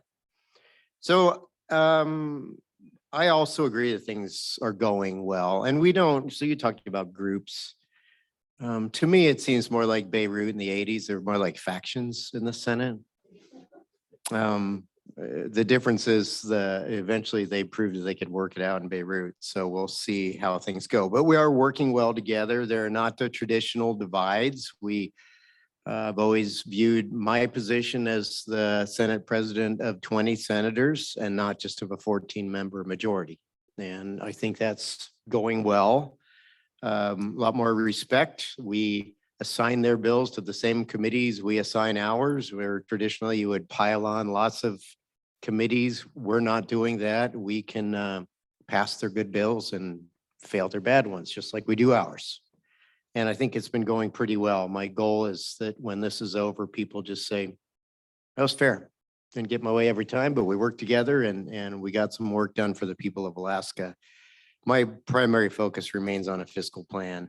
And I've made that very clear. I know Jesse served on the fiscal plan working group. I feel like we are stalled until we move to the next level. The uncertainty is bad for business. It's bad for services. Not solving some of the long-term issues like the PFD. Encourages single issue representatives and senators to be successful, as opposed to folks with a wide breadth of experience in the legislature on what Alaskans do for a living, what our economy looks like, how we can be successful and unleash this amazing opportunity for this economy. And we've been sort of stumbling around for the last several years. I think you've all sensed it. I've heard from many of you, and I noticed people here that I hadn't seen in the past. It's nice to see Southeast Conference being attended by folks from around the state that are focused on other industries instead of primarily Southeast related industries. So Jesse talked a little bit about the COVID dollars, whether, you know, we largely were not as involved as we would have liked to have been with the CARES, more involved with the ARPA funds. Of course, we have about 50% of that left to distribute this year. And then I can assure you that the legislature will not be rubber stamping administrative priorities for the infrastructure dollars. In my view, those dollars are about a once in a lifetime chance to grow Alaska's economy. And we must be intimately involved with the understanding we have in each district. So we will be working together on that. If it takes a small special session, a mini session, a lot of that work can be done offline. Our priority needs to be legislation that's in the bodies right now and passing a budget on time. And if we need to work offline and come back for a mini section once we understand all the constraints on the federal infrastructure dollars, then that's what we'll do. And I know about that because I read about it in the ADN from Senator Kiehl. So anyway, one of the primary priorities for me is we have resource development policy that is driven by people from somewhere else. And it's time for Alaskans to get engaged. We are a resource development state. I keep saying an infant state because we are. Those of us that have been around for a while don't feel that way all the time, but we've just begun. And we have so many opportunities in this state that have had obstacles laid in front of them by the federal government and lending institutions now by a relatively small proportion of the lower 48. And Alaskans have to start engaging and pushing back. We need to let Americans understand what we do for a living, that we do it better than anywhere else, that we can provide energy security in this country. And do you want it from here or do you want it enriching governments that don't like us somewhere else? So I hope we see some progress on the critical elements, timber industry, mining, oil and gas, and fishing opportunities. And I can tell you one thing that we're pursuing is improved products, particularly in the fishing industry, occurring right here in this state. We have lost an extremely low cost labor source in China as their wages have gone up. We have had exponential increases in transportation costs and delays. Fishing companies are having to get loans, which has additional burden on it. And guess what? We're working on some things to try to bring processing back to this state and this country because we're getting closer and closer to being able to compete. So I think there's some exciting things happening. But I tell you, we need a collective vision in this state for unleashing this economy. And it starts with all of us. And I hope you'll be more willing to be engaged in the future moving forward, not just for Southeast, but for the collective economy of this great state of Alaska. Thank you. All right. You've probably heard this before, but I'm going to be brief. So I'm really honored to be here. This is my first time, so I probably will be brief. I want to learn from you folks about what the challenges are, especially from a resources committee perspective, so that I can take back what I need to in order to enact good policy on our end. So I look forward to those conversations. I was just looking at the Southeast Alaska Business Climate and COVID-19 Impacts Survey from 2021, and it's interesting. It's not surprising, but interesting the level of angst about the economy. Nearly a third of businesses that receive relief funds they felt like they would have went under had they not received those funds. So I think the economy is really important. To me, I don't know about everybody else. I'm pretty excited about this federal money. Our federal delegation really came through for the state with these dollars that we have coming to Alaska. So a lot of our heads are in that space. One thing that I think about is you know, with all this money floating around, we want to make sure and not over-regulate, especially needlessly. We don't want to hinder the positive impacts that these dollars will have on our communities. And I think for those of you who didn't see, we had the House had a Labor and Commerce committee hearing where our federal delegation that took part and participated in that committee hearing. It was great. Their message, one of the key points of their message was unity across the state. Again, toward the ends and not hindering the benefits of this money. And so that's what I intend to do. You know, if we can make efforts to not hinder the positive impacts of this money coming into the state, and we really need to hear from you. So my office is always open. I'm not from Southeast, as my good friend and Senate floor neighbor mentioned. You know, we're from a long ways away, and so it helps hearing from you. So, you know, like I usually say, never assume a politician knows anything. You have to explain it to us, and a lot of times real slowly. I like to say that's supposed to be funny. Nobody laugh. Everybody's like, yeah, we get it. So yeah, we're too real. No, but that's certainly, I'll say it again. That's an open invite to please contact us with your concerns. This money is coming. We're trying to figure out kind of how to fill in the holes and do it rather quickly. And so with that, I just really appreciate being here. Look forward to hearing from you guys and learning. So thanks so much for having us. Great, thanks. So before I walk around the room, a couple of questions that we have in advance really are focused on the use of the infrastructure bill monies and the concept of using those for operations and consumption now, as opposed to investing those into expenditures that will last a long, long time. The point in case obviously is the ferry system, which right now seems to have almost zero, let's say 10% of usual state support, with the money from the feds going to consume that.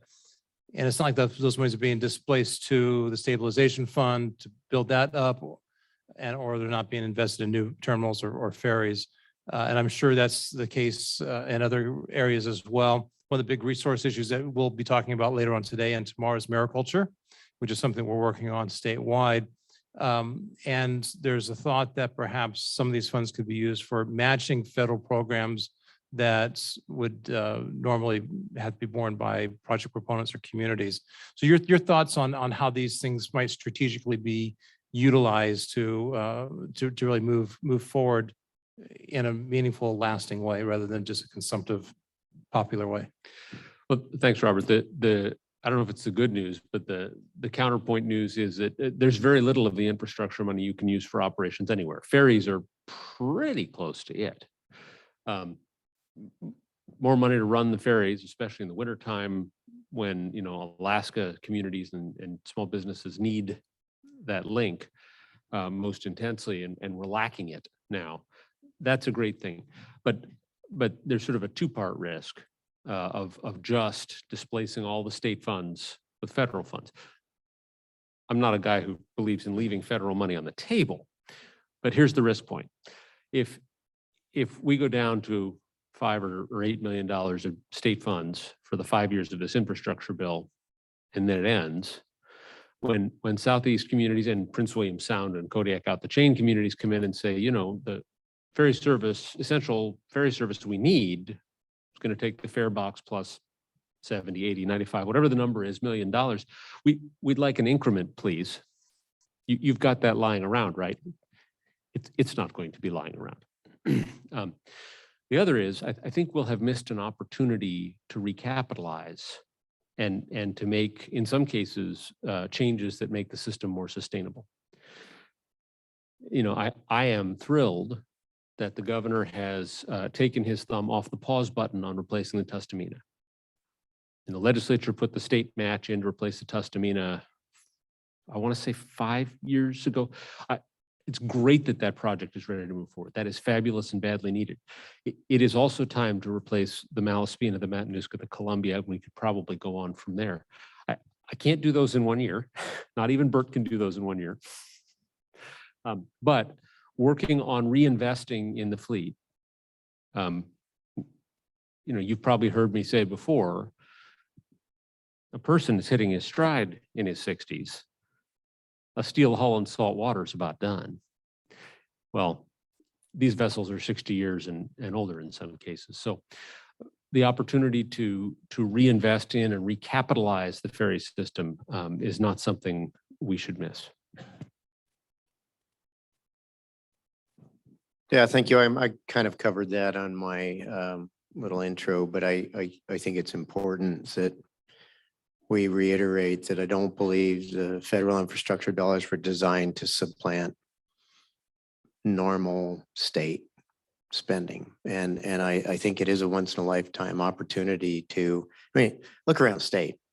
We have no new roads. We have no new projects. We don't have access to new projects. We've sort of been frozen in time. We've been blessed with a lucrative revenue source that is a roller coaster ride, right? We obviously need to expand this economy, and that occurs with access and new ideas and new projects. So I'm not generally in favor. We'll look at creative match opportunities. I know there's a general obligation bond package. I'm listening. We'll look at match opportunities that will make the most of those federal dollars. And it's funny because I hear from folks back home, you don't spend any of it. It's going to hit our kids and grandkids. And I always say, we could send it back and start an example. I'm sure the other 49 states would support us and send theirs, but oh no, they wouldn't. They would take our share as well because the entire country's been stalled in certain aspects. So, I supported the Marine Highway Operations Board, the speaker's bill, and I did it for a reason. If you all remember through Southeast Conference, when we started looking at the Marine Highway System budget, I went to every community to talk about what was important. And it kind of stalled at that point. I moved on from transportation and other things, but I do think the board will help us on fit for purpose vessels, efficient operations, and greater support around the state. The bottom line is the Alaska Marine Highway System is highway infrastructure in the state of Alaska, and we simply can not let politicians use it as a populist statement in places that don't have any reliance or think they don't have any reliance on the system to leave a good part of our state high and dry, so to speak. So I think you'll see a healthy process. We'd like to hear from all of you. We'd like to hear from the various industries. What is important for infrastructure investment in the state? And we have the bridges and existing roads thing, but we also have the thing about, again, unleashing this economy with new opportunities. What are your ideas? What can we do to provide access for additional opportunities in this state so we're not always reliant on the price of one commodity?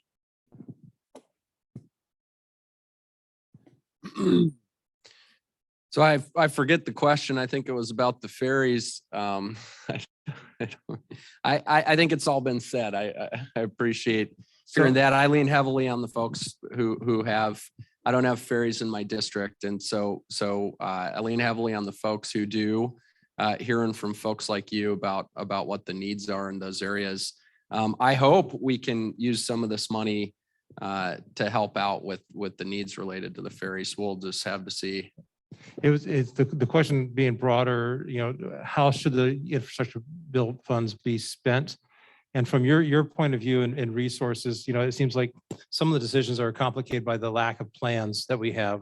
We have very few well thought out strategic plans for, mariculture, which we're developing now, fisheries, transportation, hydro, energy. We've got a bill on the book that kind of is, aspirational, but it's no real planning. So from your point of view, from resources, what kind of information are you looking for, and what kind of direction should the state be looking at to put these plans in place so we have better guidance in the future? Well, I think that's really situational. I think we should be like was mentioned before, we shouldn't be leaving any of this money on the table if we can avoid it. And aside, we hear a lot of people talking about some of these formulary funding, or a lot of this is formulary funding, but a lot of it's grants too. And so most of the folks that are coming into my office, we're reminding them, aside from just sort of the battles over the formulary funding and those kind of leverage there, also be paying attention to grant funding, because there's quite a bit of that. So, and it can, as far as I understand, we're still trying to work through some of this stuff. It's come pretty fast. So trying to work through this is definitely a team effort, but don't overlook the grants that are available. Mariculture, we had a couple really good bills coming through. I know that we have some oyster farms and things that we have really good opportunity for growth in the private sector with those industries. Right now, due to the kind of small volume of mariculture farms, we have the testing is a high price. So we're doing what we can as a state to grow that industry, but certainly if we could offset some of them costs through infrastructure funding, I mean, whatever, like I say, we shouldn't be looking at leaving any of this money on the table. Well, I think that Julie Decker might have some equipment purchases that we could maybe include in our Build Back Better. We'll be talking about that a little bit later on. Maybe we could help the state purchase the equipment to get that cost down quite a bit. Anyway, question from Judy. Howdy. I am from Texas. This is my 4th trip to Alaska. And I got to tell you, it's the rainiest part of my tripping around Alaska. But in here, because it gives me some insights that I can take back home to Texas, but also to the Passenger Vessel Association. And I sit on their Legislative Affairs Committee. But more than that, what Alaska does and what this group of you are going to do is going to impact the lower 48 in a great way, because as you replace the Tustamina, as you look at ferries, as you look at marine agriculture, industries in the lower 48, such as the company I work for, which is the only Buy America, Made in America propulsion company in the United States that qualifies for FHWA money, we will all be impacted, whether it's Bob the Bolt Builder in Baytown, Texas, or Mary the manufacturer of leather goods for seats, or somebody else. Other industries in the lower 48 are going to actually be able to see economic growth and economic development. And so whether you liked it or not, there's an old phrase, trickle down economics. And Alaska is going to be able to help the lower 48 recover from COVID as well. So I applaud you. I thank you. Thank you for your legislative leadership and for being here today. And if y'all ever want to come to Texas, I'll be glad to show you my factory.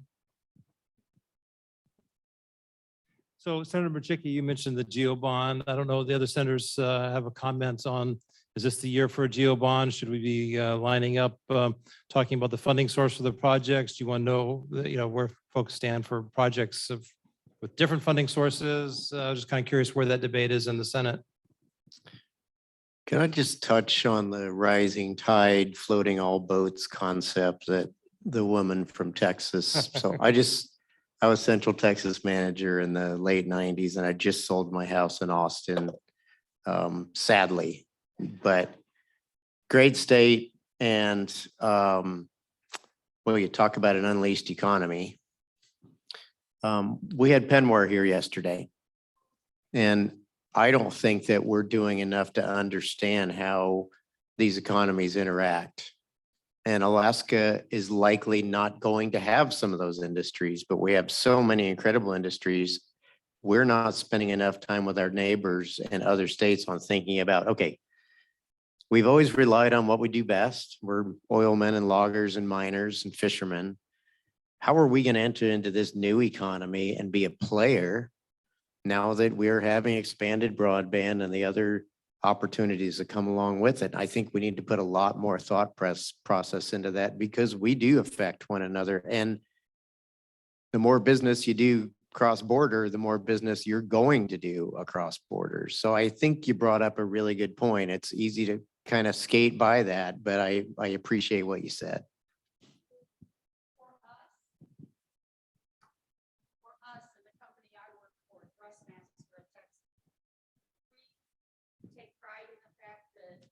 have to buy from a multitude of suppliers, and we look for suppliers in the locations that we're in. Have to have suppliers who supply your stock or whatever you have. Our product in place. But what my point is that you are very lucky that all of this federal money happening. And while many people may not like it, there are states that are looking for help Alaska supply them with product. And I think that in my opinion, it's exciting buzz, and to have that ability with what is happening. I don't care if you're a Democrat or a Republican or any kind of all American. Back up. And so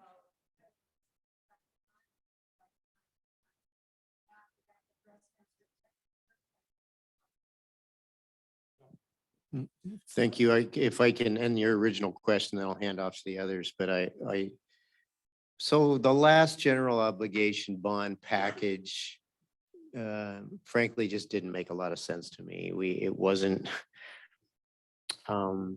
we were bonding for 90% and 95% federal money projects. I mean, it just didn't make sense to me. These are projects we're going to do anyway. Debt wasn't right at the time.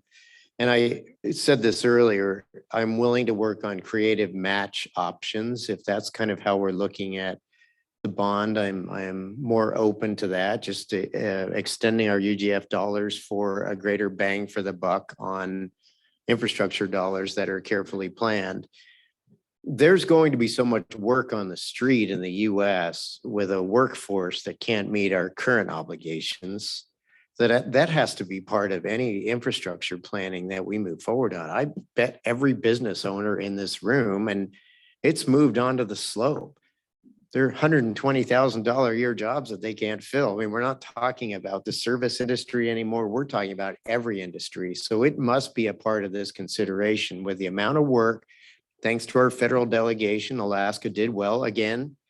With the amount of work that's going to be on the street, that has to be a careful part of the planning. We need to train young Alaskans to be prepared to take those jobs. And you don't have a lot of turnaround time. I mean, it's going to be a problem. So I think we're going to have to consider that not only the opportunity, but the burden of the additional work, and see if we've got the wherewithal and the capacity for additional projects and a general obligation bond over the top of the infrastructure and ARPA funds. Yeah, yeah, I don't disagree with that. If we're gonna do a big bond package and take that, we want it to make sense. And so I don't disagree with that at all. Well, you've got unanimity on that point. And I have, we've done some initial work on the governor's bond package proposal. I think some creative ideas are going to be needed if that's going to go. And again, it should only go if it makes financial sense, fiscal sense. A general obligation bond goes on your ballot. Every Alaskan votes on it. So we got to list out the projects, how much, for what, where, which comes back to what some of my colleagues said earlier. Come in with your ideas about these creative things that will help restructure and grow our economy in new and better ways. We need those ideas so that we can put together that package for every region of the state. Just to briefly on the issue of workforce, we absolutely, Senator Micciche, Peter's right, we are short on the skilled trades. We're short just about across the board. I mean, for those of us here in the capital city, we are seeing state jobs go begging for applicants. And that's a problem. For folks in the service sector, I mean, I hope you expect over here at this table, a cruise season this year. Yeah, I'm seeing thumbs up, thank God. I don't know exactly where all that workforce is coming from. I know that our local small businesses are not going to survive without it. So the pinch is everywhere. And when it comes to ideas that will help train that workforce, attract those people, nobody knows it better than the folks on the ground. So, I mean, you're hearing a theme here. The doors are open, and we're looking for your ideas. Yes, my name is John Erickson.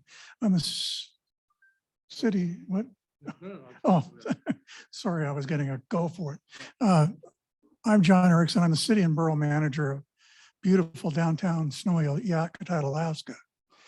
And I wanted to drill down a little bit because there's a couple issues that are important to Yakutat rather than general issues. The first one is I remember testifying in the Senate on PFAS, and then the Capitol closed down because of COVID, and I haven't heard anything in 2 years, and it was sounded very promising, and it just kind of ran out of steam.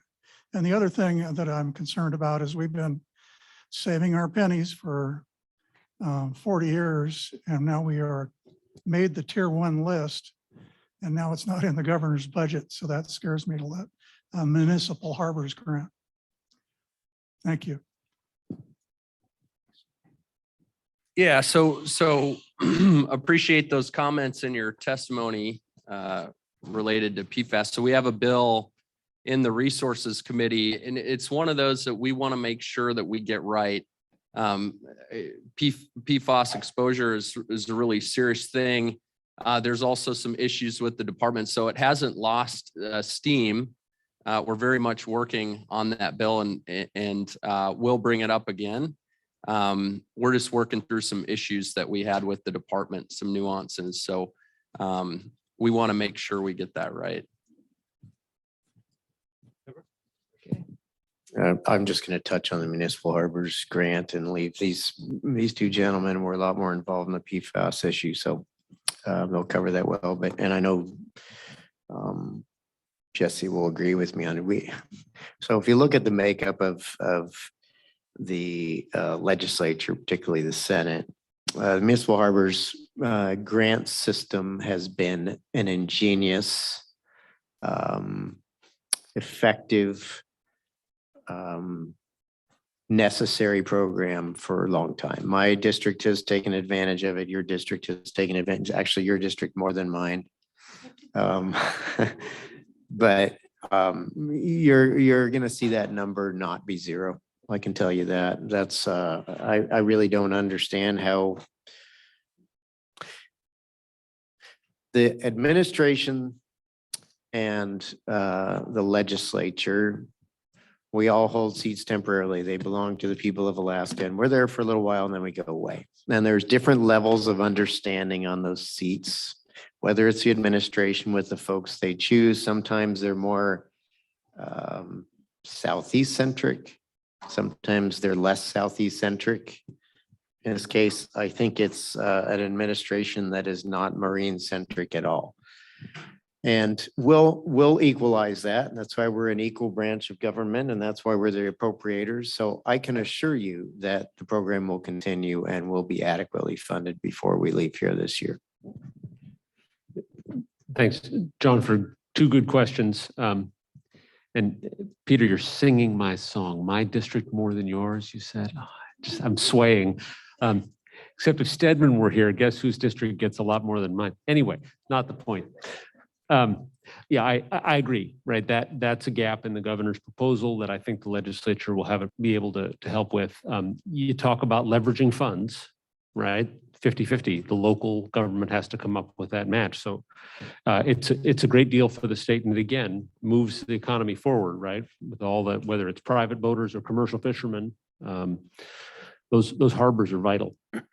On the PFAS thing, I am highly optimistic that we're going to move the bill from the Resources Committee this year and move it forward. We continue to work with DEC to get them working in the right direction on the PFAS issue. There is a chunk of federal money from that infrastructure law available for identifying more PFAS pollution and doing some clean drinking water work, right? My bill is a drinking water bill. It's not a cleanup standards bill. There's great technological development going on there about how you clean up a chemical that's designed to be fireproof, right? It ain't easy. But when it comes to the state protecting people's health, the first job is what's in my bill. You get it out of the drinking water. So we're going to keep working on that. I know Yakutat's got that problem, but it's statewide. And frankly, the more we look for it, the more we're going to find it. All right, 2 more quick questions. My name is Deborah Hayden. I'm the Executive Director of Grow Ketchikan, an economic development organization. Senator Micciche, you said it just perfectly that we have a roller coaster natural resources economy. So how do we expect that to fund a continuing upward trend of expenses that go up in a straight line for the ferries? Let me draw an air graph here. Air graph. Here's the natural resources economy. Here's the expenses. They don't match. So I wonder if you have a plan to maybe set aside, now that we're up at $92 a barrel, some of that money that comes to the state in a permanent fund, maybe to fund the ferries operational expenses. Have you got any kind of thoughts about that? How much time do you have? That's an easy question. I've got I've talked about an all-in plan for the last 3 years, and the all-in plan is based on understanding your expenses so that you have to watch, because I've got a couple of air graphs as well. We have worked to turn this into this. Now what we have to do is control our costs at a lower line than the growth of our earnings, and that solves the problem. But you have to get people to the table that are willing to do that. And I've talked to, if you come to a party at the Micciche house, they're the thinner, more active Democrats throughout the House, and then most of the heavier Republicans are in the kitchen. But am I allowed to say that? I'm probably not allowed to say that. Yeah, I am thinner than you, but I had a Democrat mother and a very Republican father. So I've been talking to Democrats on controlling costs, on moving beyond this problem with the year-to-year struggle over the PFD. Why is it important to control costs? Because if we're going to prioritize programs that are important to all of us, some a little different to them than some of us, we're going to have to understand what that cost structure looks like over the long term. And we're going to have to solve the issues. The number one in substance abuse, suicide, domestic violence, sexual assault, sexual abuse of minors. Those social issues are things we're not even touching. Those numbers are getting worse year to year, and every one of them hits a bucket of spend, as well as the fact that they lead to broken lives. So it's all tied together. You have to understand what your spending looks like, prioritize on solving those problems, and move forward. It's a relatively simple, we know even if you go with Callan numbers, it's 6.5%, even though since inception, the permanent fund was 8.9. We know what that looks like. Do we have the discipline to come together on a plan and start solving those bigger problems? Because we are blessed. Our forefathers that brought us together, understanding that oil production was a finite resource, and we're much further down that line of production than we thought we would be. We have much more value than we thought we would have at this point in time. We have made that initial investment. We have that amazing asset. Are we going to put it to work together with a fiscal plan, and turn this into this in perpetuity? I'm ready. I can tell you right now, if it wasn't for those pesky 59 other legislators, we would have solved it a long time ago. Yeah. So I'm asking you to lean on the rest to make sure we get this plan across the finish line. And I hate to say unleash this amazing economy again, but that's just the reality. We're fumbling around and we have a dollar waiting on a dime. And until we get there, you're going to continue to see the same issue. Sure, yeah. So I think we need to constantly ask ourselves as it relates to operating expenses, are we spending or are we investing, and what's the difference between the two? There's, you know, we have lots of groups come to us and want more money for you. You guys all get it. It's always the case. But I think it's really important that the last few years, we've learned we're not that far away from having some disasters as it relates to deficits in our operating expenses. So we need to be, you know, careful about investing and keeping our costs reasonable as it relates to the operating budget. The other part of that is we also need to protect the permanent fund. We realized here in the last couple of years that really is a valuable thing for us in downtimes. And of course, I know it's been argued over and over again what the purpose of the fund is and the, you know, and the earnings from it. But clearly, over the past 5 years, especially, those earnings from that fund have done what I believe what was intended to do in a down economy. The other part of that is, you know, someone mentioned Texas earlier, the nice lady from Texas. I love to go to visit the smaller states. You know, I'm part of that. Right? Yeah. So, and I love to rub it in. I just love, because I love Texas. And so I'm part of the Energy Council, and those Texans pretty proud on that Energy Council. And I went into the elevator with one and I said, oh yeah, we love the smaller states. And he didn't even blink, and he turned and he said, well, we might be smaller, but we produce more than twice the oil.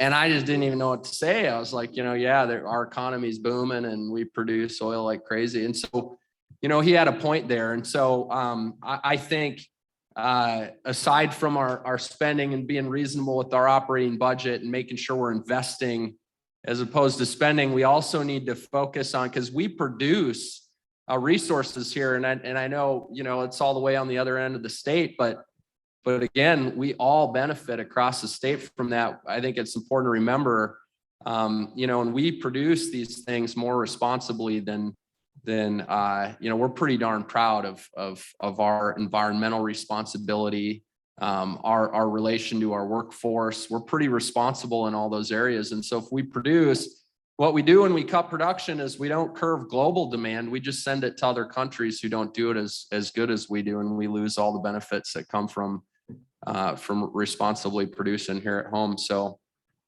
I think those things, focusing on those things, make sure that we're benefiting from our resource production in a responsible way, focusing on investment and making sure that we're being vigilant about our spending.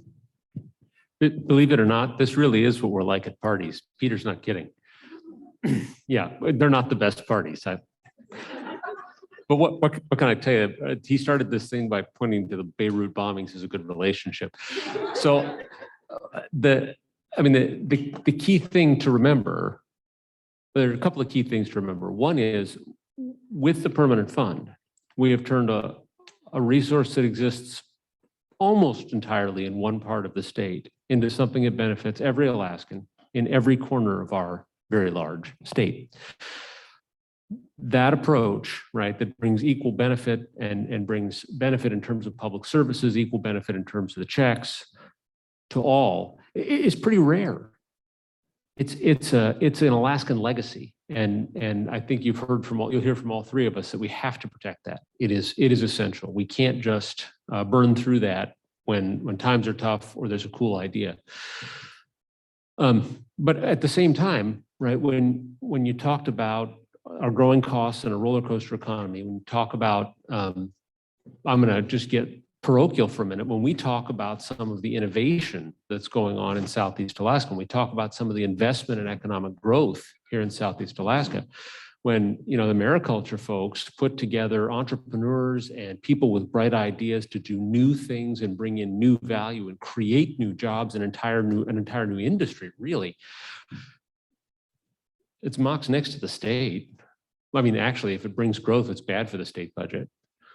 That's upside down, right? That's a little bit crazy. We shouldn't want state government to have that kind of an incentive structure, but there are no state taxes. So economic growth brings some costs. There's more kids to educate, what have you. But there's no state taxes. None of you run your municipalities like that. None of you run your businesses like that. So when Peter said an all-in approach, some kind of tie between the economy and the resources the state has to do what we need a government for to support an economy, public safety and education and transportation, has to be a piece of that. That's going to be super easy right now with oil prices high and no immediate need to do it. I know we should be able to get that done quickly. But ultimately that has to be a part of the package, and it doesn't make me smile because I don't like paying my taxes either. In the long run, we're going to have to get there to get off that roller coaster. The permanent fund's going to help stabilize us, but the tremendous economic potential we have, that's going to be our salvation, even when the oil fields run dry. If we keep investing, if we use this once in a generation opportunity with the infrastructure bill, and we keep our eyes on Alaska's long-term future. So even though these guys are the wrong political party, I'm glad to work with them on that. All right, thank you. So we'll take our final question from Lawrence Armour, who's the tribal administrator in Klawock. And so KCA, but as you answer the question, if you have any final thoughts for the panels for today, we'd go ahead and take that because we promised your staff that we would let you listen as close to 2 as possible. So Lawrence. Thank you. I feel completely unprepared. I didn't bring any air drafts. First, I wanted to say congratulations to Senator Revac. It's been a while, so let me shake your hand before you take off. We've got a $4 million building in Klawock, a Voc Tech Center, that we've had a hard time keeping operational. It'd be great if we could try to funnel some people through there to get those qualified workers you're talking about that we need and lift our economy up as well. And that's all I had to say. Thank you. Thoughts on workforce development readiness and closing thoughts from each of you, please. Yeah, Lawrence, it's great to see you. Lawrence, a Navy veteran. I haven't seen you in a few years, so I didn't even recognize you. That's fantastic. I think that's a really good point. We've had a lot of folks come through the first week in session. I'm sure my colleagues are no different. They've come through and they've talked about the workforce. We have some really, really great opportunities coming our way in the few years to come. And we're going to need a workforce for that. So we're having conversations with everybody from the university to all the folks that are involved in training workforces, and whatever it is that we need to do to support that, that makes sense. I'm certainly interested. And so I look forward to having conversations about that in the future. And thank you so much for having us. This has been a great experience for me, and I just really appreciate it. I hope to hear from all of you or many of you into the future. Office is always open. Thank you for the hospitality. I appreciate that Klawock Voc Tech Center idea. I think that's got great potential. I know Tlingit and Haida's vocational training center here in Juneau has some potential. We need those ideas to make those investments. I actually kind of thought that I misjudged the clock. I thought I was wrapping up on the last one. I threw the phrase boundless potential in there. You know that's a concluding comment. So rather than repeat it all, let me thank you all for having us, except Scott Haberstad, who's making faces at me. Yeah, don't think we didn't notice. But thank you for having us. And as Josh said, the door is open, right? We need to hear from you. But thank you for being here as partners in building Southeast future.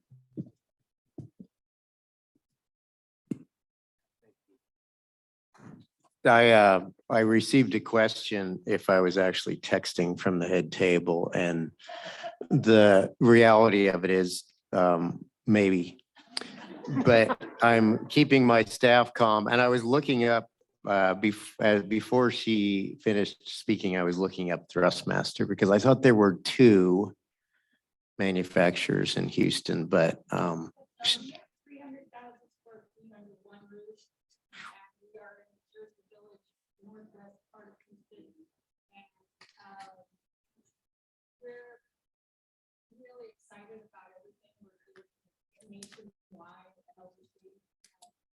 okay, this isn't a Thrustmaster commercial. I was just curious. Yeah.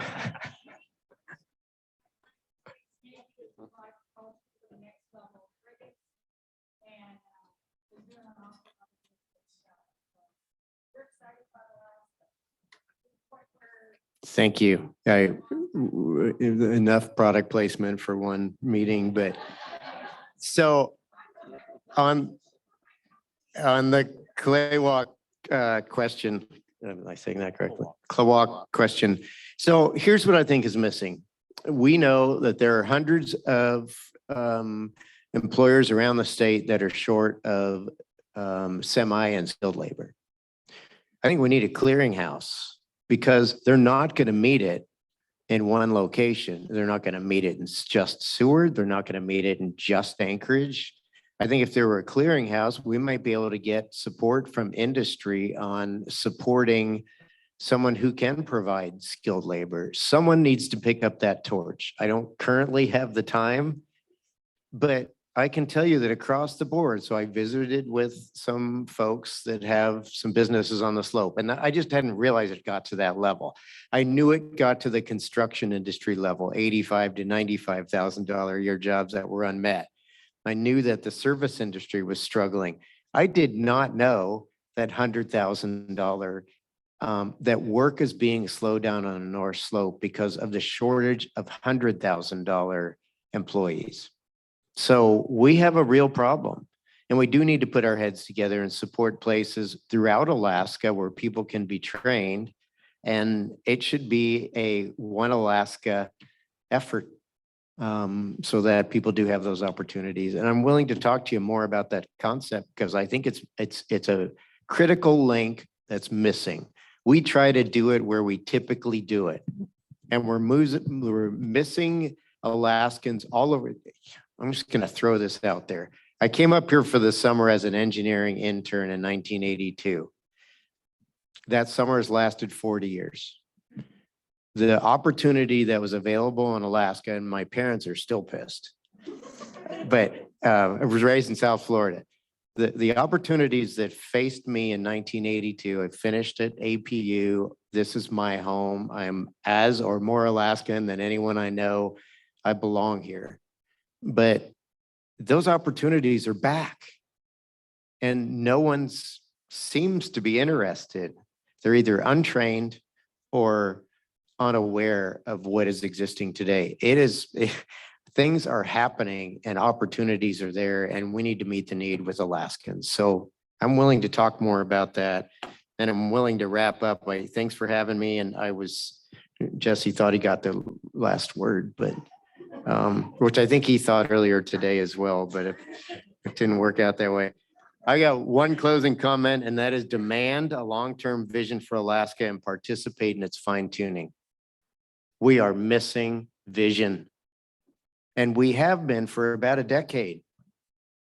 So let's put a plan together and send people to office that are willing to participate and work with you to fine tune the greatness that is due in Alaska. We're missing the boat. Tired of waiting. Thanks. Thank you.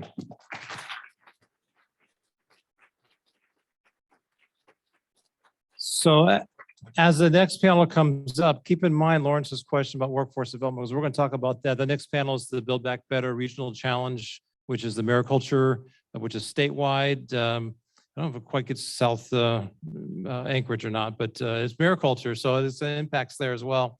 And forestry with the two Build Back Better finalists. So that's the next panel. One more round of applause, please, for our leadership panel. Thank you all.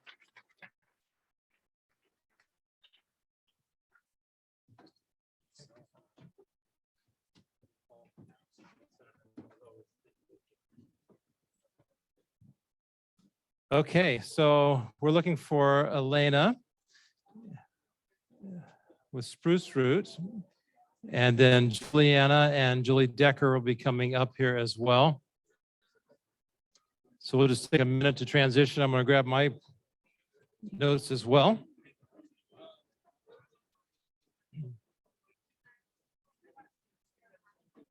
Hey.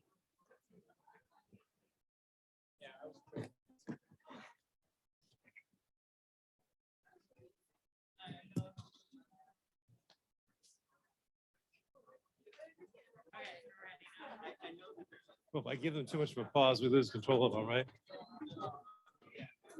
Once you sit here. Yes. Yep. That's great. I love that. Less for me to say. That is.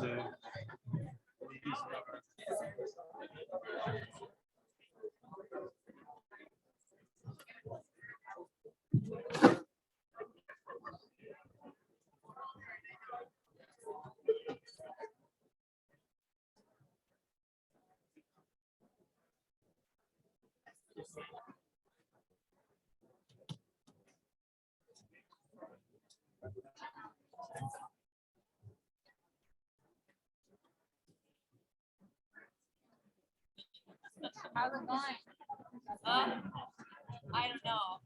Yeah, I don't know either. I will believe it when we get there. I'm like, there's no way we're gonna get this done. Yeah.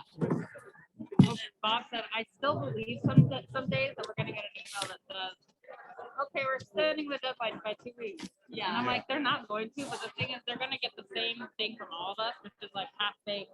Yeah. Right. That's what they asked for. That's what they want. And they keep changing. Right. I know. We don't have to talk about all that. Okay. Do we catch our breath? Do we get enough of a pause? We come back to the tables and hear about what would Southeast Alaska do with $200 million? Will that get your attention? It's potentially possible. It's potentially possible. Okay, does everyone know what the regional challenge is about, the Build Back Better regional challenge? Because it's one of the most misunderstood programs, I think, because of the legislation that was attempted following the Infrastructure and Jobs Act, because there was a failed piece of legislation called Build Back Better and had nothing to do with what we're talking about. So if that was at all in your mind, just sweep that away.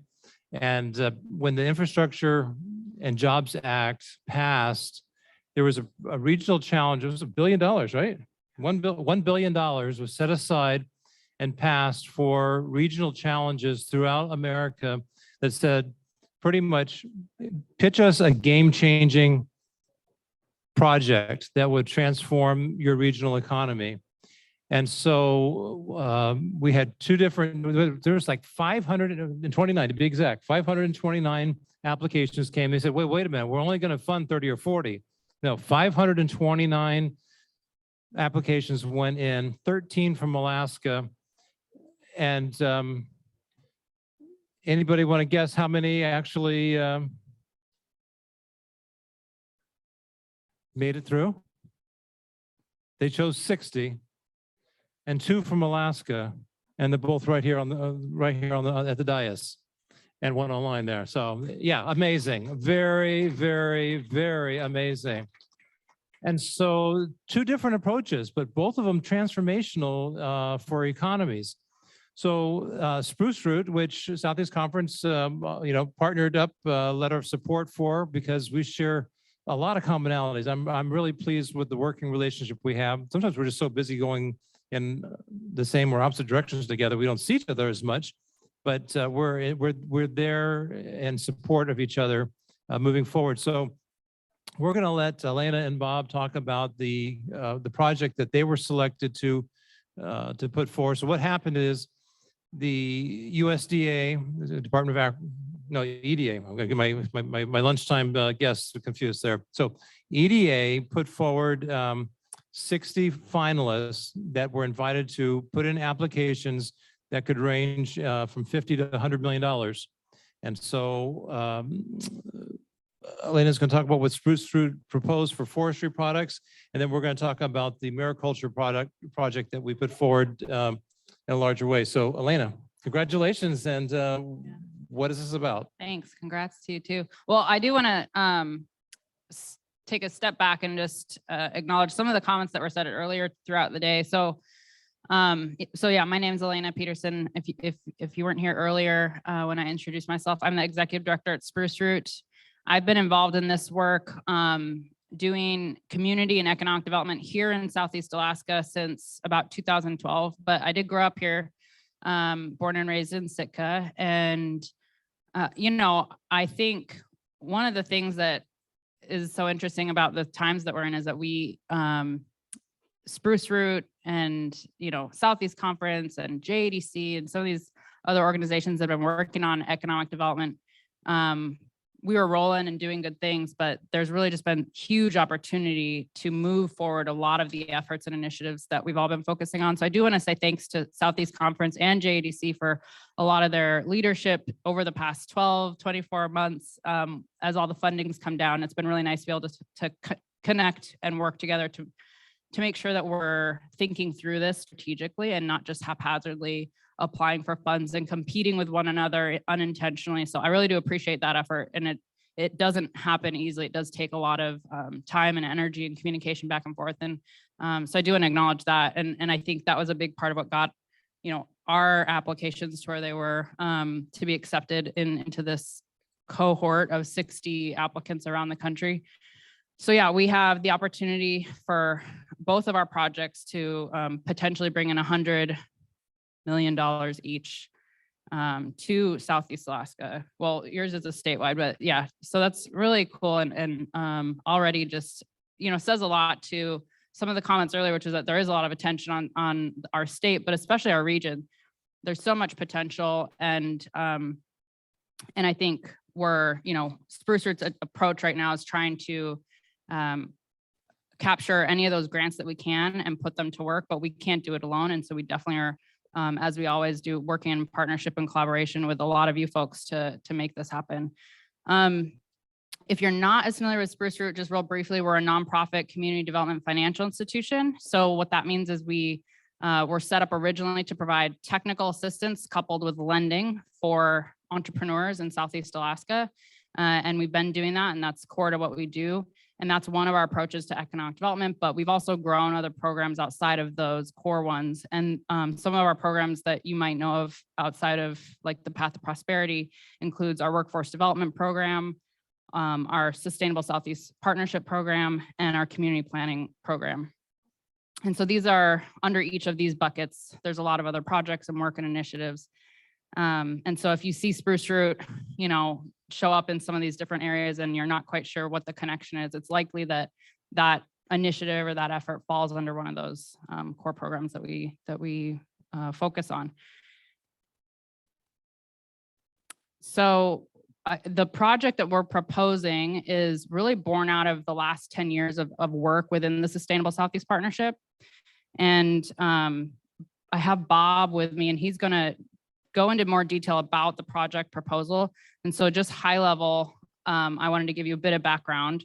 And so Build Back Better Regional Challenge, as you know, federal grants, they ask you to do something very specific, and you have to then take what you want to do and make it work in their within their request, within the notice of funding and the requirements that they have. And so we built off of the work that we did within the community forest partnerships around the region, the Alaska Youth Stewards Program, the Guardians Program, and many others. And in the main SSPP communities that we've been working in, we've really said, how can we move a forest or land-based industry forward? What are some of the things that we could use this money for? And so we put together an application that was really based on a lot of the work that was coming out of the Sustainable Southeast Partnership. And this approach is long-term. I think as we hear workforce development as a huge issue, I feel it as a business owner. I feel it at Spruce Root. We see it across every industry that we touch. And this is something that we know isn't going to happen overnight. And I think it's something we've really been trying to work on over the past 10 years, but it's great that we have more resources now to put to it. And so Spruce Root is in this for the long run. It's not going to happen quickly, but we do think that some of what we're proposing, I think in this program and some others, we're going to talk about SASE funding as well. And then there's this other USDA RISE grant that we got. Our goal is to really try to create some meaningful solutions with a lot of that funding. And so if you're interested in learning more about that, definitely connect with me after this. So our project is the Sustainable Forest Products Industry Cluster. That's what it's called. And within each project, they want you to produce component projects. So you'll hear some of this terminology. Just know that this is a lot of the EDA speak. These are the terms that they are asking us to speak to it in.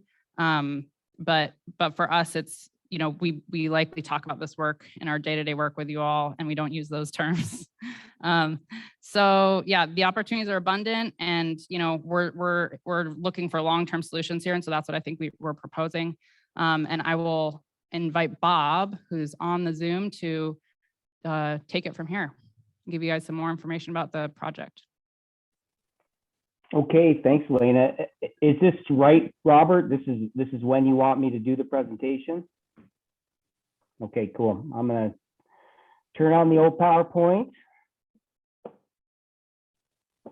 While he's doing that, sorry. So Bob Christensen is, he'll introduce himself, but he's been working within natural resources management in Southeast Alaska for many years, and specifically within the Sustainable Southeast Partnership as a partner through the Nature Conservancy.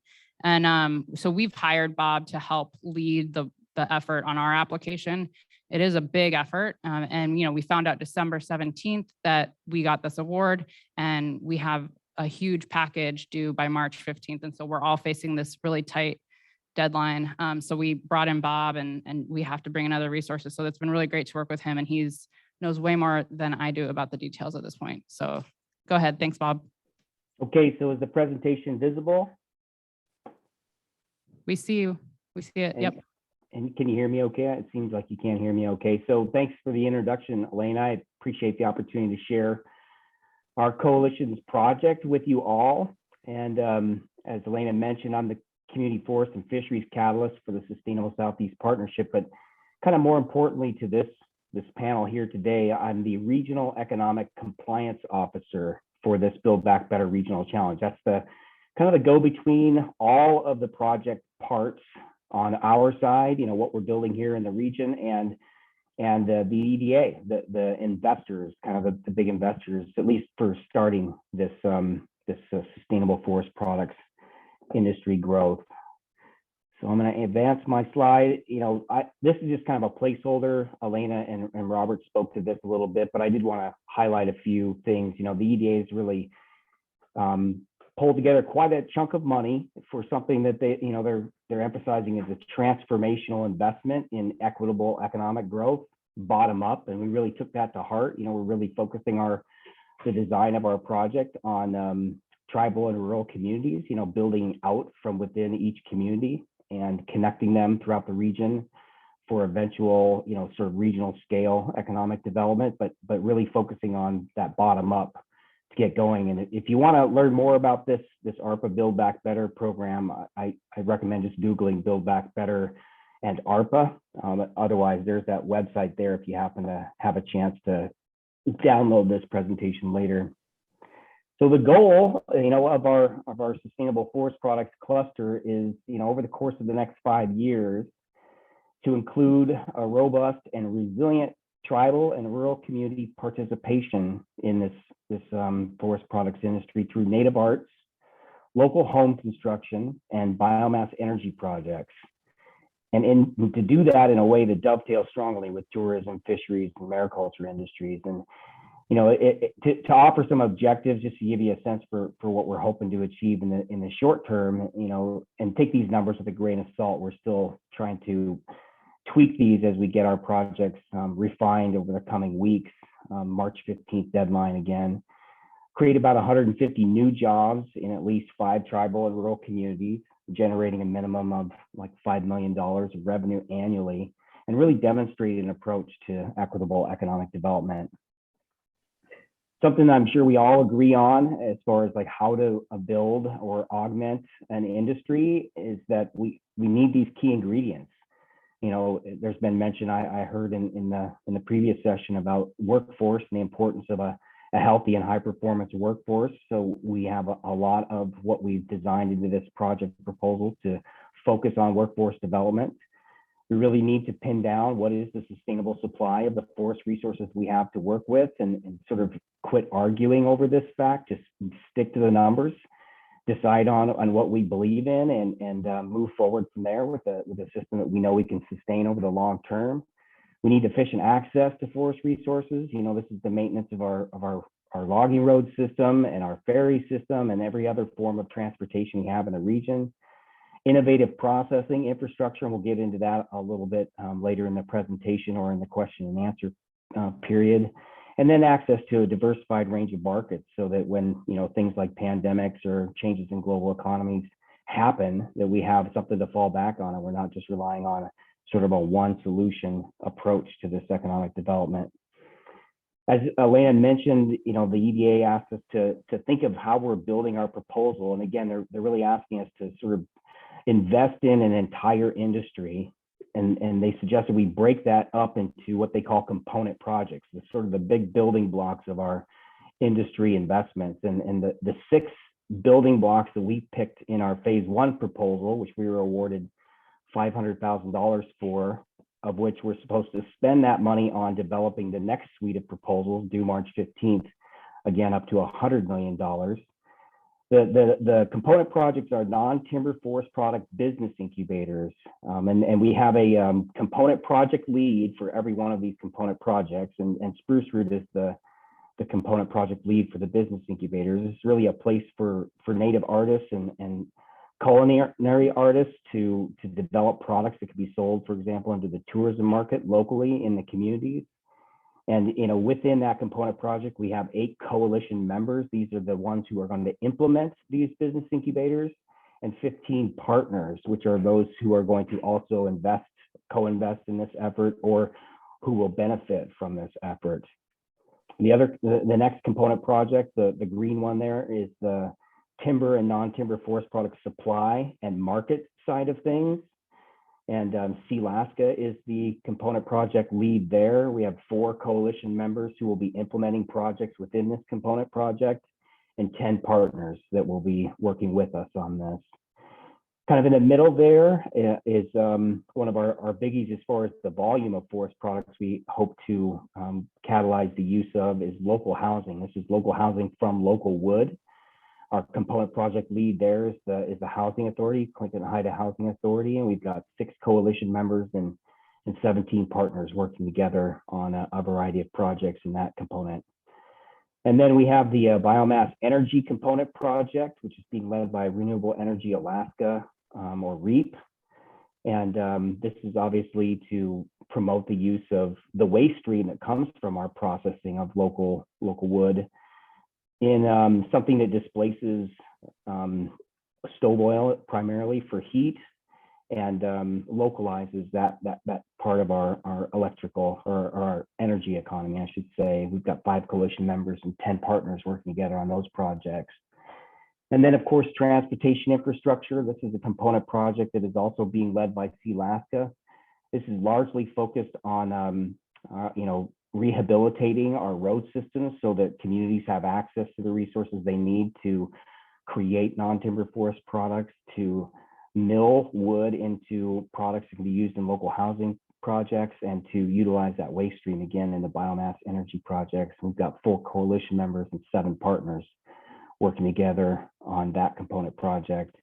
And then lastly is the workforce development, the business support, and the coalition governance. And this component project is also being led by Spruce Root, and it includes all of the coalition members as well as the coalition partners working together on this comprehensive strategy for this forest products industry. So that's sort of an organizational chart view of the system that we pulled together for this Build Back Better regional challenge. And I'm just going to briefly show more of a sort of a supply chain or results chain, depending on how you like to describe these things. But it's basically the system and how everything's connected that we're building. You can see that, the 4 main components, the sort of big black text is the supply and accessibility, the forest product processing, the forest product markets, and then of course the workforce and business investments. And within each of those sort of simple areas of investment, we have a variety of projects that you can see, split out. I don't have time to really go into the details today, but I just wanted to share this with you again. If you have a chance to download the presentation, you can study this, or we certainly want to invite everyone to attend the meetings we have regularly scheduled every Monday to discuss this project. You can contact me directly or Elena directly to dig into more of the details, but just wanted to recognize that, natural resources, financial capital, and workforce, these are the connections between all of these boxes here, which are the projects or groups of projects that are helping to guide the investment that the EDA is going to make into this forest products industry. So the next steps we have for continuing to advance this project, we want to continue to grow the coalition members. That these are, again, the members are specifically the implementers of the projects funded through this EDA investment, as well as the partners and beneficiaries that are going to co-invest with us as well as benefit from this investment. Working more directly with Southeast Conference as soon as we have time to come up for a breath of air to forge cross-industry connections, in particular through, between the mariculture project they're working on through Build Back Better and this forest products industry cluster. We're holding weekly meetings, as I mentioned, to really support this sprint towards the grant writing deadline on March 15th. All the coalition members are participating in those meetings so that we can support one another through this very short and intensive timeline. We need to flesh out and really practice our governance and collaboration system. The EDA is really emphasizing that, it takes an entire coalition, a diverse coalition, industry, tribal government, tribal corporation, nonprofits, city governments, pretty much everybody you can think of, kind of the typical cast of collaborators in the Southeast Conference. It's going to take all of us to, build something that we can call an industry. And so that's what one of the main parts of Spruce Root's role in this is to really facilitate that collaboration and of course the shared decision making that's required to advance these investments. So that's the governance part of this. Again, we have to submit this total package of proposals by March 15th, and then after that we will still have some of the initial $500,000 left over because it's hard to spend $500,000 in 2 months on just the labor of pulling together these proposals. But the EDA does allow us to continue to work on proposal development for up to 2 full years from when we received the initial $500,000. So we're going to keep working on these project ideas regardless of whether we get funded through the phase 2 of Build Back Better. In particular, because there's additional funding out there, whether it's in the infrastructure bill that's already been passed, other bills that may be passed, or as the legislature decides on where they're going to invest the dollars that they have available to them, and we're really especially interested in making energy more affordable, transportation more effective, and localizing the use of resources within our region to create more jobs and more stable source of revenue for the communities, especially again the tribal and rural communities in Southeast Alaska. So that's the entirety of my presentation, and I guess we're gonna probably switch it over to the mariculture presentation or the mariculture share out. All right. Thanks, Bob. And, this is really kind of a game-changing type of philosophy, taking a look at a ground level roots, roots in the ground, up approach. Yeah, something like that. You can have a little sleep deprived. Yeah, did I get it finally? Yeah, okay. You knew what I meant. Okay. And so anyway, we're proud. Yes, grassroots, that's the one. Too much grass, not enough roots. So anyway, we're really pleased to partner with them. And we had some good meetings with the Alaska Forestry Association last week to kind of get some of those cross-industry input to make this thing reality. So moving on into mariculture, which every good project's got 1,000 followers. I can't tell you how excited I was with the idea of submitting an application. Well, the reason I can't tell you is because I wasn't terribly excited. And, do the math. It's just not going to work out. And but I tell you, the incredible body of work that the whole coalition of the Alaska Mariculture Task Force that Julie's been part of leadership on for a long time.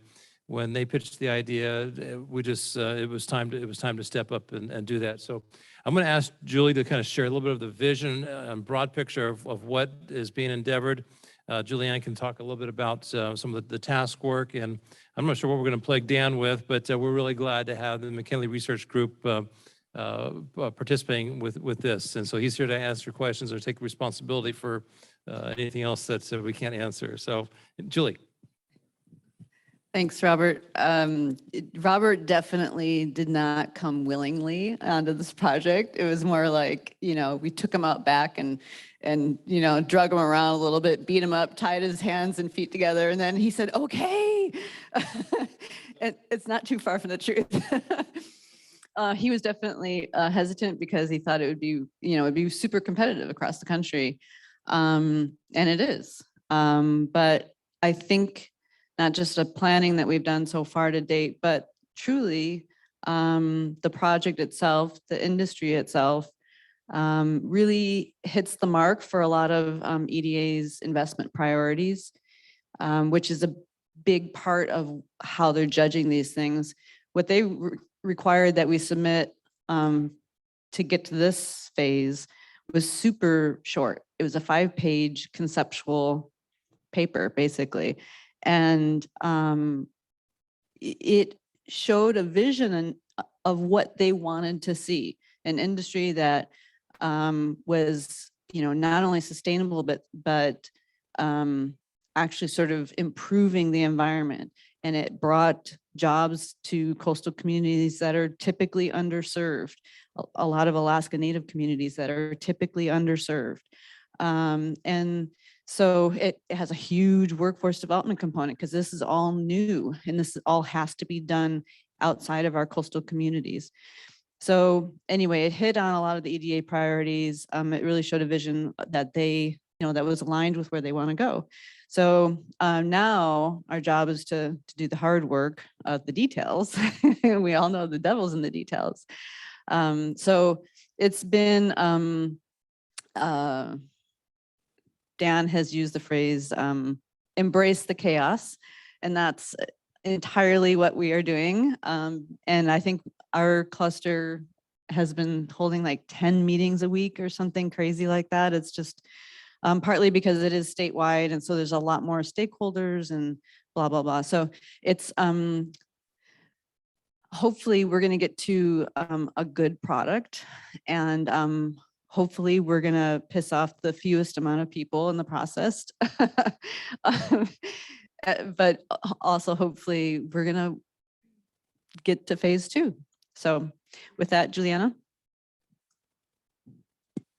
Hi, everyone. I'm Juliana, and I work at Southeast Conference. And my role in this project is simply to help coordinate and pull together an application for phase 2 and bring in great minds like Julie Decker and Dan and so many other partners that we have as a part of our coalition group. The next slide, we have a very short presentation for you. This just gives you a snapshot of our overall goal.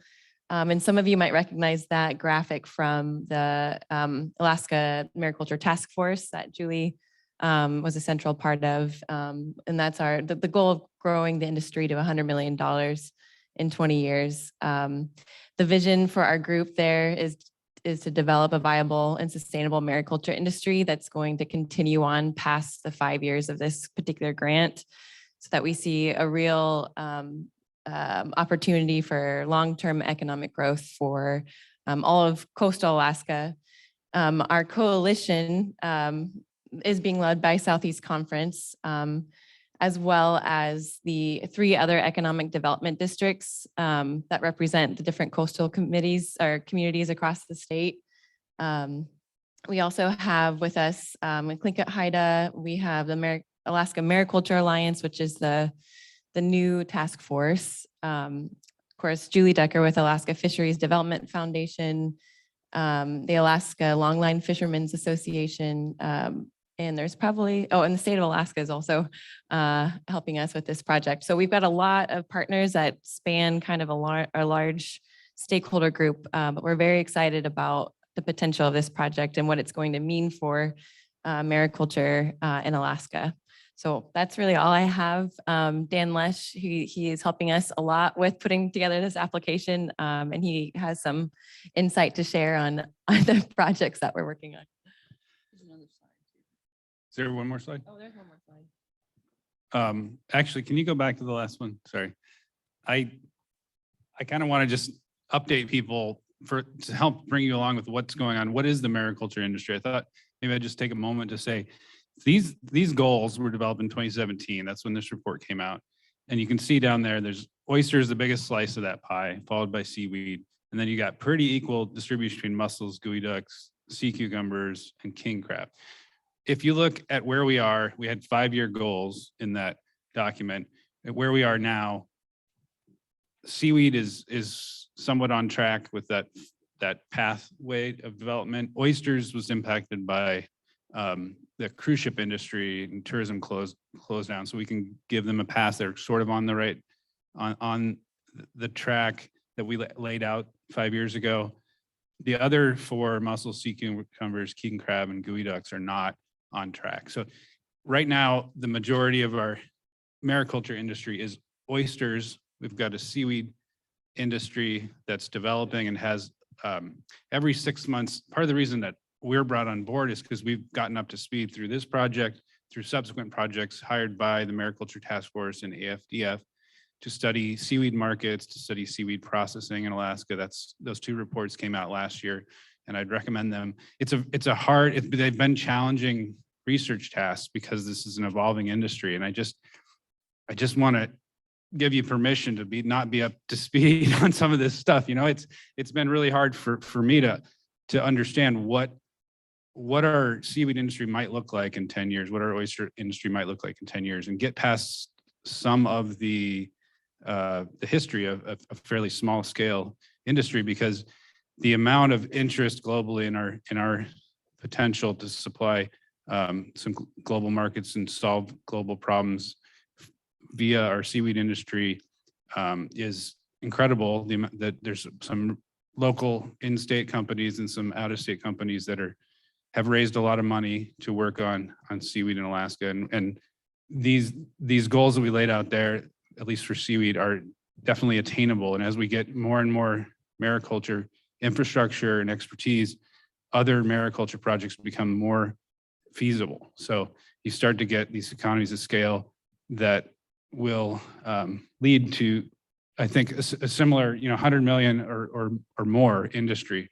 I think initially it was $1 billion industry was the organizing cry, and then we changed it to 100 million. But I think, we need to bring it back up a little bit more, because and every 6 months we learn more about what our position is in the world. And anyway, it's inspiring to me. I just thought I'd share some of that. You can go to the next slide. So these are the 7 component projects, use that term again. The hatchery side of things is really important. It's a big cost driver every year. You need to buy seed to grow out your kelp or your oysters. And doing that in a way, working with the state, the regulations, working with the cost of production there's a variety of private and nonprofit entities that produce oyster and seaweed seed in Alaska, and helping them bring down their costs is a big component of this, and then enable the scale. So there's this collection of projects in our Build Back Better. There isn't one giant flagship project and then a bunch of smaller ones. It's a bunch of big chunks that work together to move everything along in a coherent, cohesive fashion. So they all we scale and support all the components along that path towards the scale that we think is possible and is coming. So that's kind of the rest of these. Obviously, workforce development, capital needs. That's an interesting question. We could go into green energy. I think a lot of the interest around seaweed, just is from a very climate change solutions-based motivation. And so replacing high carbon products in our economy with lower carbon seaweed-based products. So it's important, it's an opportunity for us to build on local energy resources, electrify vessels, and things like that to create a low carbon mariculture industry along the way.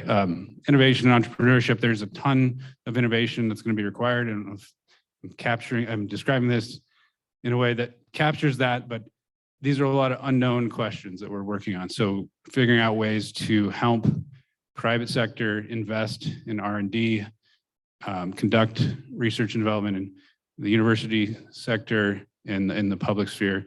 Product and market development. I think in that bucket, we're focused a lot on supporting our current markets, which are focused primarily on food, but also on feed. There's these biorefinery companies that are working a lot on kind of more highly refined products, but there's a lot to do just around the food products that we're currently, you've probably seen some of the products from our producers in the marketplace. And seaweed, certainly you've probably seen oysters, and there's more to be done in market development. And then of course, coordination and public outreach. We want to make sure that we're understanding and communicating out everything that folks might be curious about. I'm sure I missed a lot of components, but that might help make it a little more specific what we're talking about. So Great, thanks. I think one of the things, underlying principles is this is the region that we're talking about here is, Region 10 for EDA. We're talking about the 4 economic development districts that stretch from Saxman and Metlakatla all the way around to the Aleutian Chain, which includes organizations like Southeast Conference, Prince William Sound Economic Development District, Cape Head, the Kenai Peninsula Economic Development District, and Swampsea that does Kodiak and the Chain. We've got a couple folks from those here with us and online as well. And like was said earlier, we're doing more meetings than you, just blow your mind. But we got to get it right. And so we want to hear, which is one of the reasons why we have the website and we have an opportunity for people to come and put information in there, because we want to make sure that, we hear. But one of the underlying principles that we've challenged our committees with is taking a look at what existing programs, what existing infrastructure is there, and let's take a look at how that's becoming more fully utilized, and then take a look at what new programs or infrastructure that would be built that would be complementary to that. Because currently we've got mariculture businesses scattered, and then we get businesses all over. We're looking to supersize that into an industry so that it doesn't take how many years to get to 100 million? We want to fast forward that and do that in a 5-year period. And so I think we're on track. We've got that coalition you saw on slide 1, the scope of work you saw on slide 2, and Lawrence, that infrastructure that I'm talking about includes your facility in Klawock. How do we use it? It includes the Heidelberg facility. There's so many facilities throughout coastal Alaska that are vacant, underutilized. We got to figure out how to use those and maximize that infrastructure. So that's at the heart of what we're doing and attempting to do as we put together this application.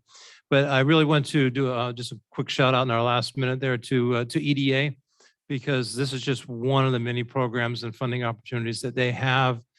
Shirley Kelly in Anchorage has just been simply amazing to work with. She's been there for a long time. She's quite known to those of you who are community planners. And she's provided a lot of guidance. The heart of EDA is to create infrastructure that will attract private investment, create jobs. And so with that in mind, if you got a community project that's eligible for any of those funding opportunities, we want to be supportive of that. And that's the reason why, Meilani's presentation this morning about the SEDS program, which you'll hear touched on in our next session, because I think that the more success we have is because we're working together. We work together on things like this, which identify the goals of the forestry project here, the goals of the SASE initiative you're going to hear after the break, and the goals of mariculture, which is one of our top 4 priorities that we're working on at Southeast Conference. So we're going to talk a little bit more about mariculture tomorrow and the next day, but we'll entertain questions tomorrow as well.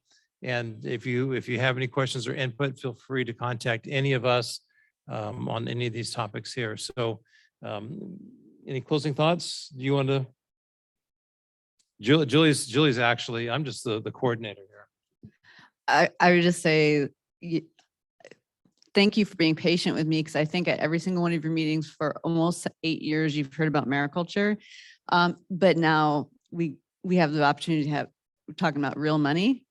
And I honestly believe that, we're kind of shooting for roughly $50 million project, and plus some match. But I believe that if that's funded,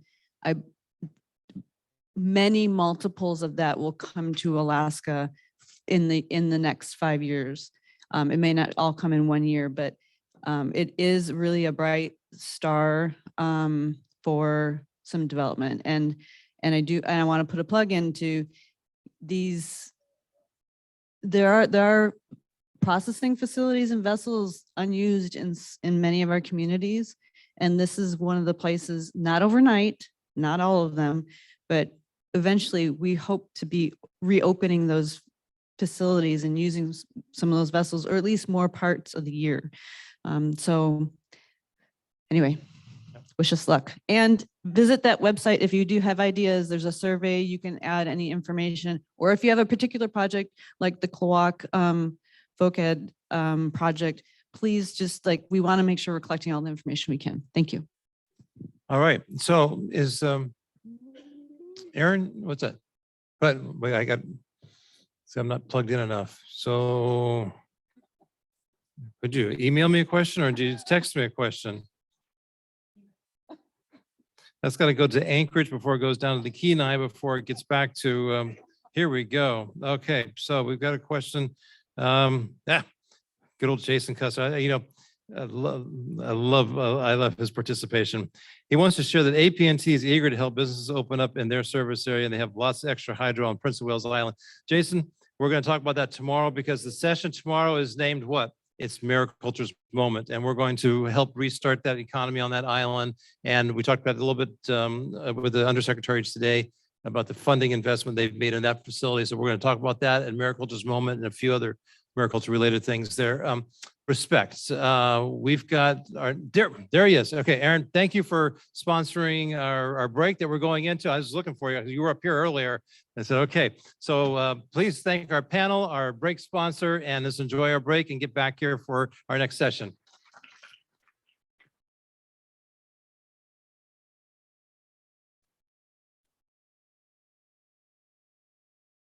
Okay.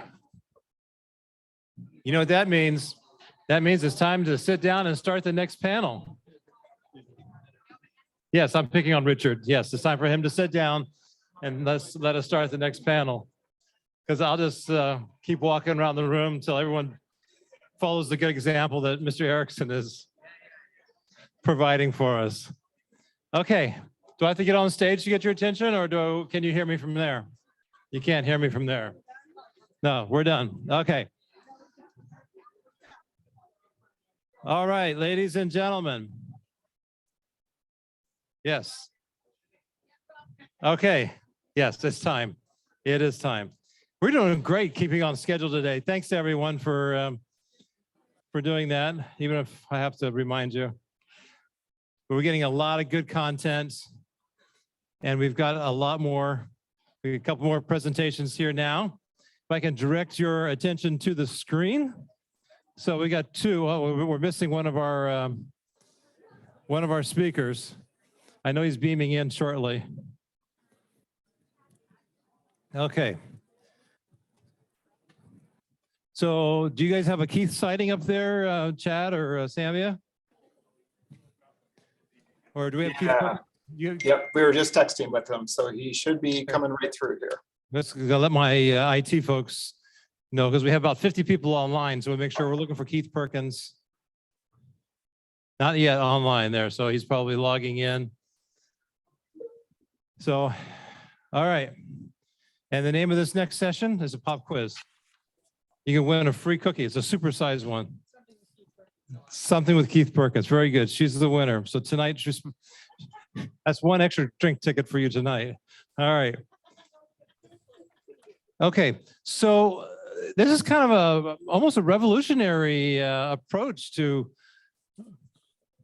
management in our Tongass communities. And after Secretary Vilsack made his announcement of wanting to put aside funds to reinvest and revitalize the economy in the Tongass, the folks at the Forest Service got together with the folks at NRCS, with the folks with USDA Rural Development, and we're going to hear what that process is, what that process yielded, and kind of the path forward. We heard a little bit at lunchtime. I don't know if either of you were able to zoom in to hear the Deputy Undersecretary talk about that just briefly on your initiative and kind of a semi-commitment to seeing that be a model for future investment as well. So the success of this is, I think, of great interest to all of our communities in the region, and we're just really glad to have you all join us today. So Chad, I'm just going to kick it over to you, expecting that Keith will eventually find his way into the virtual room. Samuel, good to see you again. Our paths don't cross often enough, but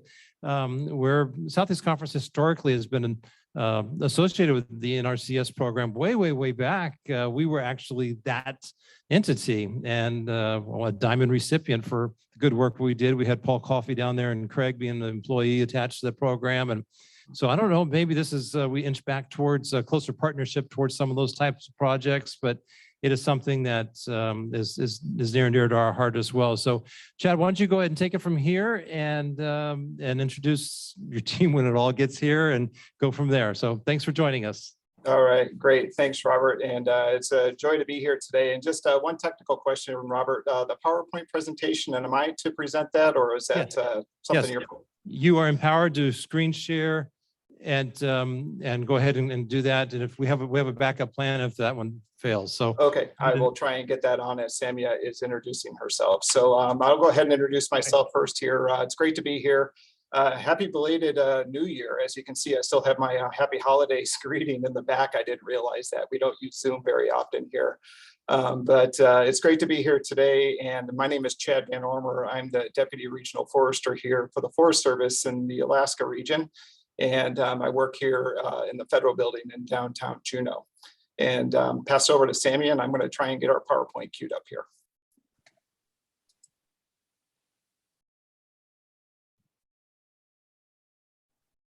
Unmute. All the details matter, right, Robert? I know that you're out there making all this stuff come together. So appreciate the Southeast Conference putting together their mid-session summit. There's always a lot of great information during these meetings with Southeast Conference. Sorry to not be there in person, but I'm really glad that we're able to attend virtually.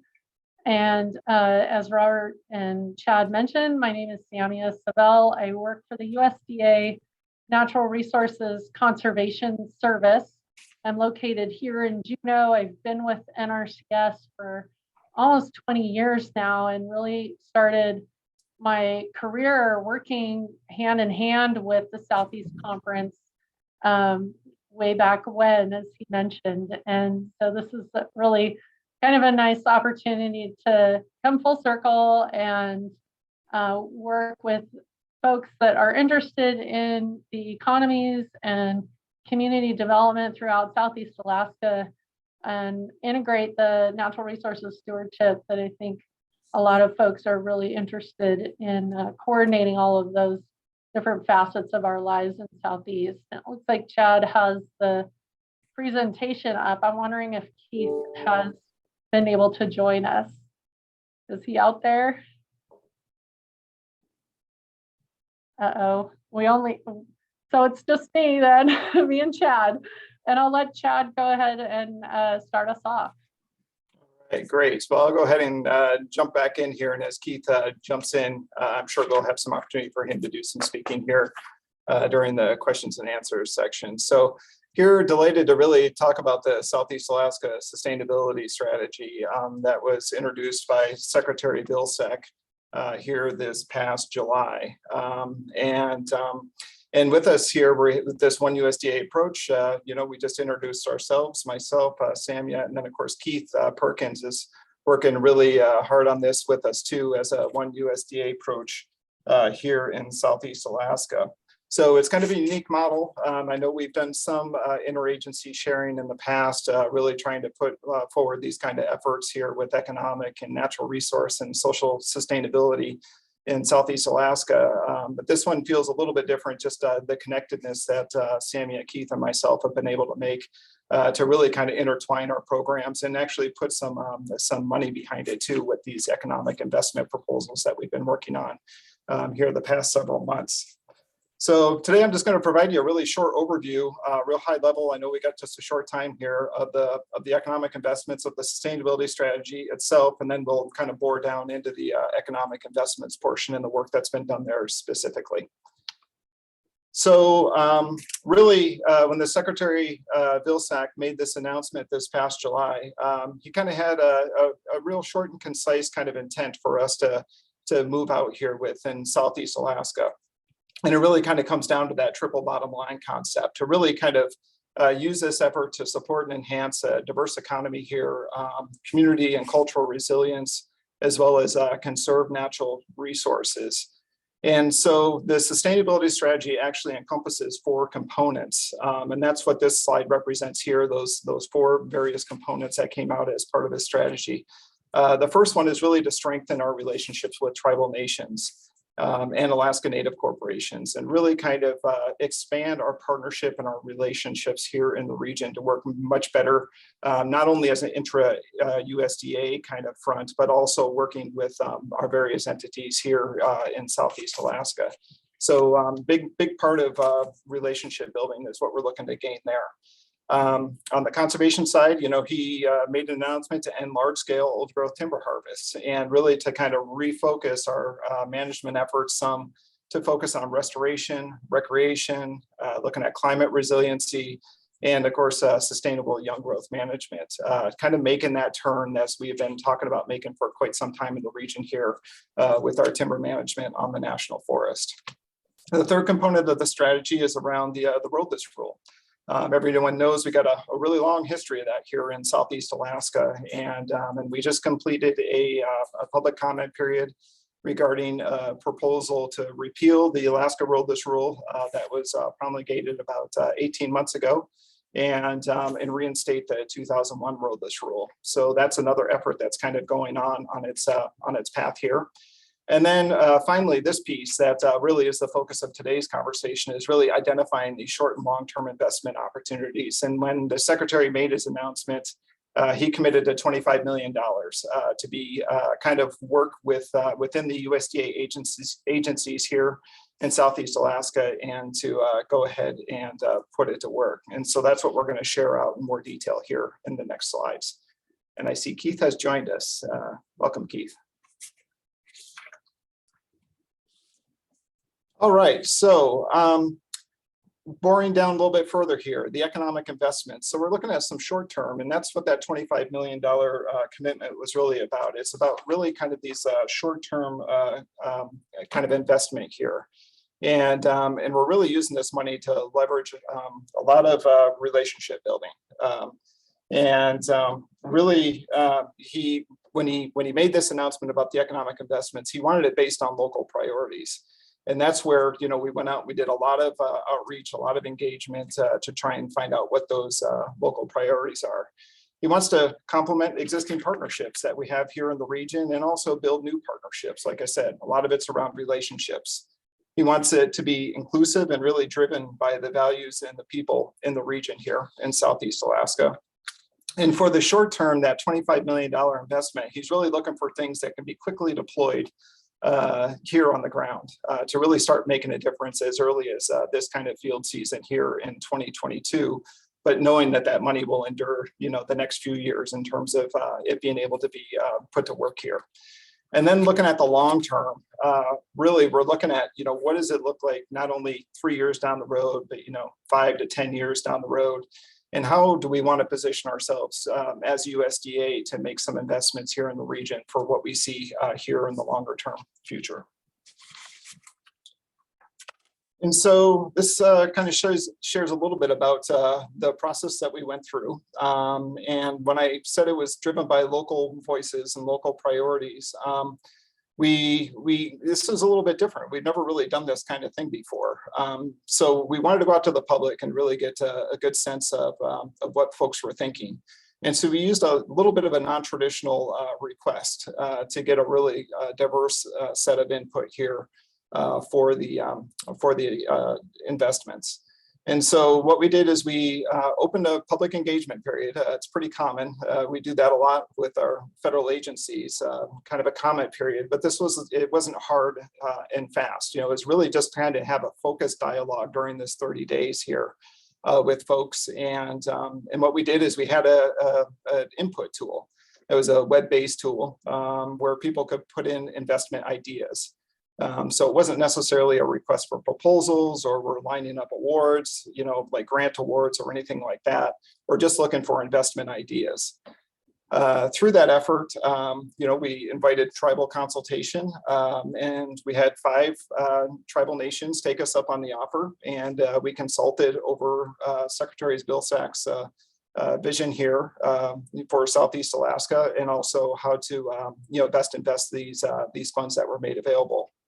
We also spoke to you know, 5 Native corporations and consulted with them as well, and got a really good idea, really good diverse interest put on the table in terms of where those investments should be made. We also met with, you know, as part of our outreach and engagement, we said, we will meet with anybody who wants to meet with us. And we made that kind of clear. And so we had 33 different entities take us up on that offer.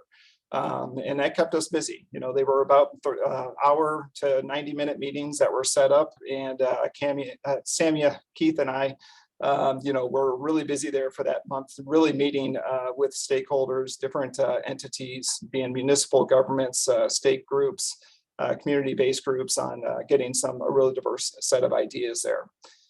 And in the end, we received over 270 investment ideas. So we got a really robust data set here with an estimated value of around 276 million. So we weren't terribly surprised that, you know, the need expressed by the communities, by folks here in Southeast Alaska was more than the 25 million. But it gave us a great data set to start working from on where to start pointing those short-term investments, and maybe even carry some of that into some longer-term investments. And so investment ideas. So when we got this data set, the 270 or so proposals, we had to start making sense of them. And like I said, it was a pretty big ask because the investment ideas that came in, there was no really preconceived format. It was really just, it could have been a one-liner or it could have been a full-fledged proposal. And we're trying to work through those to see where things align, where the priorities align, and what starts to rise to the top. In terms of priorities here. And these are the criteria that we use to help get us to that point.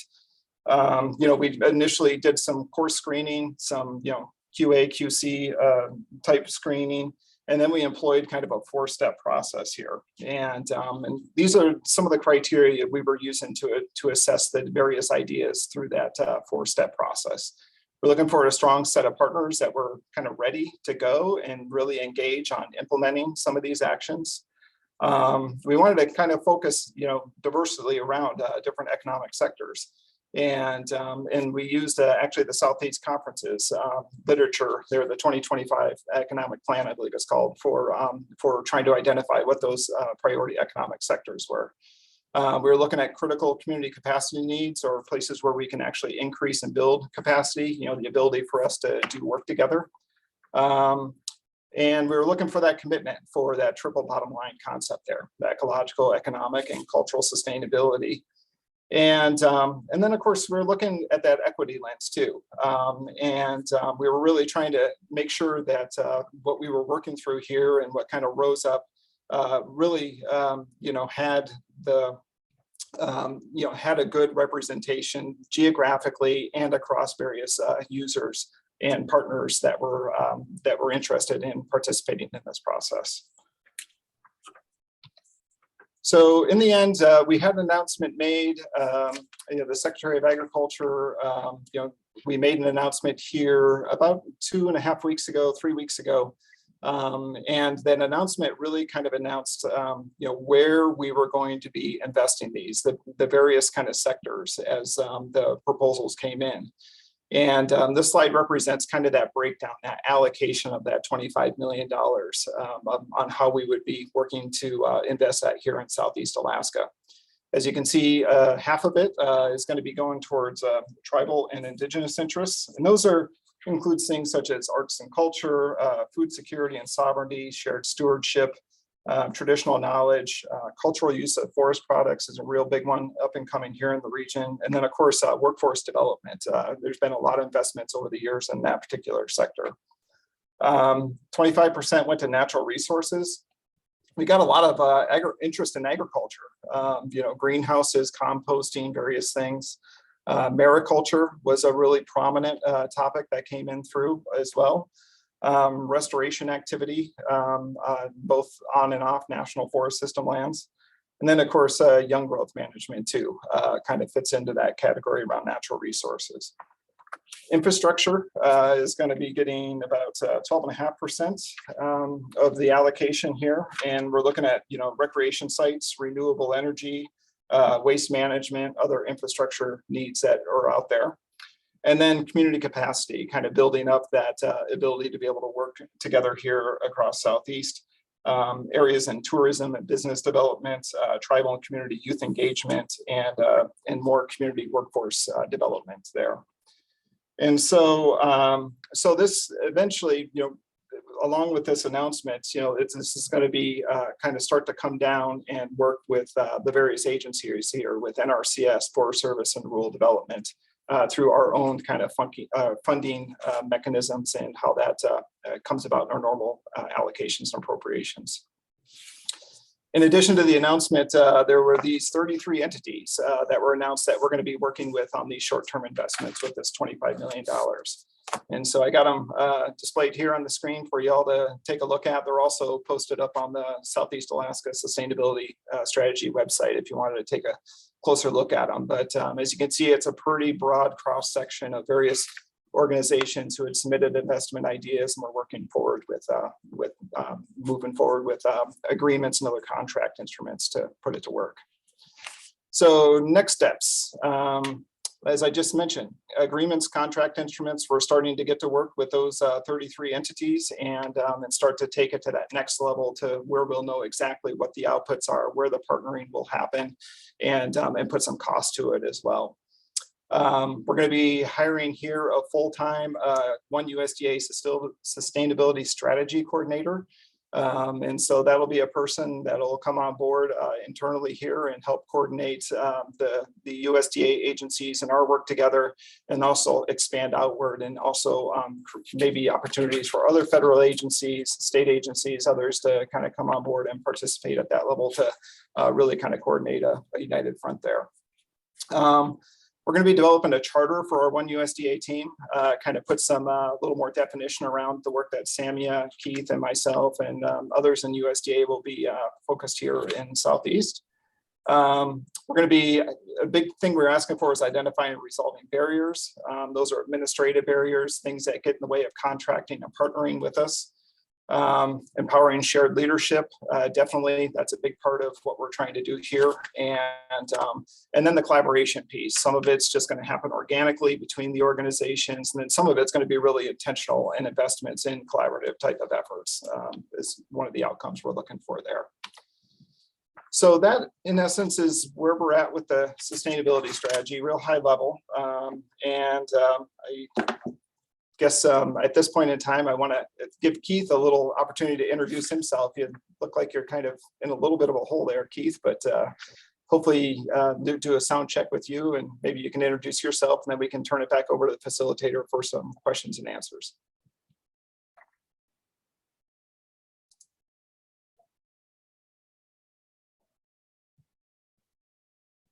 Keith, are you there?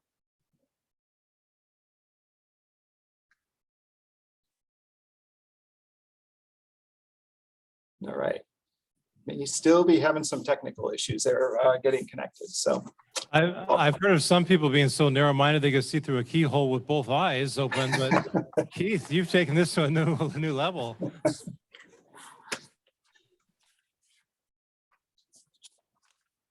And he can't even defend himself either, because we can't hear you, Keith, if you're saying anything.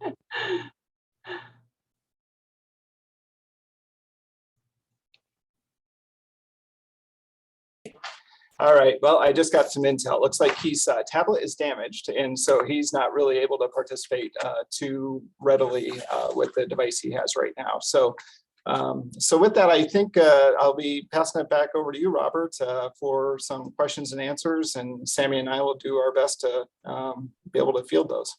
Excellent. Thanks so much. I think it's really great to see this sort of interagency. Let me see. Yeah, now you can see who's talking to you. I thought that was there, but okay. Interagency collaboration, because often there's so many silos that people don't know how to approach who and what, and so it's just great. So I applaud that. Do you have any forecasts for the future of those? Those other projects, should they start getting those concepts really developed more? Because it sounds like this might not be a one and done. It might be a future opportunity to represent in the future. Yeah, so I can, I think right now we're really focused on the 25 million because it is a pretty big lift for us to move that out and actually start putting it to work. And that's going to take really the rest of this, what we call fiscal year, through the end of September. So really our goal is to get all that money obligated and in the pipeline to actually, be put to work. Some of it may get to the ground here in 22, but, a lot of it may not get actually started until 2023. When we're looking at the long term, and even when we were looking at this, we got, other legislation that recently passed, the Infrastructure Act. There is a commitment to continuing to work here in Southeast Alaska in this united, one USDA effort. And I think we're going to be looking through our various programs, through NRCS and Rural Development and Forest Service on how we can connect those better together at our level, and then do that delivery through a lot of our normal programs. But I have not gotten any commitment there'd be more targeted investments at this point in time. But I think there's room on the table to see how that goes here. Great. So a question over here from KCA. Hello, my name is Lawrence Armour. I'm the Tribal Administrator for the Cloak Cooperative Association. My question was along the lines of Robert's, but we're basing a program based off of the Hoona Native Forest Partnership in Cloak. And we have several interested partners, and at least 3 of them have received SAS funding. So we're looking at collaborations already and trying to make a very robust program. And I was just hoping to get a little info on what you kind of answered it already, how we can make that program more robust going forward, because it's going to be pretty broad. So I think we're looking at close to $1 million collaboratively if it all works out. And they're still working on budgets, so it's going to be complementing different parts of the program, but we're pretty excited about that. Thank you for the presentation.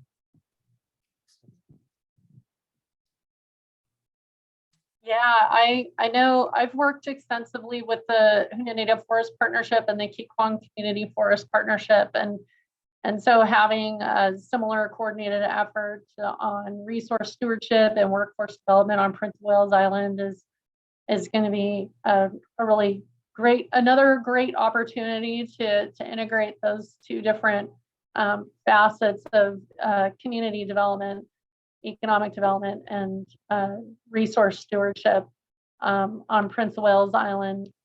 I know one of the benefits that we've already seen, I think collectively, between the 3 of our agency representatives, we've collaborated a little bit in the past, and we kind of talk to each other, but this has definitely given us the nexus for meeting on a weekly basis, sharing information, and we're looking for opportunities through our existing programs to help support some of the initiatives that were submitted through the SAS feedback efforts, as well as those additive projects that are either out there, were not submitted through that portal, but we're in communication with landowners or various entities regarding project ideas. And some of the ones that didn't necessarily make a cut, as Chad outlined, there were, by a factor of 10 more dollars submitted in terms of ideas for the SAS funding than we actually had funding to help support. So the 3 of us are actively looking for ways to utilize our existing programs to maybe help support some of those proposals or submissions that were entered into that survey tool as part of the SAS outreach effort in the coming months and years. Okay, well, I don't see any other questions from the audience, so thank you both. And, I think for my part, it was great to be interacting with you at that level and very gratifying to see the use of our regional plan, which took a year and a half and just the entire region to put together, and see that be a foundational piece for the work that you've done. It's just kind of a whole new level of collaboration, and just really appreciate that. And I think that'll serve us all well going forward. So thank you again for presenting, and we look forward to future engagements in the immediate future. So thanks. Thank you. Excellent. Thank you all. It's been great to be here and to share out today. So thanks, Robert, for your leadership here. Thank you. Take care. All right. All right. So we are going next to one more virtual, and then we're going to have a strong finish today.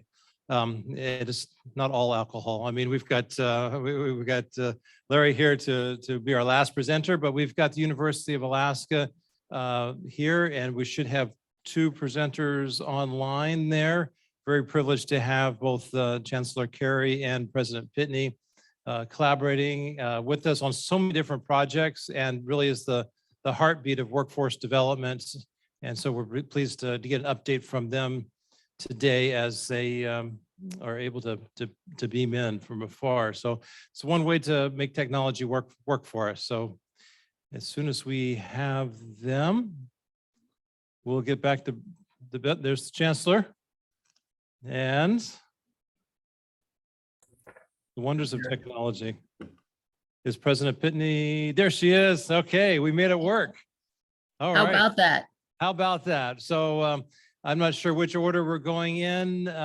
Chancellor, are you doing local remarks and introducing the president, or President Pitney going to pull rank and take it from there? But the floor is y'all's. Thank you. Go ahead, Karen. Thank you. I'm Karen Carey. I'm the Chancellor at UAS. Just wanted to give you a little bit of an update. We are stable. We are moving forward. We feel very positive about where we're going.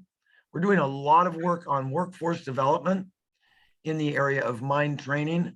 Certainly thank you to Hecla Greens Creek and to Core Kensington for helping us with those activities. We're working on mariculture. I think you're going to have a mariculture session tomorrow. Looking forward to our mariculture conference in April. We are, of course, doing our maritime training over at Ketchikan. And in Sitka, we have our health information management program and our medical assisting program, which is just a great program. It was recently fully accredited for 7 years, which we're very excited about. Lots of stuff happening in terms of behavioral health. We've got a great behavioral health program here at UAS. And of course, our marine biology program is going strong. We also have a great teacher education program. Some of you may hear UAF advertising down here for teachers. And every so often I get a call from someone in the community asking me about that and why are they advertising? And I say, that's great because we don't have enough teachers in this state. And we really, really all need to focus at all of our campuses on creating more K-12 teachers. It's very, very important. So I am very proud to introduce permanent president, Pat Pitney. I am thrilled that she has agreed to take on this job and get out of the interim position. And I think we're going to see a lot more stability with Pat in this role. So I will turn it over to you, President Pitney. Thank you. Well, thank you, Karen. And it's a bit premature. The board is considering that motion at the end of February, but I did tell them that I would consider it. So it might happen at the end of February, but happy to be here and thanks for the opportunity to give you a bit of an update. Of course, the legislative session is top and forefront in my workings for the university. And this year, for the first year in 9 years, we are starting with a small operating budget increase put in by the governor. We also are focused on a few very targeted workforce and economic development area requests.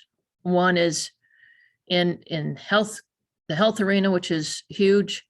The other one is in strategic mining and minerals. We put in a request for mariculture funding, also alternative energy and drone development.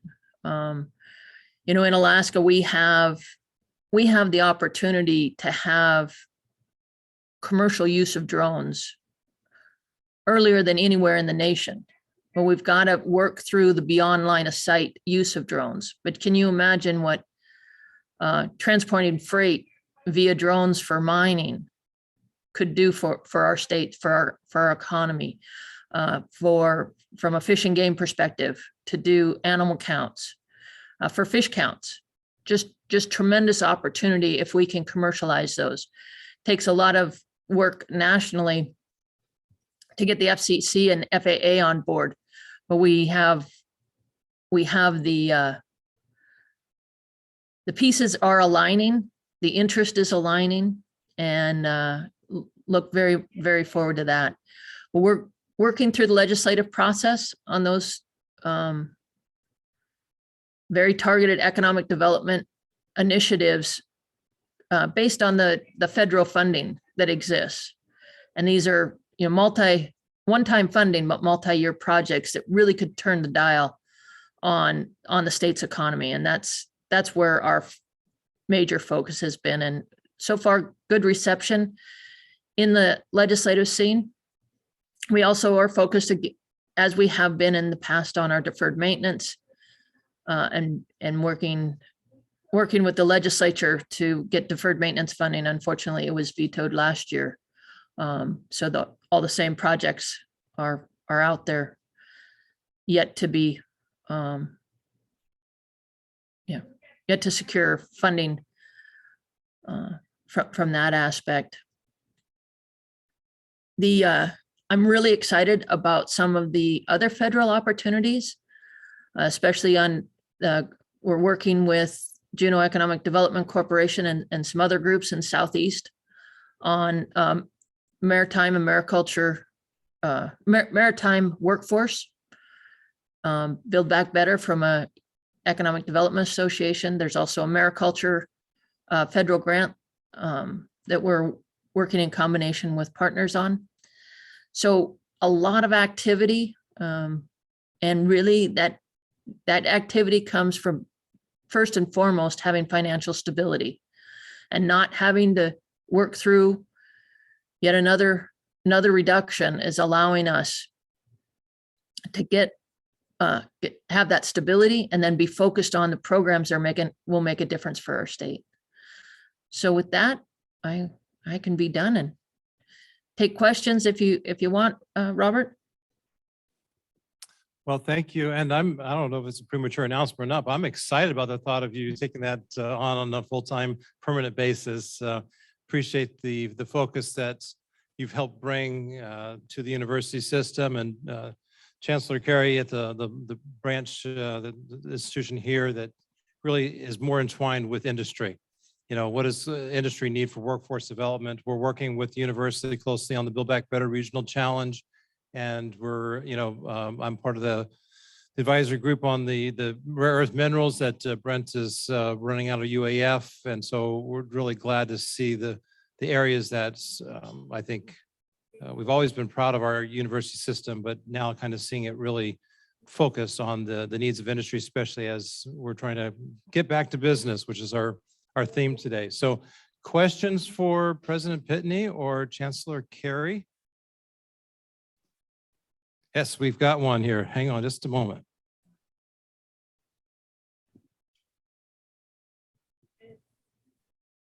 Hi, Connie Hulbert, AELMP. Thank you for being with us today. Could you explain a little bit more about what you're pursuing on the alternative energy front?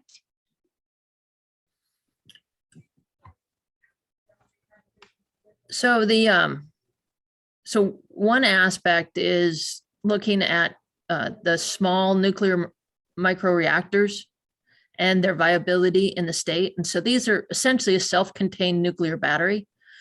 And what those could, how we could deploy those throughout the state to meet some of our energy needs.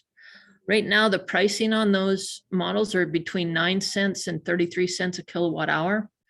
We have rules in our state that make deployment of that new technology pretty difficult. And so focusing on that, and then on the smaller microgrid efficiency and development. So as you know, almost all of our communities are isolated on a microgrid, and we have more technology and expertise about having an efficient microgrid around, but how do we introduce more alternative energy into those microgrids? So happy to have Gwen Holdman from the Alaska Center Energy and Power spend more time with a subset of this group if that would be valuable. Great. And Southeast Conference is really pleased to provide logistical support for the Mariculture Conference that has been rescheduled for April 12th to 14th. Anything you want to share about that? Because mariculture is kind of a hot topic right now. Yeah, I think, you know, the whole idea of how mariculture fits into food security in the long run is something we all need to pay attention to, but what it does from a standpoint of economics in the Southeast region. I mean, one of the first goals set when I came into this job was increase the presence of fisheries and ocean sciences in Juneau.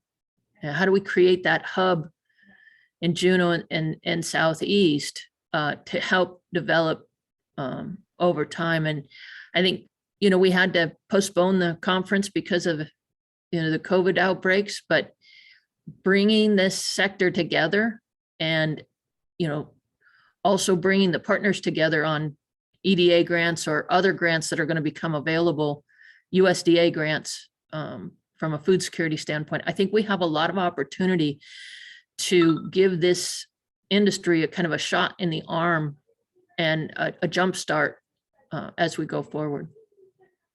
Well, we're excited about that for sure. And you know, the whole workforce development and everything you do at the university there is very close, near and dear to the hearts of Southeast Conference and our members. Each year we do the scholarship auction. We had a good turnout, even though the Haynes in-person event was modest in size. The per capita, it was pretty much a record. Our board president, Alec Mestig, is coming to virtually present the check that is going to the UA Foundation. We were able to raise, the membership raised $21,380 for the scholarship fund. So thank you, Southeast Conference. Thank you so much. And that Haynes trip, that Haynes group was a fun group. And thanks for the ride that one time, Alex. Well, this is part of an endowment that was started in partnership with Alaska Airlines that put in the first $10,000, and it's been growing and growing ever since. And the earnings off of that is what enables us to each year provide scholarships to Southeast students that look to remain and serve in the region. So we're really proud to facilitate that and appreciate everyone's efforts. Alec, any words about? I'm just really grateful to you know, all the members who helped raise those funds, and you know, it's an important part of what we do every year in the fall, and it's a fun time that we all have doing it. So really grateful that we're able to provide that for the scholarship fund. Great. Thank Okay. you, everyone. Thank Any you. final thoughts or words? We will thank you again for your appearance, and we'll look forward to working with you closely as we go forward. So round of applause for Chancellor Carey and President Pitney. Thank you so much. Thanks for having us. Thank you. Okay, so we're slightly ahead of schedule, which means we get to the reception sooner. But our next presenter, Larry, are you ready to go on earlier than instant in season and out? So now, of all the things Larry's been called in life, I bet this is one that he hasn't heard before.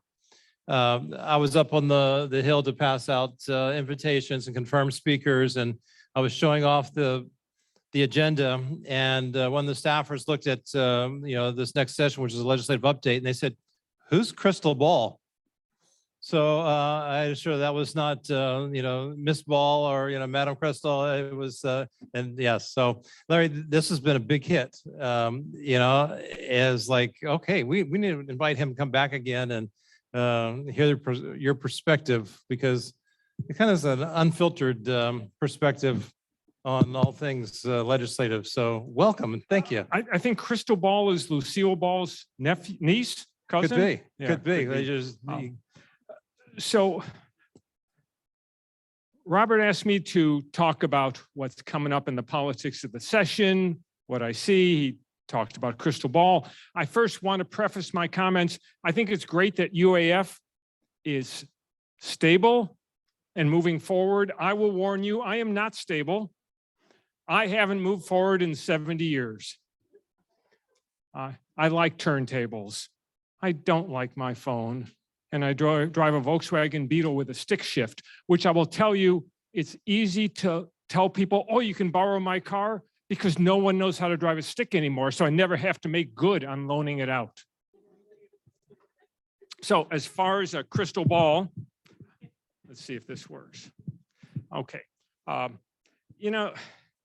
Anymore, you don't need a crystal ball. You can read blogs, you can read social media, you can read Twitters and tweets, or is it twits who send tweets? And you're going to hear all the news you never knew you needed to know by following that. So it's put crystal ball people out of business. Makes me miss the old days when a bumper sticker was provocative. Now, I'm not even sure you do bumper stickers anymore. Okay, but it's an election year. And in this country and in Canada, the last couple of weeks, everything's political. Think for a minute, what if Valentine's Day became political? The liberals would want to take away Cupid's bow and arrow because it could be a dangerous weapon. The conservatives would want to amend the Constitution so that Cupid had a right to a crossbow with a 25 arrow clip. And that's kind of an exaggeration, but it really is, to me, trying to illustrate how divisive and how politics drives everything. And we'll see in Juneau, look, they're in session, politics are in play in the Capitol. So think of the 120 days or 121 day session, if they go that long, which they probably will come pretty close. Think of it as a boxing match. All the fights early on, middle, they're all preliminary bouts. It's the main event that everyone's waiting to see who wins. And this year, the main event is how big is the permanent fund dividend? We don't have a deficit budget. We got federal money. We got oil money. It's going to be a fight over the dividend. Politically, it has to be higher than last year's $1,114 because the public knows oil prices are up, permanent fund earnings are up. It's an election year. Most talk I hear, say 1,500 to 2,000, somewhere in there would be a politically acceptable to get enough votes in the legislature to pass it. There is a contingent of governors asked for 2,500. I think the upper limit is there's a lot of people who don't want to give the governor a victory. Maybe they like 2,000 or 2,200 or 25, but they don't want to be seen as giving the governor a victory. So it's going to have to be less than that. Like I say, that permanent fund dividend amount will be set, I think, at the very end. Everything else up until then is preliminary, such as what have we seen in the first few weeks of the legislature? Well, they had a commission that sort of kind of recommended giving lawmakers a pay raise, but not really, because it was going to take away their tax-free per diem for living expenses. So it was actually a $20,000 a year pay cut. Certainly, overwhelmingly, the legislature defeated that. And then there was the weird attempt in the House to kick Wasilla Republican Representative David Eastman off his legislative committees. Not that it really would have mattered. He's never won anything. in a committee or on the floor, but it had to do with his membership in Oath Keepers, the sort of paramilitary far-right organization. They went to the floor last week. They didn't have the votes. They thought maybe they did, but the House majority kind of got pushed into it by one wing of their caucus. Without the votes, it's like they drove into a snowdrift and they couldn't get out. So they gave that up. The lesson is you don't go to the floor of the House or Senate unless you know you have the votes. And I'm going to go off on a real short tangent for anyone here who's a municipal official. I knew a city clerk, I will not say what city, it was years ago, and this clerk liked to somewhat manipulate the outcome of city council votes to the direction that she thought they should vote. So she would look around at the 7 members, and on the close ones, she would know, well, there's 3 or 4 yeses, and I want a yes, but I want to make sure I get yeses.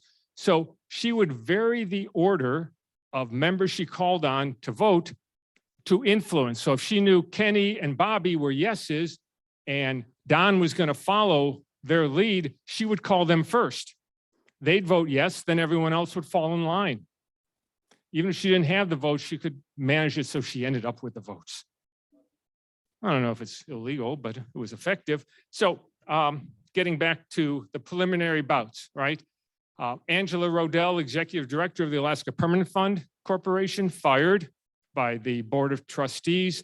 Actually, statute doesn't even call them trustees. Statute calls them the board. Years ago, they liked the sound of trustees, so they sort of adopted that. Anyway, they fired her. Legislature can't, shouldn't, won't overturn it. They don't have that authority. But that fight's going to linger. Legislative committee has hired an investigator. They may subpoena people. They're going to drag this, I shouldn't say drag it out. They're going to really look at this to understand, were there politics involved? Was there something untold done that shouldn't be done to the management of an $83 billion fund, or 81, wherever it is these days? Legislators are rightfully worried that firing Rodell, kind of like they did, no discussion, not sharing information, risks bringing the permanent fund into the political battles, which we don't want. Yes, she's an at-will employee. They can fire her for any reason they want, but the arrogance of the trustee chair, a guy named Craig Richards, isn't playing well with the legislature when he testified and said, basically, look, I don't know what you're all shook up about. We can fire her. She's an at-will employee. I don't even know why I'm here answering questions. Bad move. So that one will continue, but the outcome's going to be the same. She's gone. They got to hire a new person. I think some other fights that will ensue before we get to the dividend, all this one-time federal infrastructure money. It's tempting, right? And the governor in his budget for the Marine Highway System basically backed out 90% of the state general fund money and used the one-time federal money. Coastal legislators are not enthused, enthralled, energized over that. Their concern is, okay, we use one-time federal money, couple years, federal money's gone. We have to go back to the Matsu-controlled legislature and say, can we have tens of millions of dollars of state money back? Because we need it to plug the hole when the federal money disappeared. Yeah. So I think they're going to have to compromise with the governor, use some federal money, get some state money back in there. For coastal towns, I think that one will be a good one to watch. For the ferry system, they're trying to bring back Prince Rupert May 1. They've hired a private search firm to try to help them recruit to fill openings. That's a real problem they've got. Anyone here who's in business knows how hard it is to hire employees. And with the ferry system, if they don't have enough workers, they can't run the boats. So we can complain about ferry system politics and the budget cuts of 3 years ago and why the hell weren't some of the boats repaired? But right now it comes down to they gotta hire people and they're trying. Oil price forecasts will be an interesting one to watch because if you're the governor's office or the legislature, the higher number you assume for next year for oil prices means more money to spend. Even if the projection doesn't come true, you build your budget based on that.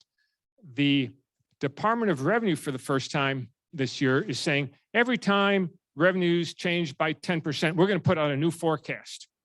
For decades, they put out 2 forecasts a year. Now they're kind of gravitating toward the forecast du jour. Legislators are worried that in this current environment of very high oil prices, it will show the potential for more revenue, which could drive people to higher dividends. But Senator Bert Stedman, Sitka, co-chair of Senate Finance, is worried about spending money that hasn't come in. And as everyone knows, oil prices can go down as fast as they go up.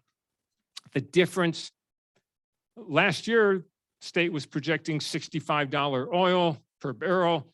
It's 90, some are talking about 100. The difference between $65 and $100 a barrel oil in terms of the state general fund budget, $2.5 billion, more than half of last year's budget. It's a tremendous difference. When you're in that range, 60, 70, 80, $90 a barrel, you're talking 60, 70, $80 million more if it holds for a year for every $1 increase.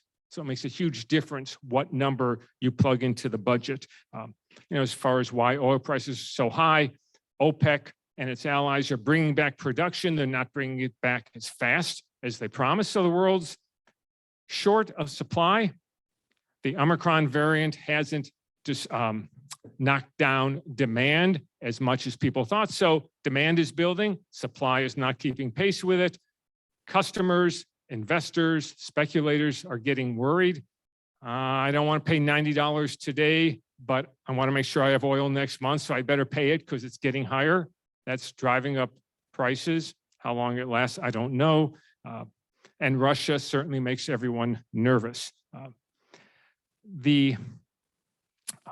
I guess maybe an example how crazy oil and gas markets are the last couple years. So liquefied natural gas, U.S. is the largest producer of it, not anywhere in Alaska, but everywhere else. In Maryland, Georgia, Louisiana, Texas, we produce more LNG than anywhere else. It's where you take the natural gas, you compress it, you make it so cold, it turns into a liquid, you put it on a tanker and you go sell it to someone. Europe is so short of energy this winter, partially because Russia has sort of closed off the taps to squeeze them, and because they've shut down nuclear and they don't want to burn coal, a lot of other issues. So all the LNG carriers are taking gas from the US Gulf Coast to Europe because they can really make good money on it, high prices in Europe. All those tankers used to go to Asia. So you've got this flotilla of tankers now in the Atlantic Ocean going back and forth between the US Gulf Coast and Europe.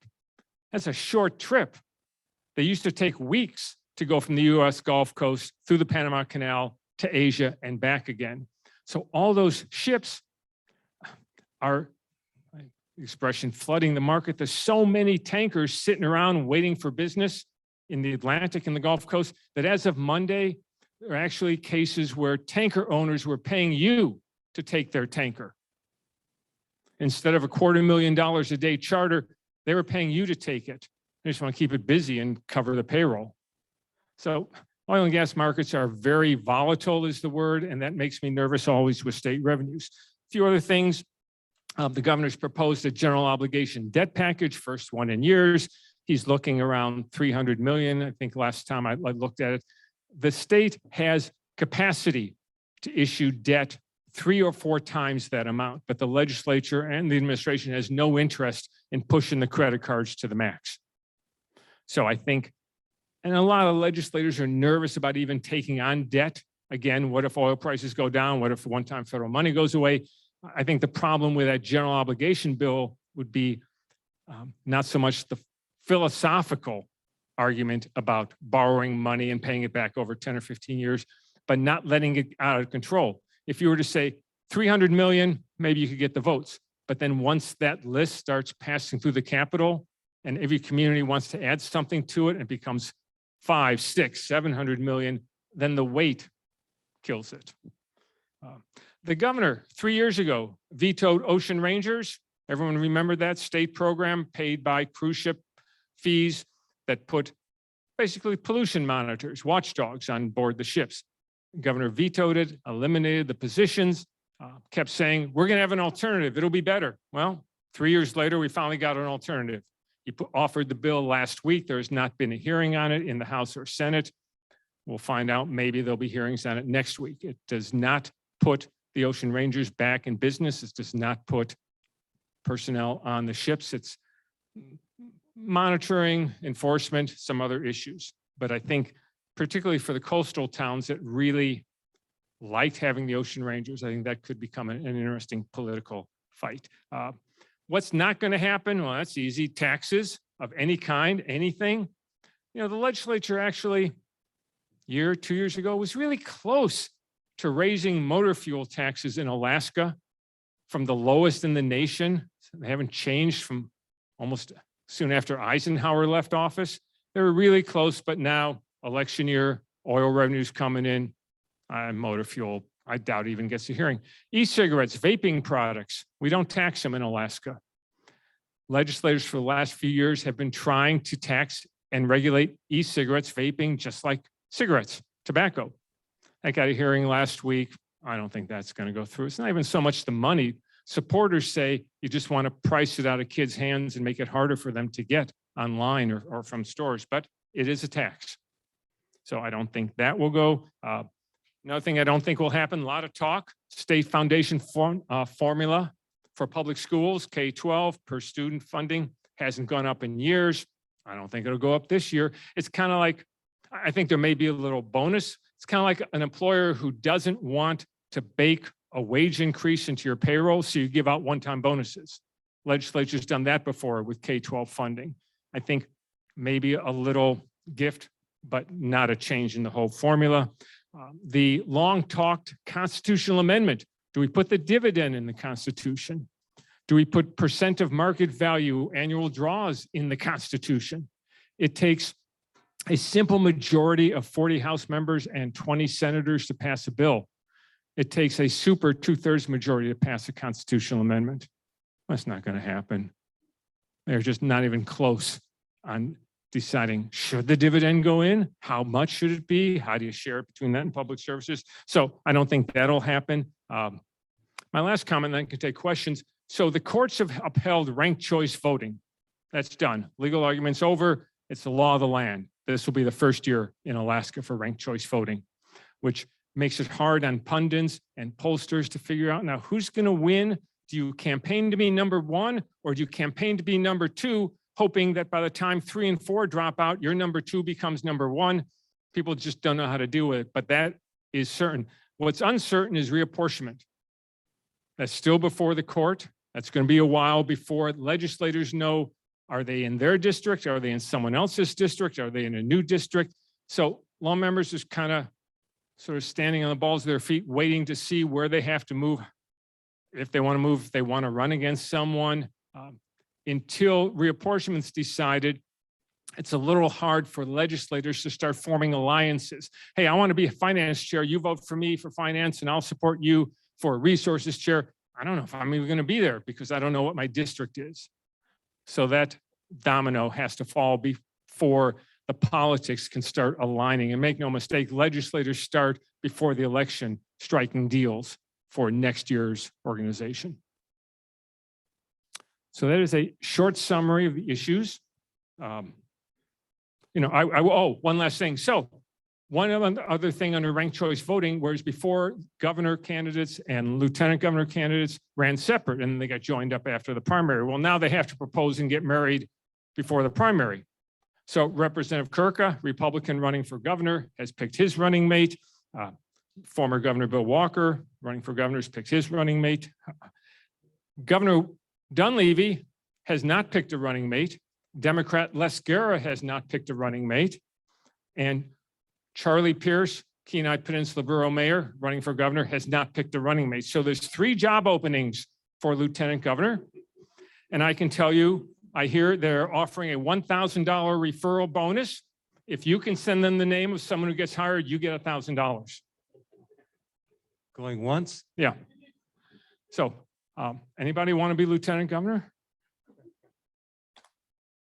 Do we have time for questions? Yes, absolutely. I know there's food and drink. Yeah, I know. You hate to be the last thing between there, but Yeah. you mentioned redistricting. if it goes through as is, does that alter the balance of composition in the House or Senate? Well, the Matsu picks up another House member. And in the Southeast, there's no one here from Matsu, right? Yeah, that's Kaka. It's just, I think it's a technical term. Yes, the House and Senate are both so tenuous. They don't really have 21 members of the House majority. I think I mentioned this last time. They got like 17 full-times and 4 or 5 part-times who sort of show up. So reapportionment could change it, but really the ranked choice, if you can replace 1 or 2 people and either from right or left, take your side, instead of a tenuous 21 majority, if you end up with 22 or 23, maybe you could get something done. So I think it's really going to be interesting between the Matsu picking one up and does ranked choice voting work the way its supporters predict and expect and intend, that you end up with more reasonable, moderate, thoughtful elected officials who are not so strident. That's the job description? No, not for lieutenant governor. Oh, okay. No, that's just for, yeah. John Erickson, that's the question. Yeah, I guess simply OCer of the future. Who wins the governor's race? Okay. I think former Governor Walker has a good chance. Again, ranked choice voting. So let me, as long as you ask. So here's a scenario. Let's say Governor Dunleavy comes in first, former Governor Walker second. I don't know, Les Garrett, the Democrat, third, and one of the far-right Republicans come in fourth. So then fourth place gets booted out, and everyone who voted for that candidate goes to their second choice. Well, if there's, let's say it's Charlie Pierce or Representative Kirka who comes in fourth, if there's enough of voters who pick them as number one, enough of those who pick Governor Dunleavy as number two, then those votes go to Dunleavy before you have a chance to count Les Garrett's number two and add to Bill Walker's column. So I think a lot's going to depend on who gets booted out first and where their votes go. It really makes it hard to figure. You know, again, for Les Garrett, what is he? I mean, I don't think Les Garrett can win. So does he campaign and say, well, I like your support, but I need to come in fourth. So on the first retally, all my votes go to Walker? It really makes it hard to predict. It really does. And then there's the unknowns, you know, what happens to the budget, dividends, who takes credit for what.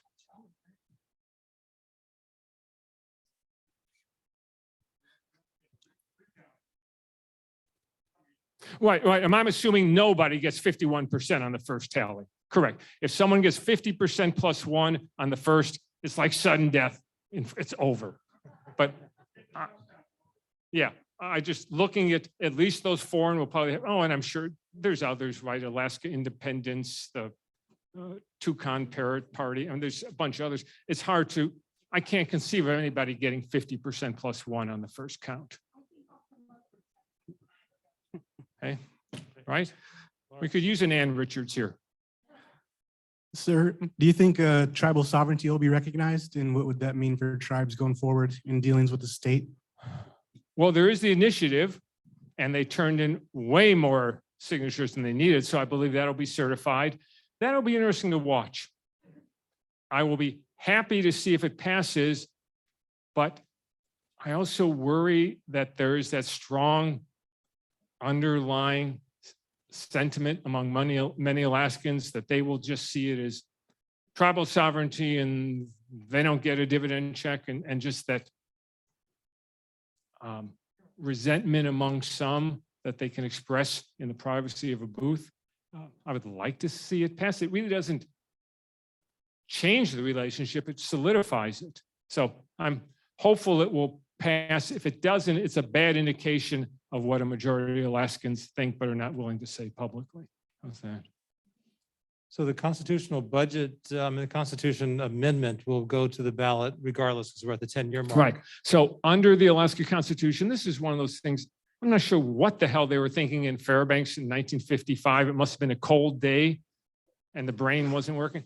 The Constitution says every 10 years, you got to ask Alaskans on the general election ballot, do you want a constitutional convention to consider rewriting the document?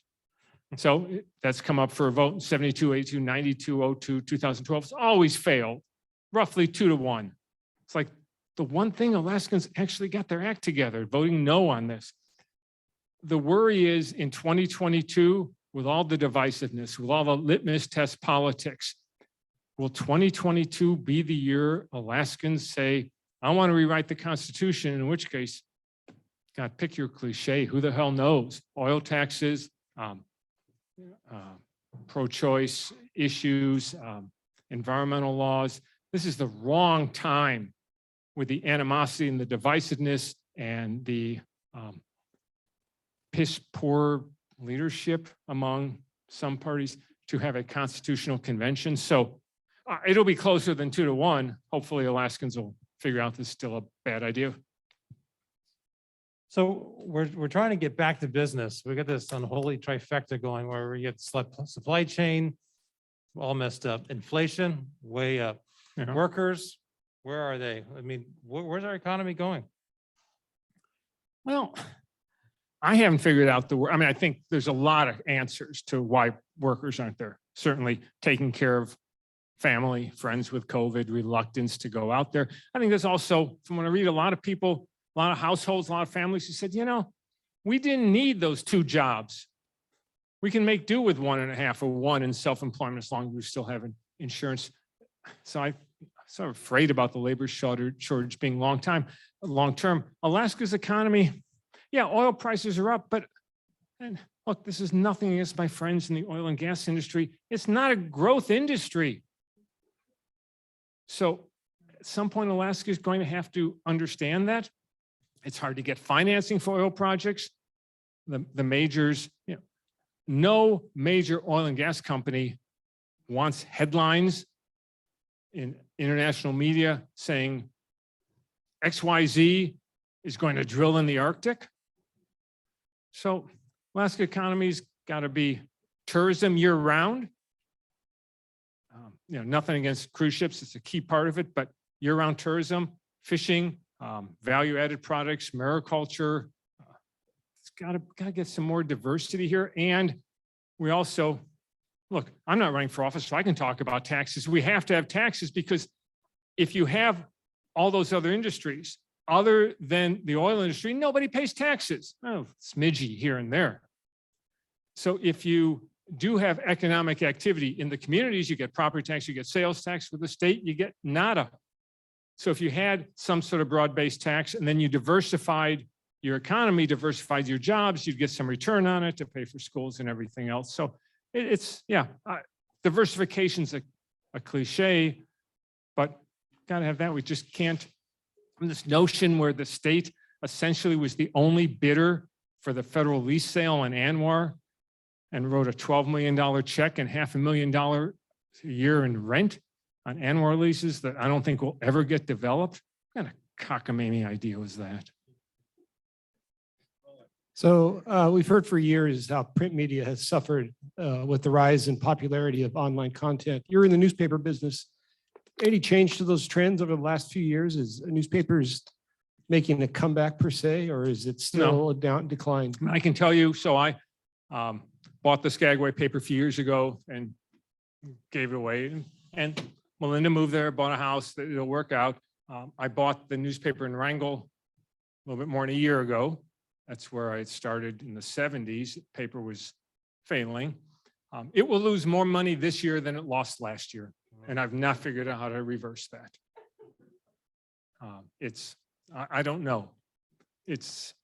I never liked Mark Zuckerberg and Facebook, but it's a formidable competitor. It's instant and it's free.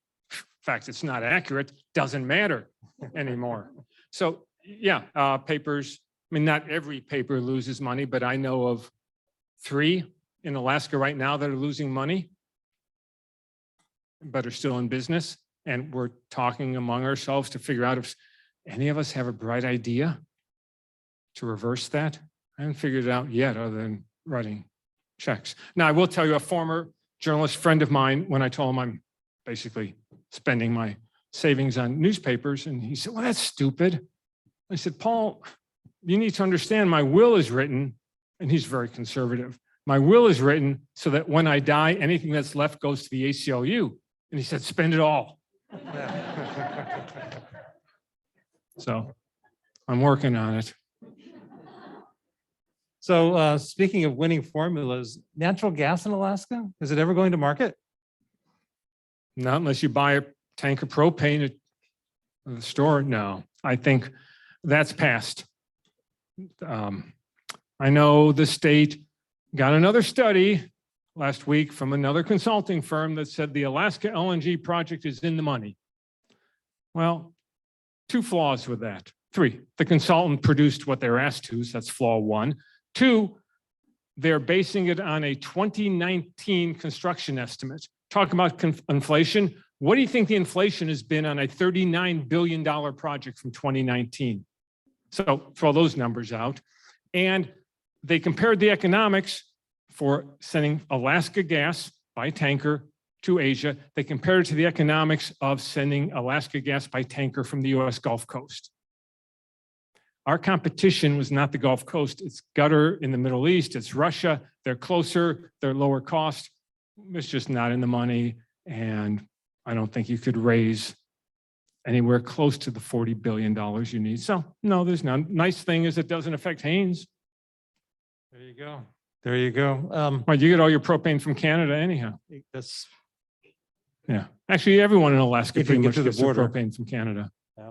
So they were sniffing around Ketchikan area where natural gas. Is it, Right. There was a proposal out of Canada to build a liquefied natural gas plant on an island near Prince Rupert, load it on a barge and send it to Alaska, to Southeast. Yeah, well, it's unfortunate that Canada has been afflicted with the goofy idea syndrome that Alaska's had for decades. I didn't know it was contagious. apparently. Well, I hear they're bringing the bumper stickers back for Yeah. the new wealth that we have in state. Final questions for Crystal Ball? Larry, thank you so Sure. much. We really appreciate your engagement.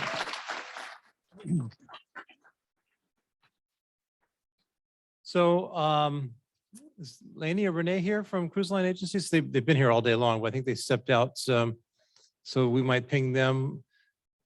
Alaska Marine Lines is here. I see Ray and Adam, the rest of the team, they've been in. Where are they? Oh, there they are. Back, you just point over there. Anyway, our first sponsors for tonight's reception, Alaska Marine Lines, Cruise Line Agencies also are our sponsors. We're expecting more folks. We told folks on the Hill that probably closer to 4:45. We'll have our first drink done by then. If you're nice to Sarah and you go back there with your name badge, because the drink tickets didn't get put inside, so you have to go over there and actually get one from Karen or Sarah. But please do that. We've got an excellent spread. Tammy's got the drinks back there. If you need more than that, we got a great spread here as well. So let's spend a little time. We got a couple hours to network, to reflect on what we've heard and catch up from the last 2 years of being apart. So this has been a great day one, and we've got an even better day tomorrow. So we're looking forward to it. Thank you, everyone.